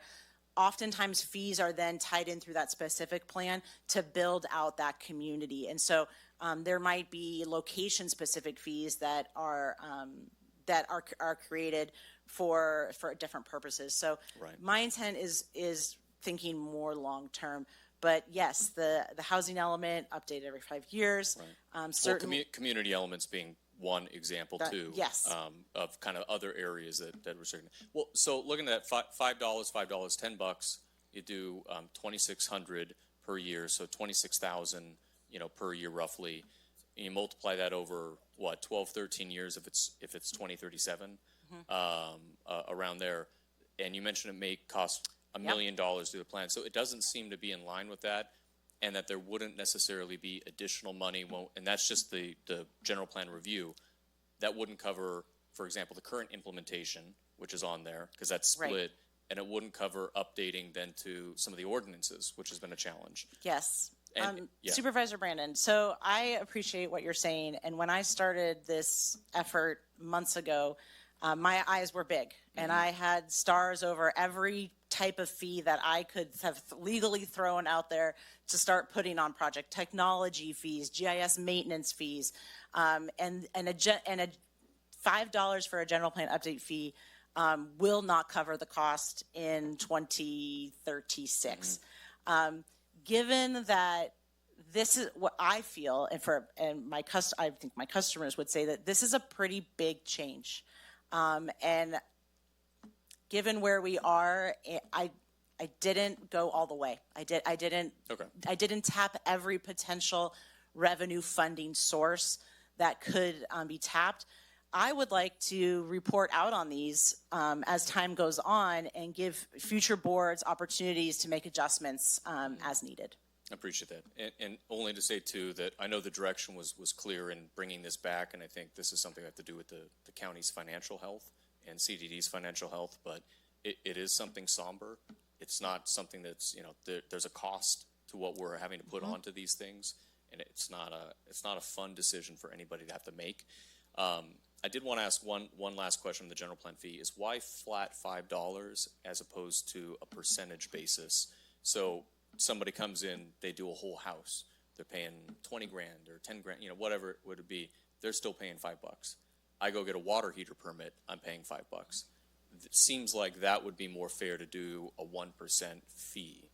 And that could be direction your board gives us. Okay. Or I just wondering why a flat fee was chosen over a percentage-based fee.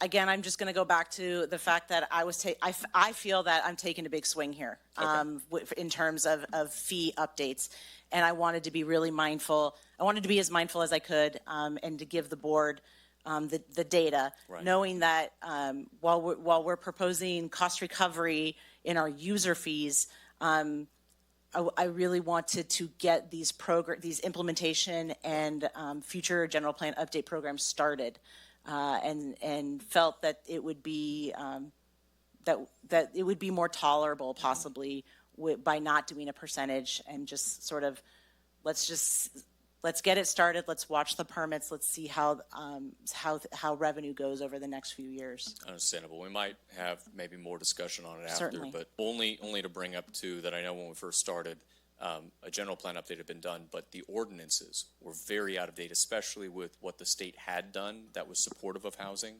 and capacity has been the issue, and it was a big lift to end up getting a housing specialist position to provide some of that assistance, but those things where we're not up to date taking advantage or it's conflicting and we have to wait years to do it for the resources also kind of has its own costs. So I appreciate the explanation. Yeah. And it absolutely does, Supervisor Rand. You're highlighting an accurate point in that by using an implementation fee to maintain our documents appropriately over time, it makes less of a lift when we have to get to the comprehensive update. Thank you. Supervisor Kirk. Do we know what the current, like on average, what the current time is on a plan review? Somebody submits a building permit for, say, single family? So we currently, and I know it's hard to answer, but just an average. Sure. It depends obviously on the size and scope of the project. I would say it runs anywhere from 6 to 10 hours.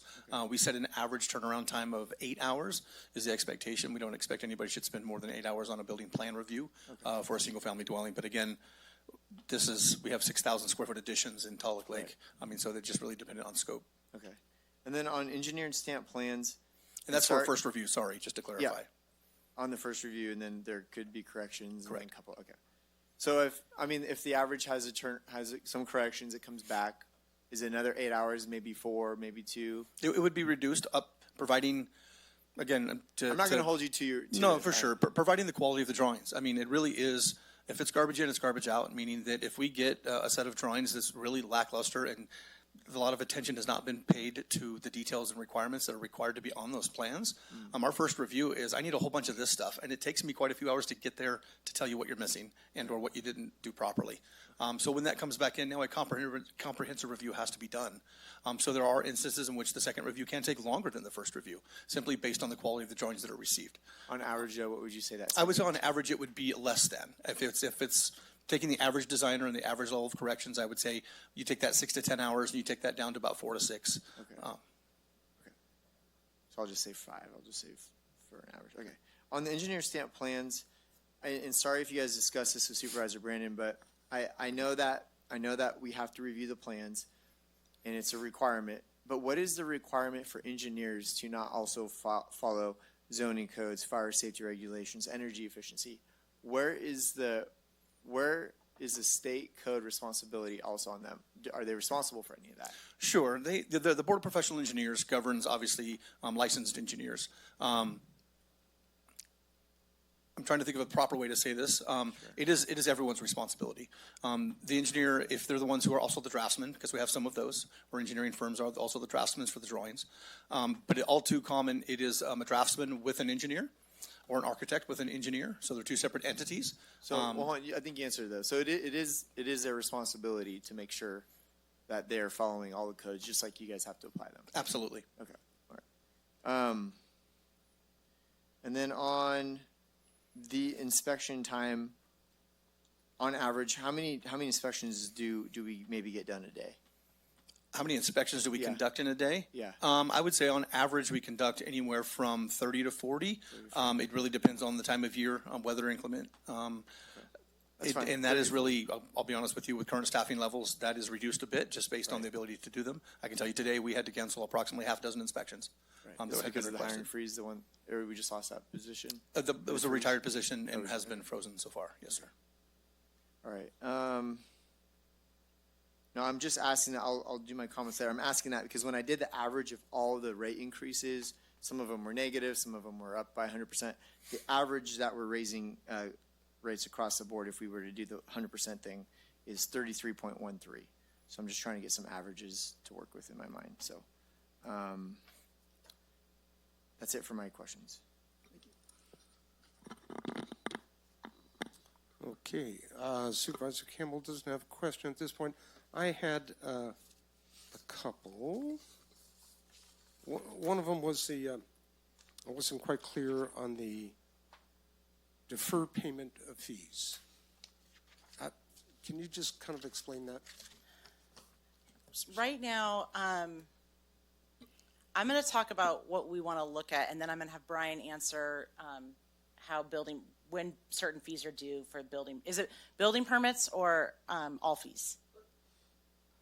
Let's just say building permits. Okay. Right now. Okay. So what we want to look at is there are, and this was asked by a supervisor, and it just coincidentally the state network of planning directors is having a conversation about what are counties doing for fee deferrals both for impact fees and, user fees. There were some studies that were shared, and I have forwarded all of that information to our housing development specialist to help me synthesize that and see if there's anything that would fit for a rural county like ours. So we do want to see if there are any models that are being used by other counties that we would want to bring to your board for consideration. I'm going to turn it to Brian to talk about how we currently handle the fee deferrals now. And also just kind of what's the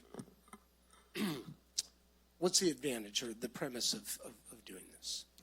What I can tell you now is the current fees that are deferred are impact fees. So the deferral of county service or traffic impact mitigation fees by ordinance code are deferred for residential projects until such time as a blue tag or power is provided from PG&E to the home. It's at that time that those fees are required to be paid. And traffic mitigation fees are in the same boat with the county service fees. For non-residential projects or commercial projects, those are typically deferred to certificate of occupancy or final of the building, depending on the scoping of the project. So those are the fees now that are deferred. Kind of going back to something that Quincy had mentioned earlier about bundling of fees and time. Single-family dwellings, for instance, we have always had a policy in our office where if I'm building a home, the square footage price set in ordinance is for the home portion. It's the square footage of the house or conditioned space, if you will. It doesn't include garages. It doesn't include decks. It doesn't include covered porches. However, what we have done in practice has always been providing whatever the lesser fee was. We wanted to make sure that customers were realizing any breaks that we could give them based on the adopted fees that your board has. And that means that if it's a base fee, if the base fee is higher than the square footage price, then we give you the square footage price. If the square footage price is higher than the base fee, then you get the base price. In an effort to make sure that you're realizing the fact that we're going to be there most likely doing those foundation inspections at the same time, that we're going to be out there conducting a lot of those inspections in conjunction with one another so that we can realize the costs necessary to recover for the service provided, but at the same time, we're not overcharging someone for the services they're being given. Okay, thank you. On the, and I think the environmental health chart shows the current fees being collected, the actual what's presented to be a potential actual cost, based on the work that was done, and it realized, I think it was roughly $700,000 difference. Have we applied that to? And kind of let's leave fire out of it because we've removed that today, but have you more globally within CDD, What I can say, and that was some of the reference that Quincy had earlier, where a customer has a pool and a spa for a commercial or a public pool, if you will. If we're going out there one time, we can inspect both those, even though they have separate permits for operational purposes. That's the bundling of those inspections to save. I get the bundling. Yeah, yes, sir. I don't know. Maybe I misunderstood the question. No, I'm just looking at the how much additional income could we be looking at more globally, county-wide within CDD? Trying to get a feel for what we're looking at here. I would say minimal. I'm going to take time and materials out because that is direct cost to fee. So we do bundling in the planning division. If you need a zone change in a general plan, you don't pay the full cost for both of those because we're taking both of those to the board at the same time. We're taking both of those to the planning commission at the same time. And so those we offer, you pay 40% of that fee. So we're estimating that we're giving a discount of 60%, but we're not spending that 60% of the time. And so in true honoring of we can't charge more than it costs to do the project, we're right there. And so for my example of pools and spas, we don't have hundreds of them. We might have a few dozen. We might have 50. And so for the ones that we are bundling, we might be discounting several $1,000s. But again, it's not money that we're losing. It's time we're not spending that we're not charging for. Okay, thank you. Yeah. Okay, Supervisor Kirk. Sorry, I didn't finish one of my questions. No, that's right. The the average hours for a plan review, I didn't ask, what's the turnaround time on average? Is it 5 weeks, 5 months, 3? What would you say the average is for that? The average turnaround for our first review was 4 to 6 weeks. 4 to 6 weeks. And that is something we've been trying to maintain. That is an industry standard. Some jurisdictions are faster, some jurisdictions are slower. Some jurisdictions exclusively contract with third party, meaning they don't have in-house staff, and so those third party contracts have a limitation of 10 business days. So they're able to get them in a couple of weeks. So you'll see that come across from some places that they have them that fast, but again, there's no in-house staff doing that work, and their volume is, well, the resources they have, of course, are a lot greater. And then if there's a correction, is it same thing 4 to 6 weeks, or does it usually come back pretty quick or quicker than that if there's corrections? Again, they are scheduled. How's this? I answered your question in one way. There's multiple ways to answer that. We have a turnaround standard for our plan reviews. Single-family dwellings are 15 business days. Our turnaround standard for commercial projects is 20 business days. We're currently at 4 to 6 weeks. So our standard, things are calendared and on our building plan review queue according to those standards we have in place. So a second review for a single-family dwelling is 10 days by our standard. It is calendared for a 10-day review. We are not meeting that standard. That's probably 3 to 4 weeks at that point for those. Okay. I guess one of my questions is, if the average increase that we're doing is 33% across the board for all these things, Quincy, if you had staff's jobs on the line, could you create efficiency to where inspections, instead of doing 30 to 40, we could do 11 more a day?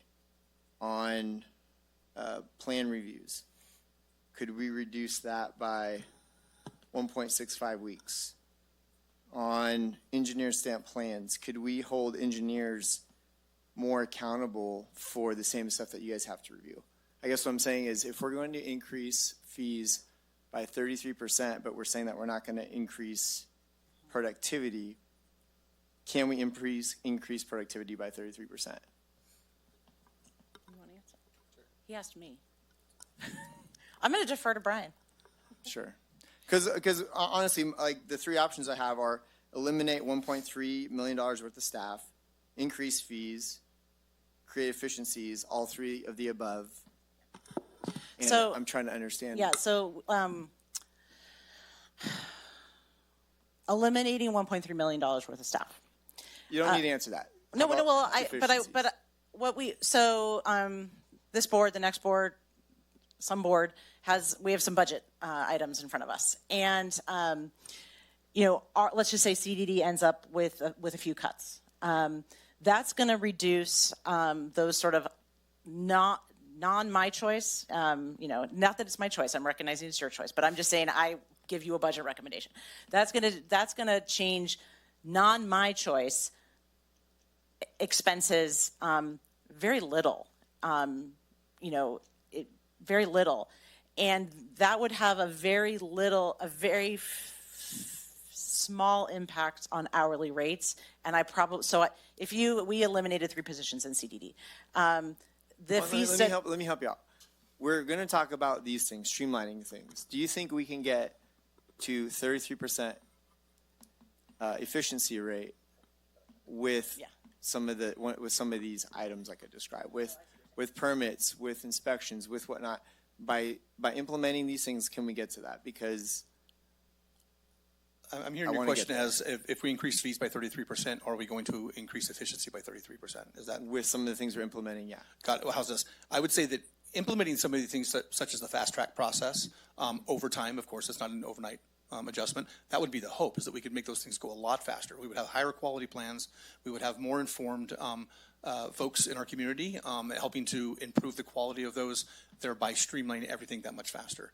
What I can tell you, obviously, is that what we've put in front of you today, as far as the 33% increase, that is how much you are currently subsidizing those permits. That service is already being provided. We've already streamlining those processes continually, daily. We can streamline those processes. Can we get to 33%? The flick of a switch of these fees being adopted? No. Can we work towards that goal? Absolutely. That would be the goal, is to find other ways and other switches we could find to get there faster. The goal would be to, if we're looking at a 3-week turnaround time on everything, that would require either greater resources in CDD or greater resources to accommodate third-party reviews. just from hearing you talk, and then this will be my last question. Do we have the ability to not review plans from certain folks, engineers, people who submit plans? Like have a preferred list of providers? Because if I'm trying to get to that efficiency rate and you're saying you get trash in, trash out, how do we get good in, good out? What I would say is that under state law, I'm required to accept any plans that meet our submittal requirements and review those plans for code compliance. Okay. It does not differentiate between the good ones and the bad ones, unfortunately. Okay. All right. Thank you, guys. And if I could just add on sort of in relationship to planning efficiencies, there certainly are changes that your board could make to the zoning code to move things from discretionary to ministerial, but that's going to come as a result of a process and then as a result of environmental review, which is going to take resources to do. So again, that's a long range play. If you really look at the changes that were made in April, those actually started in 2017, 2016, when the general plan started to be updated. So it took 8 years almost for those changes to be realized by going through a general plan update and an environmental review and then the zoning code. So there could be, a board could say we're moving manufacturing, processing, and refining from a use permit to ministerial. That has to go through a process, has to go through environmental review, and it would take time. You'd have to look at the changes you are making and what is the most bang for your buck in terms of getting things done faster. I think it's also important, as Brian mentioned, that coming to your board and highlighting that and I have 32%, so we're right on the money, Supervisor Kirk. That environmental health fees are being subsidized, but so significantly, and that 32% building fee. That's a little awkward to say. That really startled me,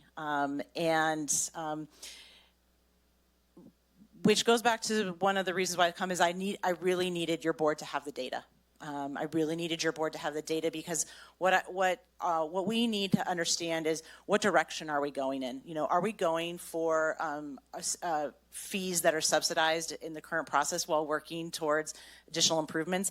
And if we're not, if the full fee recovery is too much for our customers to bear, then I would expect that, and it may happen anyway, but I would expect that in the upcoming budget discussions, our CDD department is going to be in a more precarious position and could lose additional staff members, which will take that 4 to 6 weeks that we're currently at and amplify it. Because like I said, it's not just how long it takes for a plan reviewer to review the plan.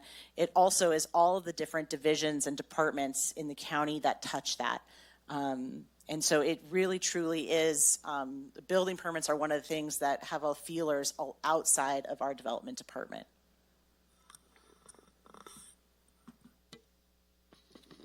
Okay, let's go to public comment. Please, if you've got comments, please come up.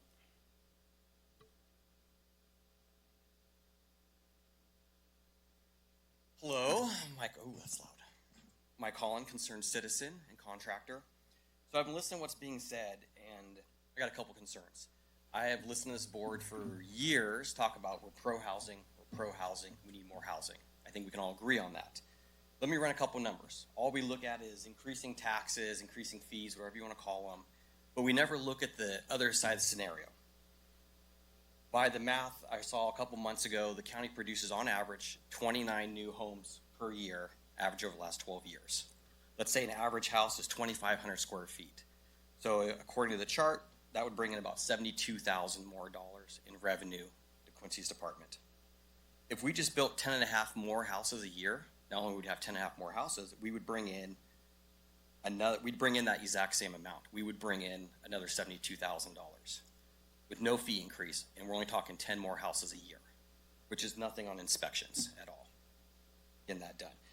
If we went ahead and we doubled and went from 29 and doubled that number, we would bring in $199,000 a year in revenue to that department, and we'd bring in a tax base of $324,000 back into the county coffers. That's how the private sector gets things done, not increasing the cost of things, about how do we get more done with less. If I had an employee that came to me and said, yeah, I'm not meeting standards on, yeah, we have timelines and inspections. Yep, I don't get it done. I can't meet them. By the way, I'm gonna need more money. I'd say, nice to see you, but we don't need you anymore. Have we held anybody accountable to these standards? Are we looking at staff saying, why are we not meeting standards? Because I don't understand how you can come to a board and say, yeah, I know we're failing, but a little more money would be good for us. It would. Increasing the fees will make my life easier in 33 days. It really would. But is it the right choice for the people of our county? I think we can look at this last election and people across the board, our county, our nation, have said, inefficiency, no more. That is not what they want the government to be. So I think we need to look at that and look at what can we do to increase those revenues off other ways, not just simply increasing fees. 10 more houses a year to cover those fees, and just on single family homes. You know, I mean, obviously we can look at all that stuff. But that was the easiest one based off a 2,500 square foot house, which is pretty average. Anyways, thanks for your guys' time. Can I make a comment on that? I just want to make sure with the last speaker that $72,000 in, I assume, property taxes, we don't get that full amount. The county doesn't get that. Okay. 26%. Okay, just want to make sure we're comparing apples to apples. Thank you. All right, we've got non-podium talk here, so. Yes, sir. Okay, I'm going to be starting off a series from the Business Council and the Business the Building Industry Association, and I'm going to just make my comments very short and very high level. First, I want to say that having this work done, this research done, this level of detail is very, very helpful because we all need to have this information as we move forward and try to make decisions. What we've learned just today, well, over the last few days, but now even more today, is that there is a bunch of additional detail information sitting under what we've just reviewed together that my group is very anxious to engage so that we fully understand what the cost drivers are for every one of that entire list. If you went through the report, there's 4 pages of services being delivered. We'd like to go do a deep dive on every one of those and fully understand what's involved in delivering all those services, which I saw there were some services that were redlined out that through this process they've decided to not deliver. That's great. We should probably look for additional services or that are maybe that not that helpful to us collectively and eliminate those if we can. I think this process appears that this has been going on for a year, and our work group just became aware of it just here recently into this level of detail.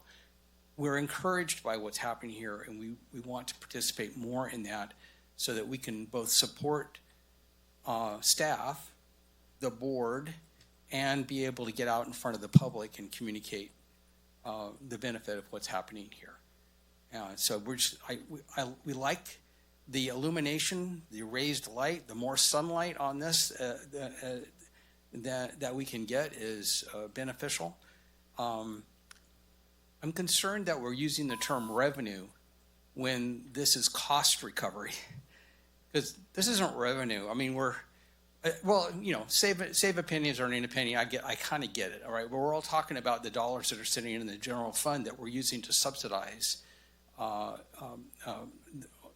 these services, and so I like the idea of 100% recovery on the costs. I like that because it's putting the cash flow in the right buckets.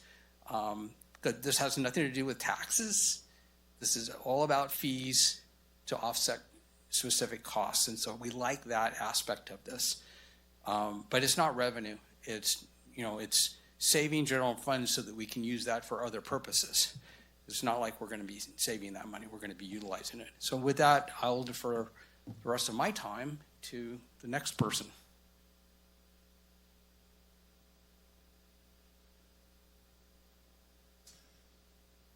Good afternoon, Mr. Chair, members of the board. Mike Lemke, representing the Tolman County building industry. Each of you asked very good questions, and I appreciate the depth that you've looked into this topic.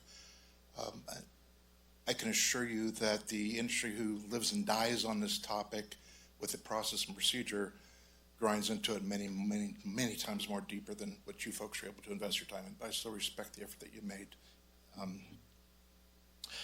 This time of the year has a lot of three-part process to it, and even started off with, as we're little kids teaching the little Christmas song, you're making a list, you're checking it twice, and then you're making decisions. And as we each go through all of our holiday plans, we're having to make decisions on what we're paying for, what are we looking to get from this return, how's it we're going to spread it across our family expenses, and all these types of things. So it's very key that we have that dialogue.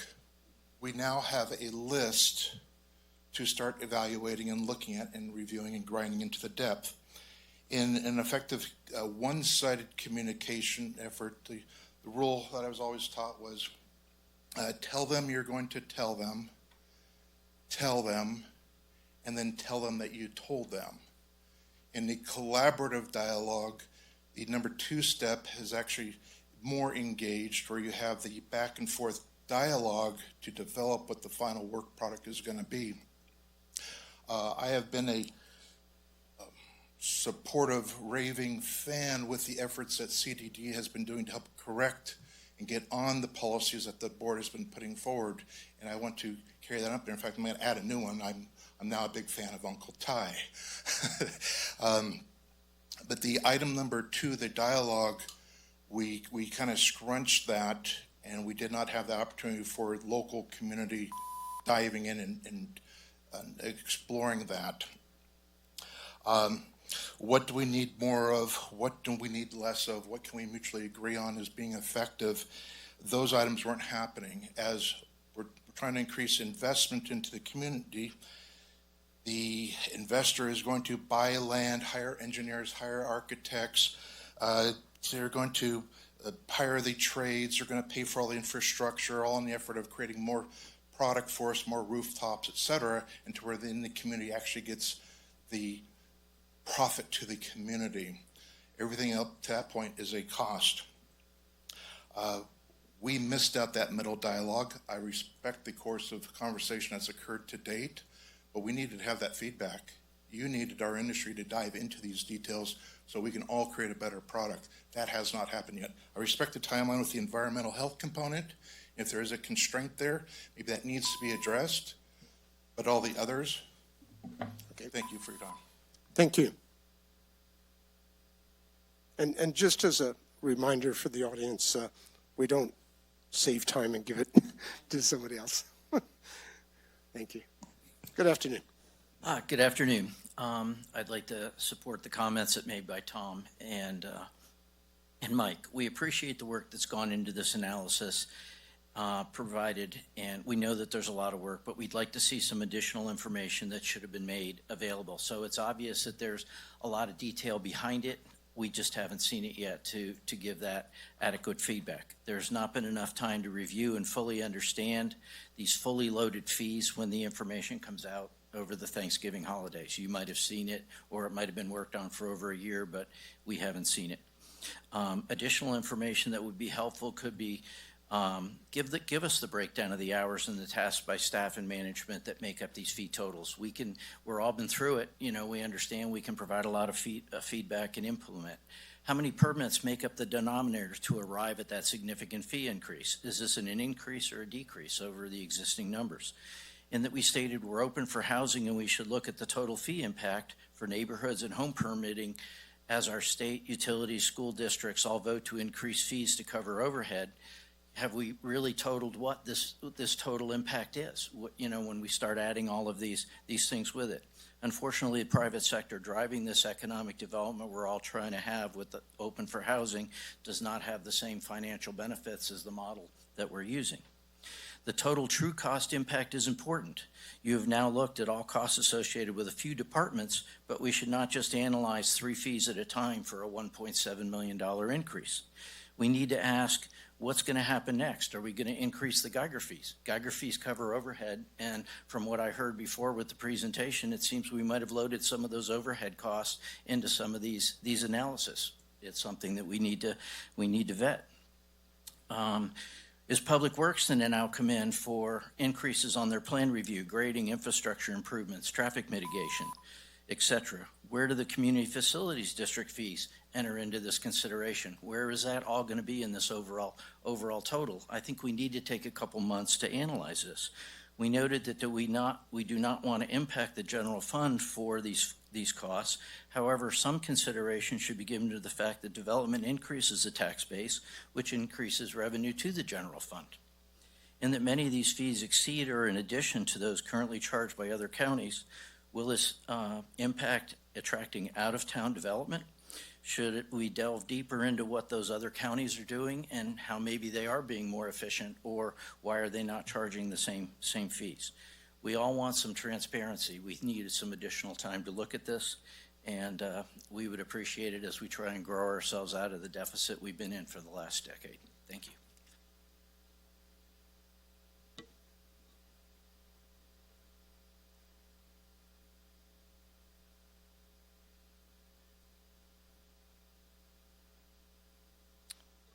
Good afternoon. Good afternoon. And by the way, thank you for having this on the agenda. It's an important topic. And it's one has been tossed around a lot, and this is a pretty good presentation. I appreciate that. And good questions. But there are a few things I'd like to share with you. One is, it wasn't real answered by the presentation, was when you asked about the efficiency of the process that we go through, whether it's clear and concise and goes through quickly. You got a qualitative answer, and my impression was the staff looked at themselves. You really need to have it compared to what other people do, and by an outside expert. It's hard to look at yourself and critique yourself. I mean, you're perfect, right? Or close.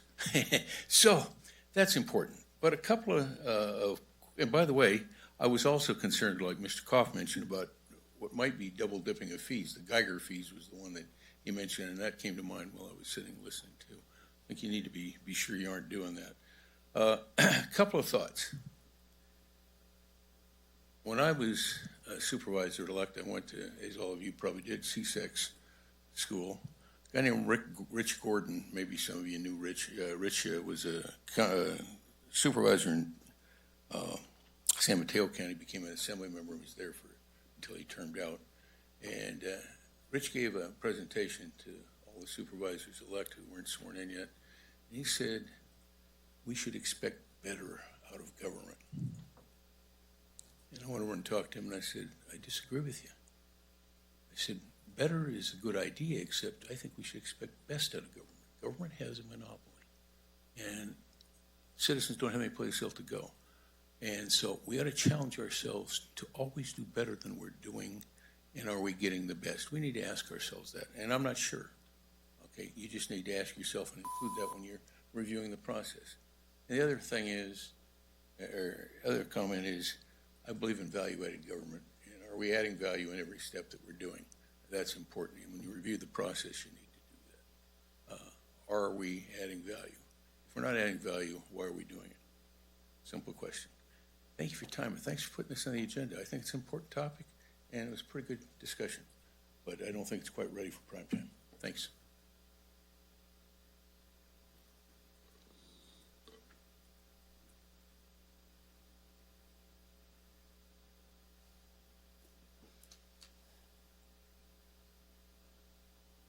Well, I'm not a professional or an expert. I can just give you my take from the back row.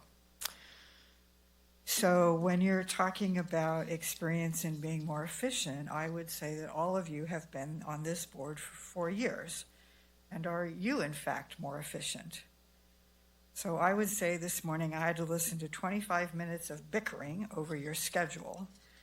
Then these appointments took an hour and 10 minutes. We're going on over an hour and a half on this. So anyway, whatever. I would also like to, I don't think you're crooks. I don't think you're ogres. I don't think you're trying to put something over on us. I can see the efforts you've done to try to change the way things are done. And I would just like to remind everyone that when Quincy extended her contract, she didn't ask for a salary increase. And I could make a snide comment about the classifications and salary increases you increased for everybody else. And I'm glad you said some things about Rachel Bell, because I think she needs some love. I think she has a very difficult job over there. And I want to tell you how much I appreciate being in a meeting where you came here as department heads and you had answers. And Quincy always amazes me, and Brian too, on how you can just explain everything off the top of your head. And you're not coming in here and hemming and hawing and try to baffle me with male bovine excrement. And I really appreciate that. And on behalf of some other people in the audience, you work for the public, and it's very important that the public understand what you do, and transparency is very important. And I think a lot of this should have been discussed at the Finance Committee level, where a lot of these discussions could have taken place, perhaps in more detail, instead of all of a sudden, here it is, and now we got to make a decision right now. So those are just my comments. Thank you.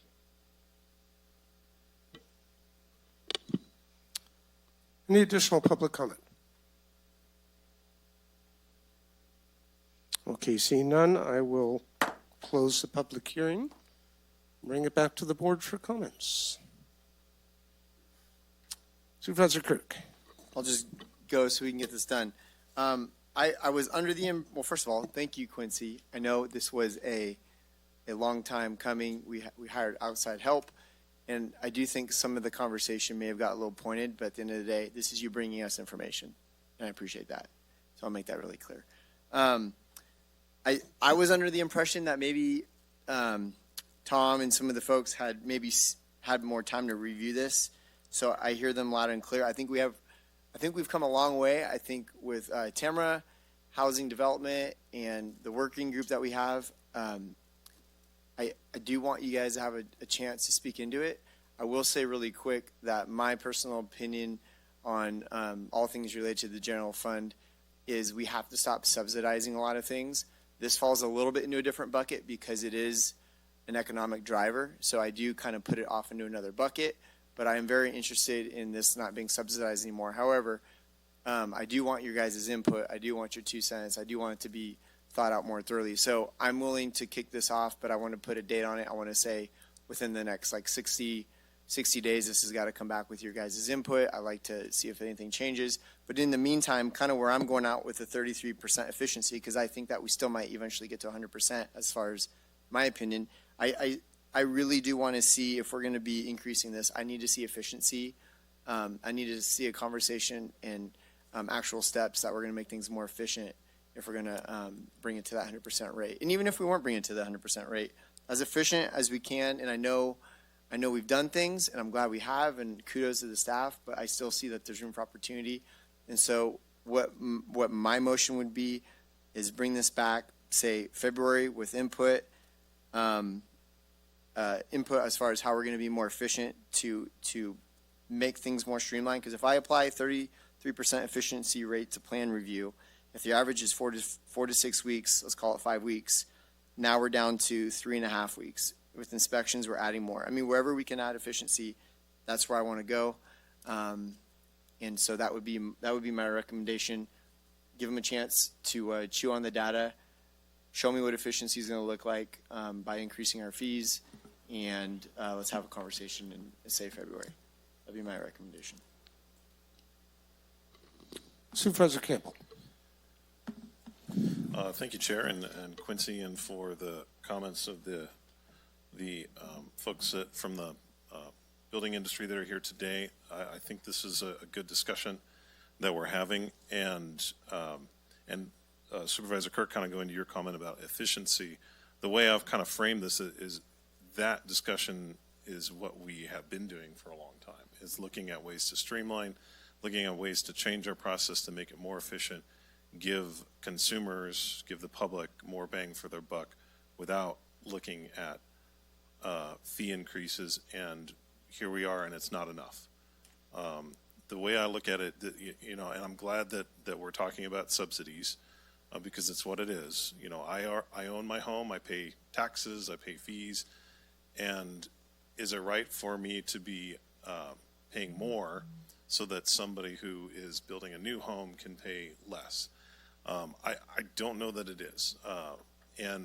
Obviously, if we're talking figures that are going to preclude people from building in our community, that absolutely needs to be taken in consideration. But what we need to remember is that these fees do not occur in a vacuum. There are other communities that have similar fees. Honestly, most of the colleagues that I've talked to in other counties, their fees are much higher and cover a much broader range of areas.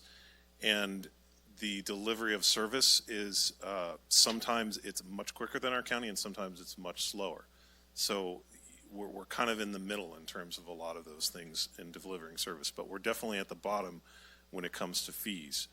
And when I had never heard of general plan update fees until Quincy mentioned it to me months ago. And I was like, what is that? And so I started asking around. Every other municipality that I talk to has something like that. And it's usually along the lines of 20 or 30 bucks. So if I look at it and going to Supervisor Brandon's comment about, whether it would be fair to charge somebody $5 for, if I'm building a $500,000 house versus $5 if I'm putting in a water heater. If I'm building a $500,000 house, it's not going to factor at all, $5. If I'm buying a water heater permit, still probably not.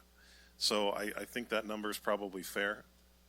And we do absolutely need to be planning for the general plan. I remember that process, and it was very lengthy, it was very expensive, and the updates that followed it were took a lot of time.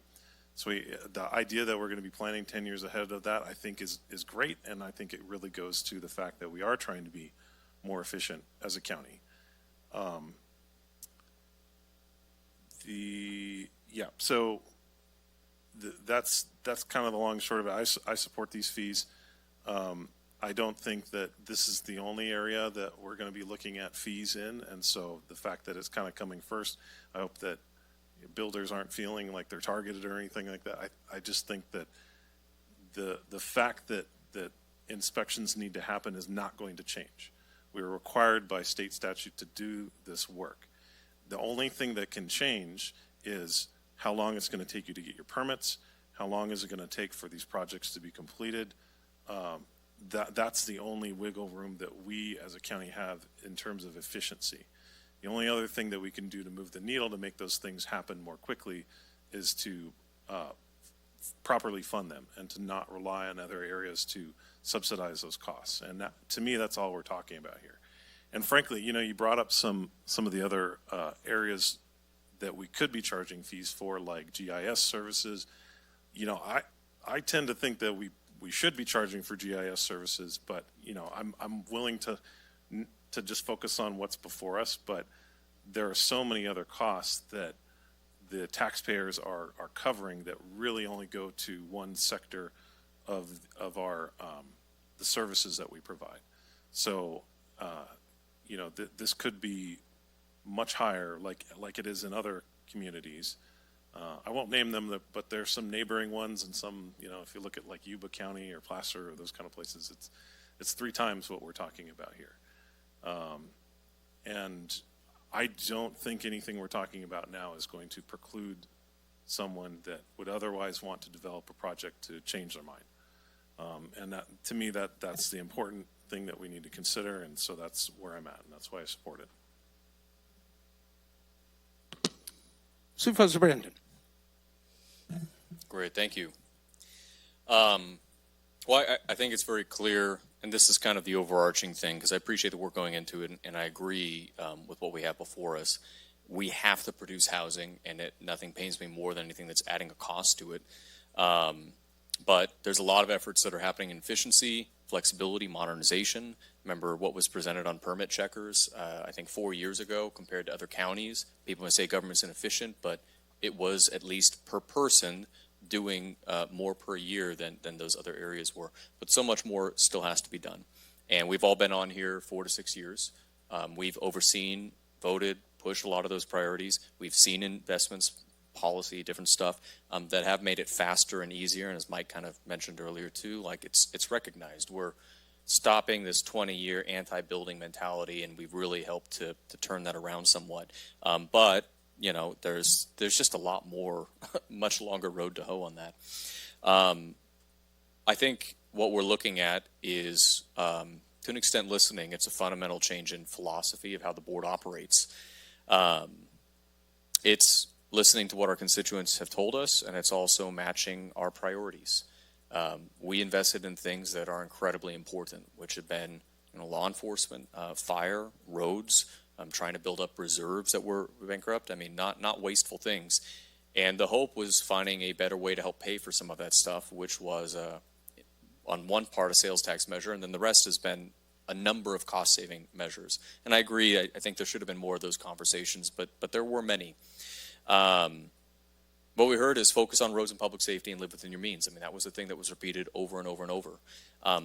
So that philosophy change, fundamentally, this is a service that is general fund supported, that is not mandated to be free, and we can no longer subsidize these services at the same level that we basically have been. If we weren't focused on roads and public safety, that's what's going to happen. And people may like or dislike me, and maybe that's whether they're going to say that I'm full of crap, or you know, I'm honest and truthful, and they totally believe it at face value. We all want efficiency. We all talk about it. We've all voted on it. We've all put money into it. That has been a driving thing. It takes time.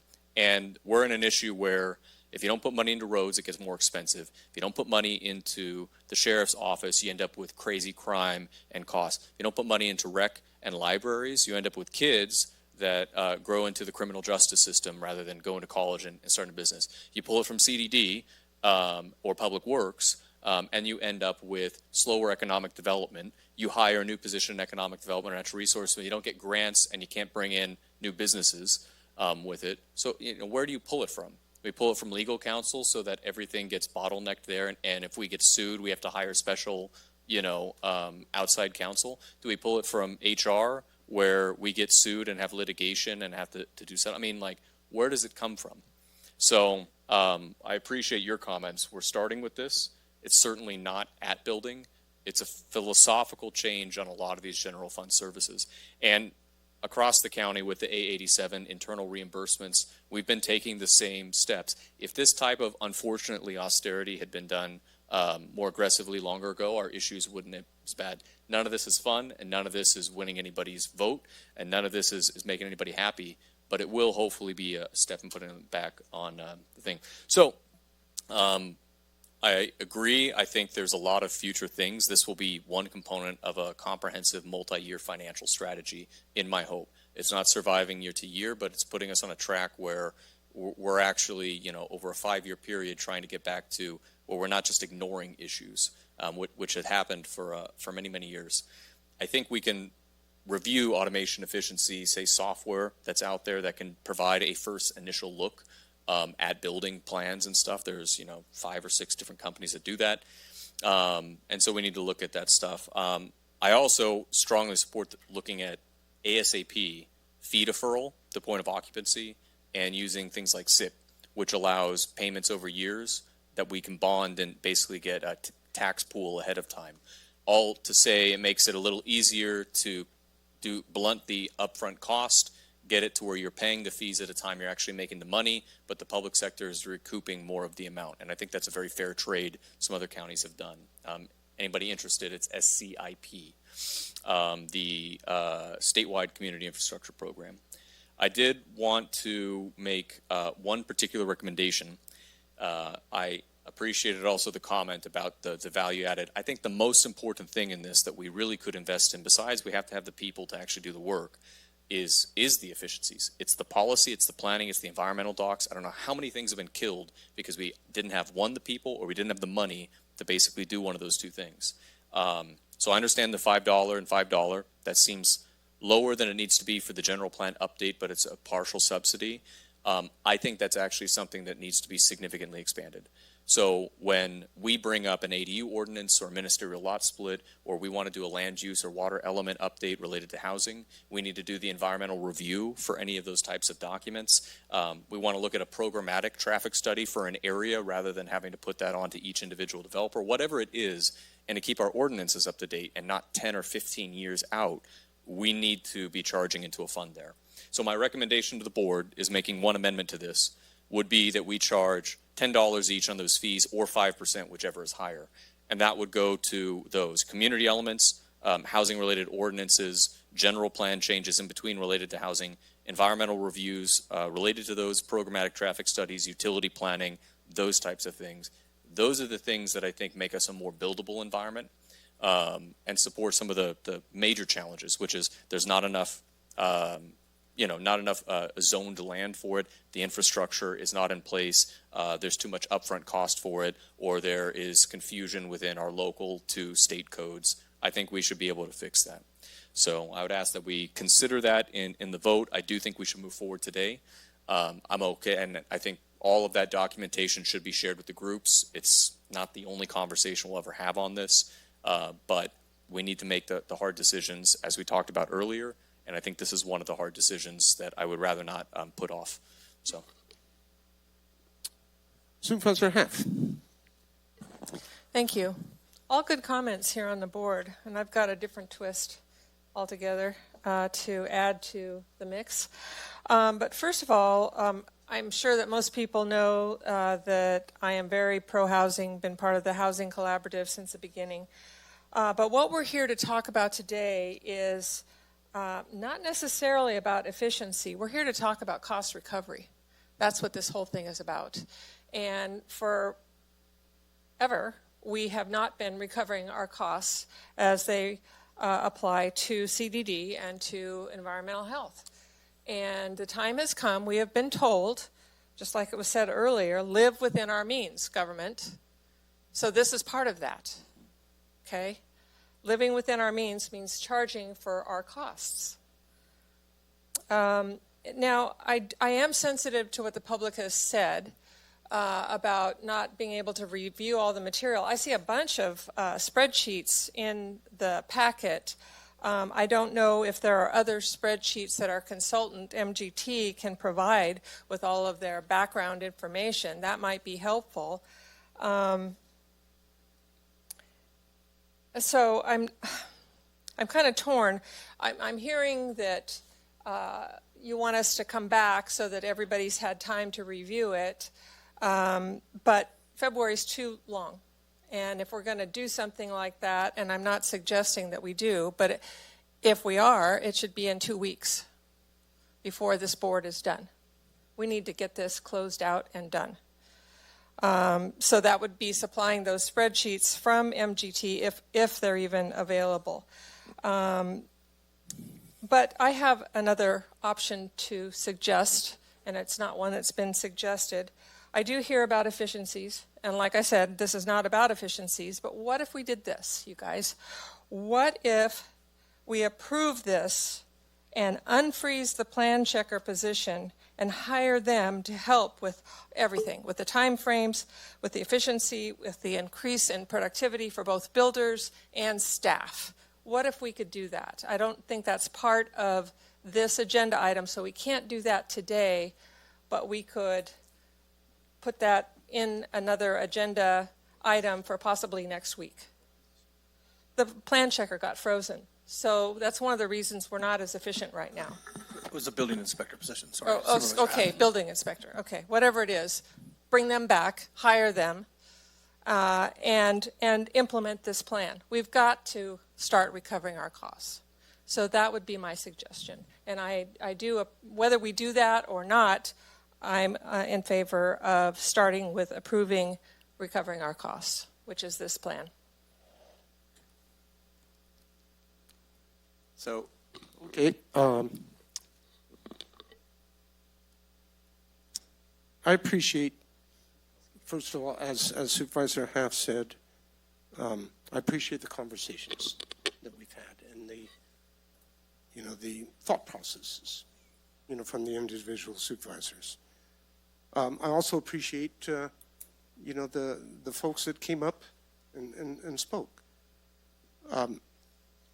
One of them, did, really stand out to me. This is not revenue. This is cost recovery. Supervisor Half just touched on as well. I'll just do a quick analogy in another area, but it's always bugged me, is that, some fire departments, right, they go out and buy a Type 3 fire engine, wildland type fire engine, with the thought that, we'll send that engine out there, and they'll go out on all the big fires, and they'll make a bunch of money to bring back to our department. It's supposed to be reimbursement, right? And we're talking the same thing here, right? It's not supposed to make money off of it. In that scenario, you're looking at, your staff time, you're looking at maintenance on the vehicle, wear and tear on the vehicle, and I've heard that at the county level too, and I've always disagreed with it.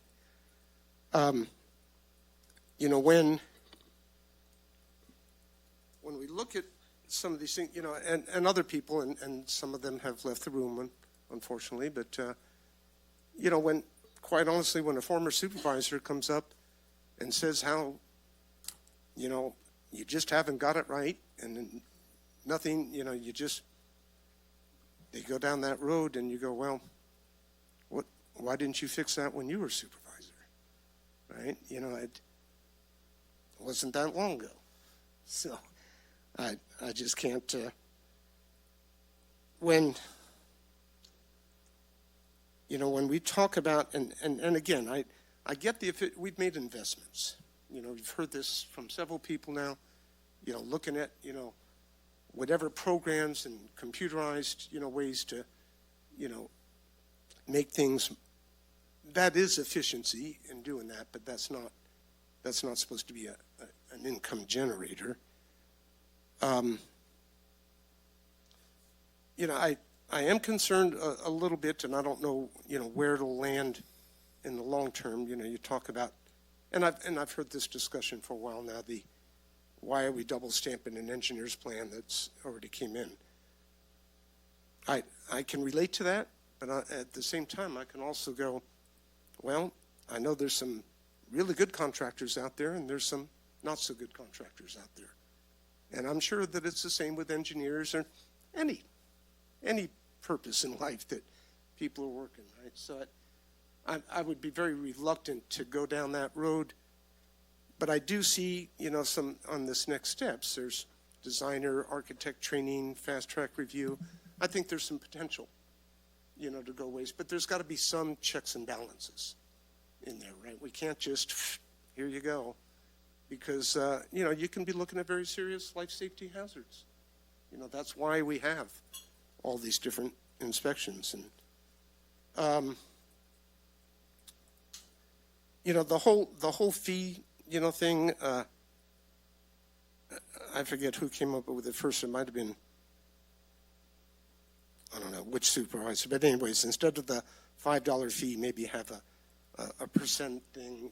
Supervisor Brandon just came out saying $10 or 5%, whatever's more. Well, 5% could get pretty steep, on a project. So I'd be a little reluctant to go there. I could see going $10 and then, up to, and I don't know, maybe have a cutoff level and then go 1% or something, to equate it. But, have the minimum, whatever base level. See if I got anything else here.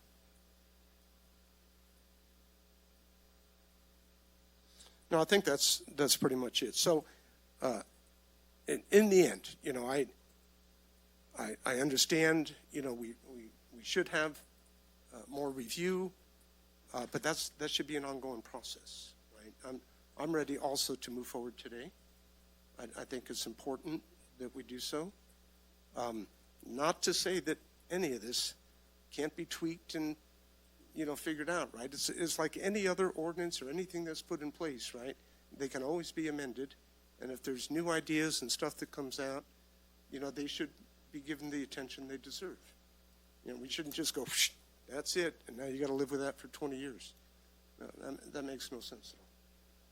So, unless there's any further comments, I would be looking for a motion here. I only wanted to bring up, again, and we may or may not have to say it, and you're right, I think potentially 5% is too much. If it's possible to get direction or feedback from the rest of the board about the idea of doing a $10 each or 2% to the same thing, which would basically be going to general plan or policy needed changes, environmental review, that type of stuff, and whether we would like to make that amendment. My only thought is that I'm assuming that Quincy and her team came up with the fee schedule for a reason, and I know that anytime we look at percentages, it increases the complexity of taking in those fees, because now the contractor or homeowner, whoever was trying to get their permit, they're not necessarily going to know upfront what the cost would be. Whereas if it's $5, it's $5. That's my only thought is the simplicity. I'm not a smart man, but I play one on TV. But if you tell me it's $5, then I can immediately make the calculation about whether that makes financial sense. Whereas if it's a percentage, that's something that your average person is less likely to know, first of all, that there's that percentage fee there. And so there would be more of a surprise that it's going to be tacked on. And then second of all, they have to now factor in, okay, what is this percentage? I guess it's a minor additional complexity, but what we've heard consistently from the building community is that our processes are too arcane and difficult to know the right thing to do. I guess that's my only concern with that. And I guess we can continue talking about that, but I also wanted to address what Supervisor Half brought up. Before we go there, Supervisor Campbell, any further thoughts on the $5 versus $10 versus percent? I personally would be okay with going with $10 instead of $5, but I don't really want to see the percentage. But if the board's not in favor of it, I'm fine with the $5. So it's just how others feel. Any thoughts on it? Just looking for 3, and if there's not 3, then move on. Okay. All right.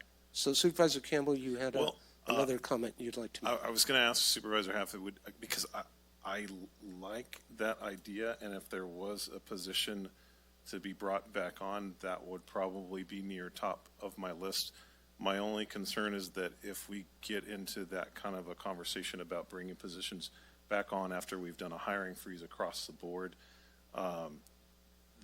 then we're, okay, let's bring the inspector back in, and then it becomes a conversation, well, why don't we bring this position? And then pretty soon we've eaten up any kind of cost recovery that we're trying to make by increasing fees. I don't know. I guess I'm not answering your question very well, but I would like to have that conversation, but without a promise that we'll actually do it. Just look at it if you can agree that it's okay to look if that is feasible in the context of the entire budget. Next week? Next week, that's the conversation I'd like to have. Okay. Not Sure. that we're agreeing we are absolutely going to put that position back. Yeah, it's not an agenda item that we could act upon. But we can ask for it to be brought back. But I'm fine with giving direction to bring that back for further discussion. Personally, I'm not in support, and for the same reasons as Supervisor Campbell brought up. Remember with COVID, and they said essential workers, and everybody said, "Oh, so I'm disposable." There's a lot of positions. Most of them, I'd say, in the county, we could make an argument for that as to why it's functionally critical. I would say with the new board and a new budget or new financial priorities, we leave the maximum flexibility, and we are doing this utterly fair across departments, which means that we don't discuss unfreezing a vacant position there or doing hiring until we do it for all departments evenly. And I don't think we should open up that can of worms one by one. I agree. It's again a position I would love to see restored. But then what do we do when somebody says, well, what about the deputy we're trying to hire? What about literally any other position?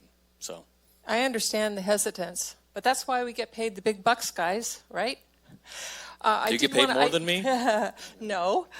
I do want to make this point, though. There are some, but there are very few departments that are revenue cost neutral, or they generate revenue to pay for themselves. This is one of them. You know, we have property taxes pay for a sheriff, but they don't get a bill. Like when the sheriff comes out and calls, you don't pay them because they came and give the county a fee for it. This is one that, I don't know if I'm making myself very clear, but this is a department that asks for fees for services, and it also ties in with economic development. So I can make a case for not only doing what we are hopefully doing today and making sure that our costs are recovered, but maybe doing it in a more efficient way if we can have that conversation next week. And,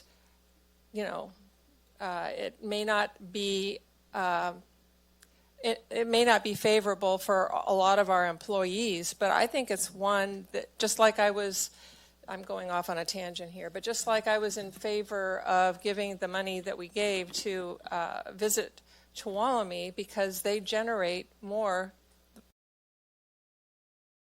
after we give them what we give them, it comes back.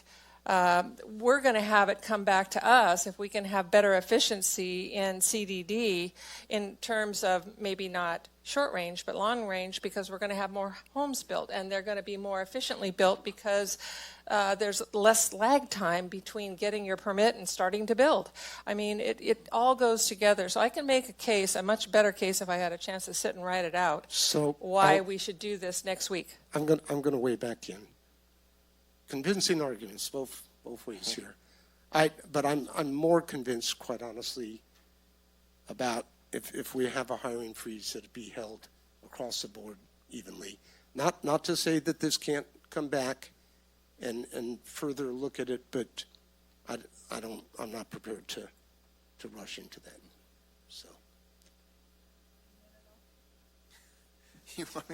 My weighing in is I would let it come back so that our partners can have a second to look at it. Hiring freeze to me is a hiring freeze, so I'm sorry I don't agree with you on that one. But I would bring it back so they can have a chance to weigh in, and then I won't be voting yes on this if we don't have some. I know we're looking at efficiencies, but the fact that we're going to be potentially raising the rates at a substantial level, I want to see some ways to measure these efficiencies and hear when we're doing these, how we're doing these, and what efficiency standards we think we're going to meet by doing them. I believe we're going to go down that road, but I don't know if it's going to take months or years.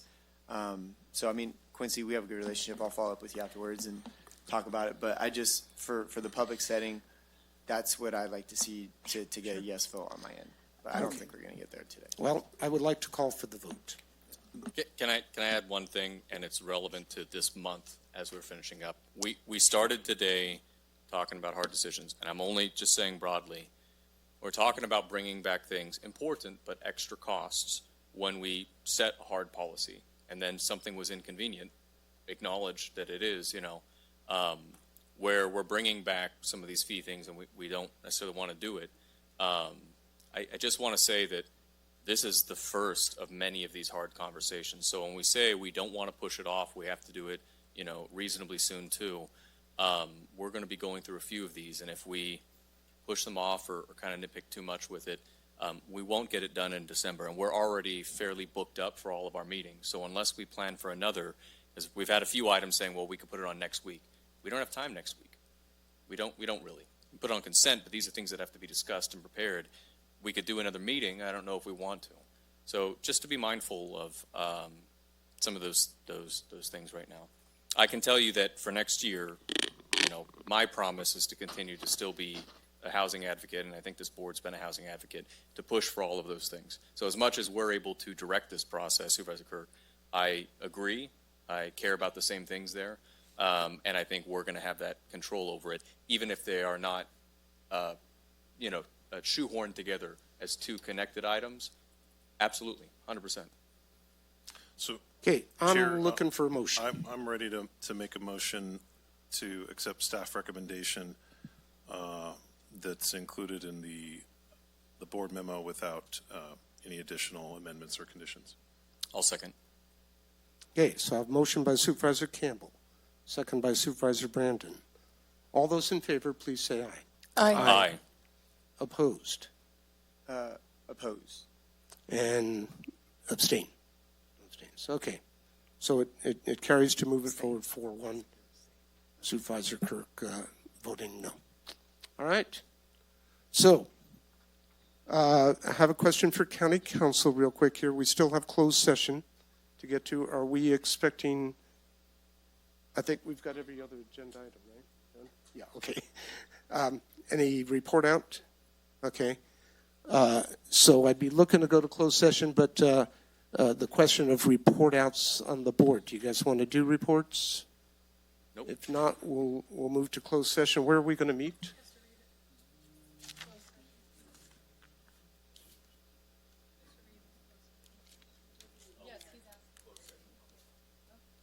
Yes. Okay. Yeah. So, all right. Go ahead. If the clerk could please read the closed session items. Item number 22, closed session, conference with labor negotiators, Tracy Riggs, County Administrator, and Karen McGettigan, Human Resources Director, Risk Manager, Authority Government Code Section 54957.6, Attorney Unit. Item number 23, closed session, conference with legal counsel, anticipated litigation, Government Code 54956.9D2, one case. See attached letter from County Council regarding the threat of litigation as required pursuant to Fowler v. City of Lafayette, 46 Cal App 5th, 360. Thank you. Is there any public comment on the closed session items? Okay, seeing none, we will move into closed session. Let's just take a few minutes so we can have a little break here. 10 minutes and we'll meet in this room.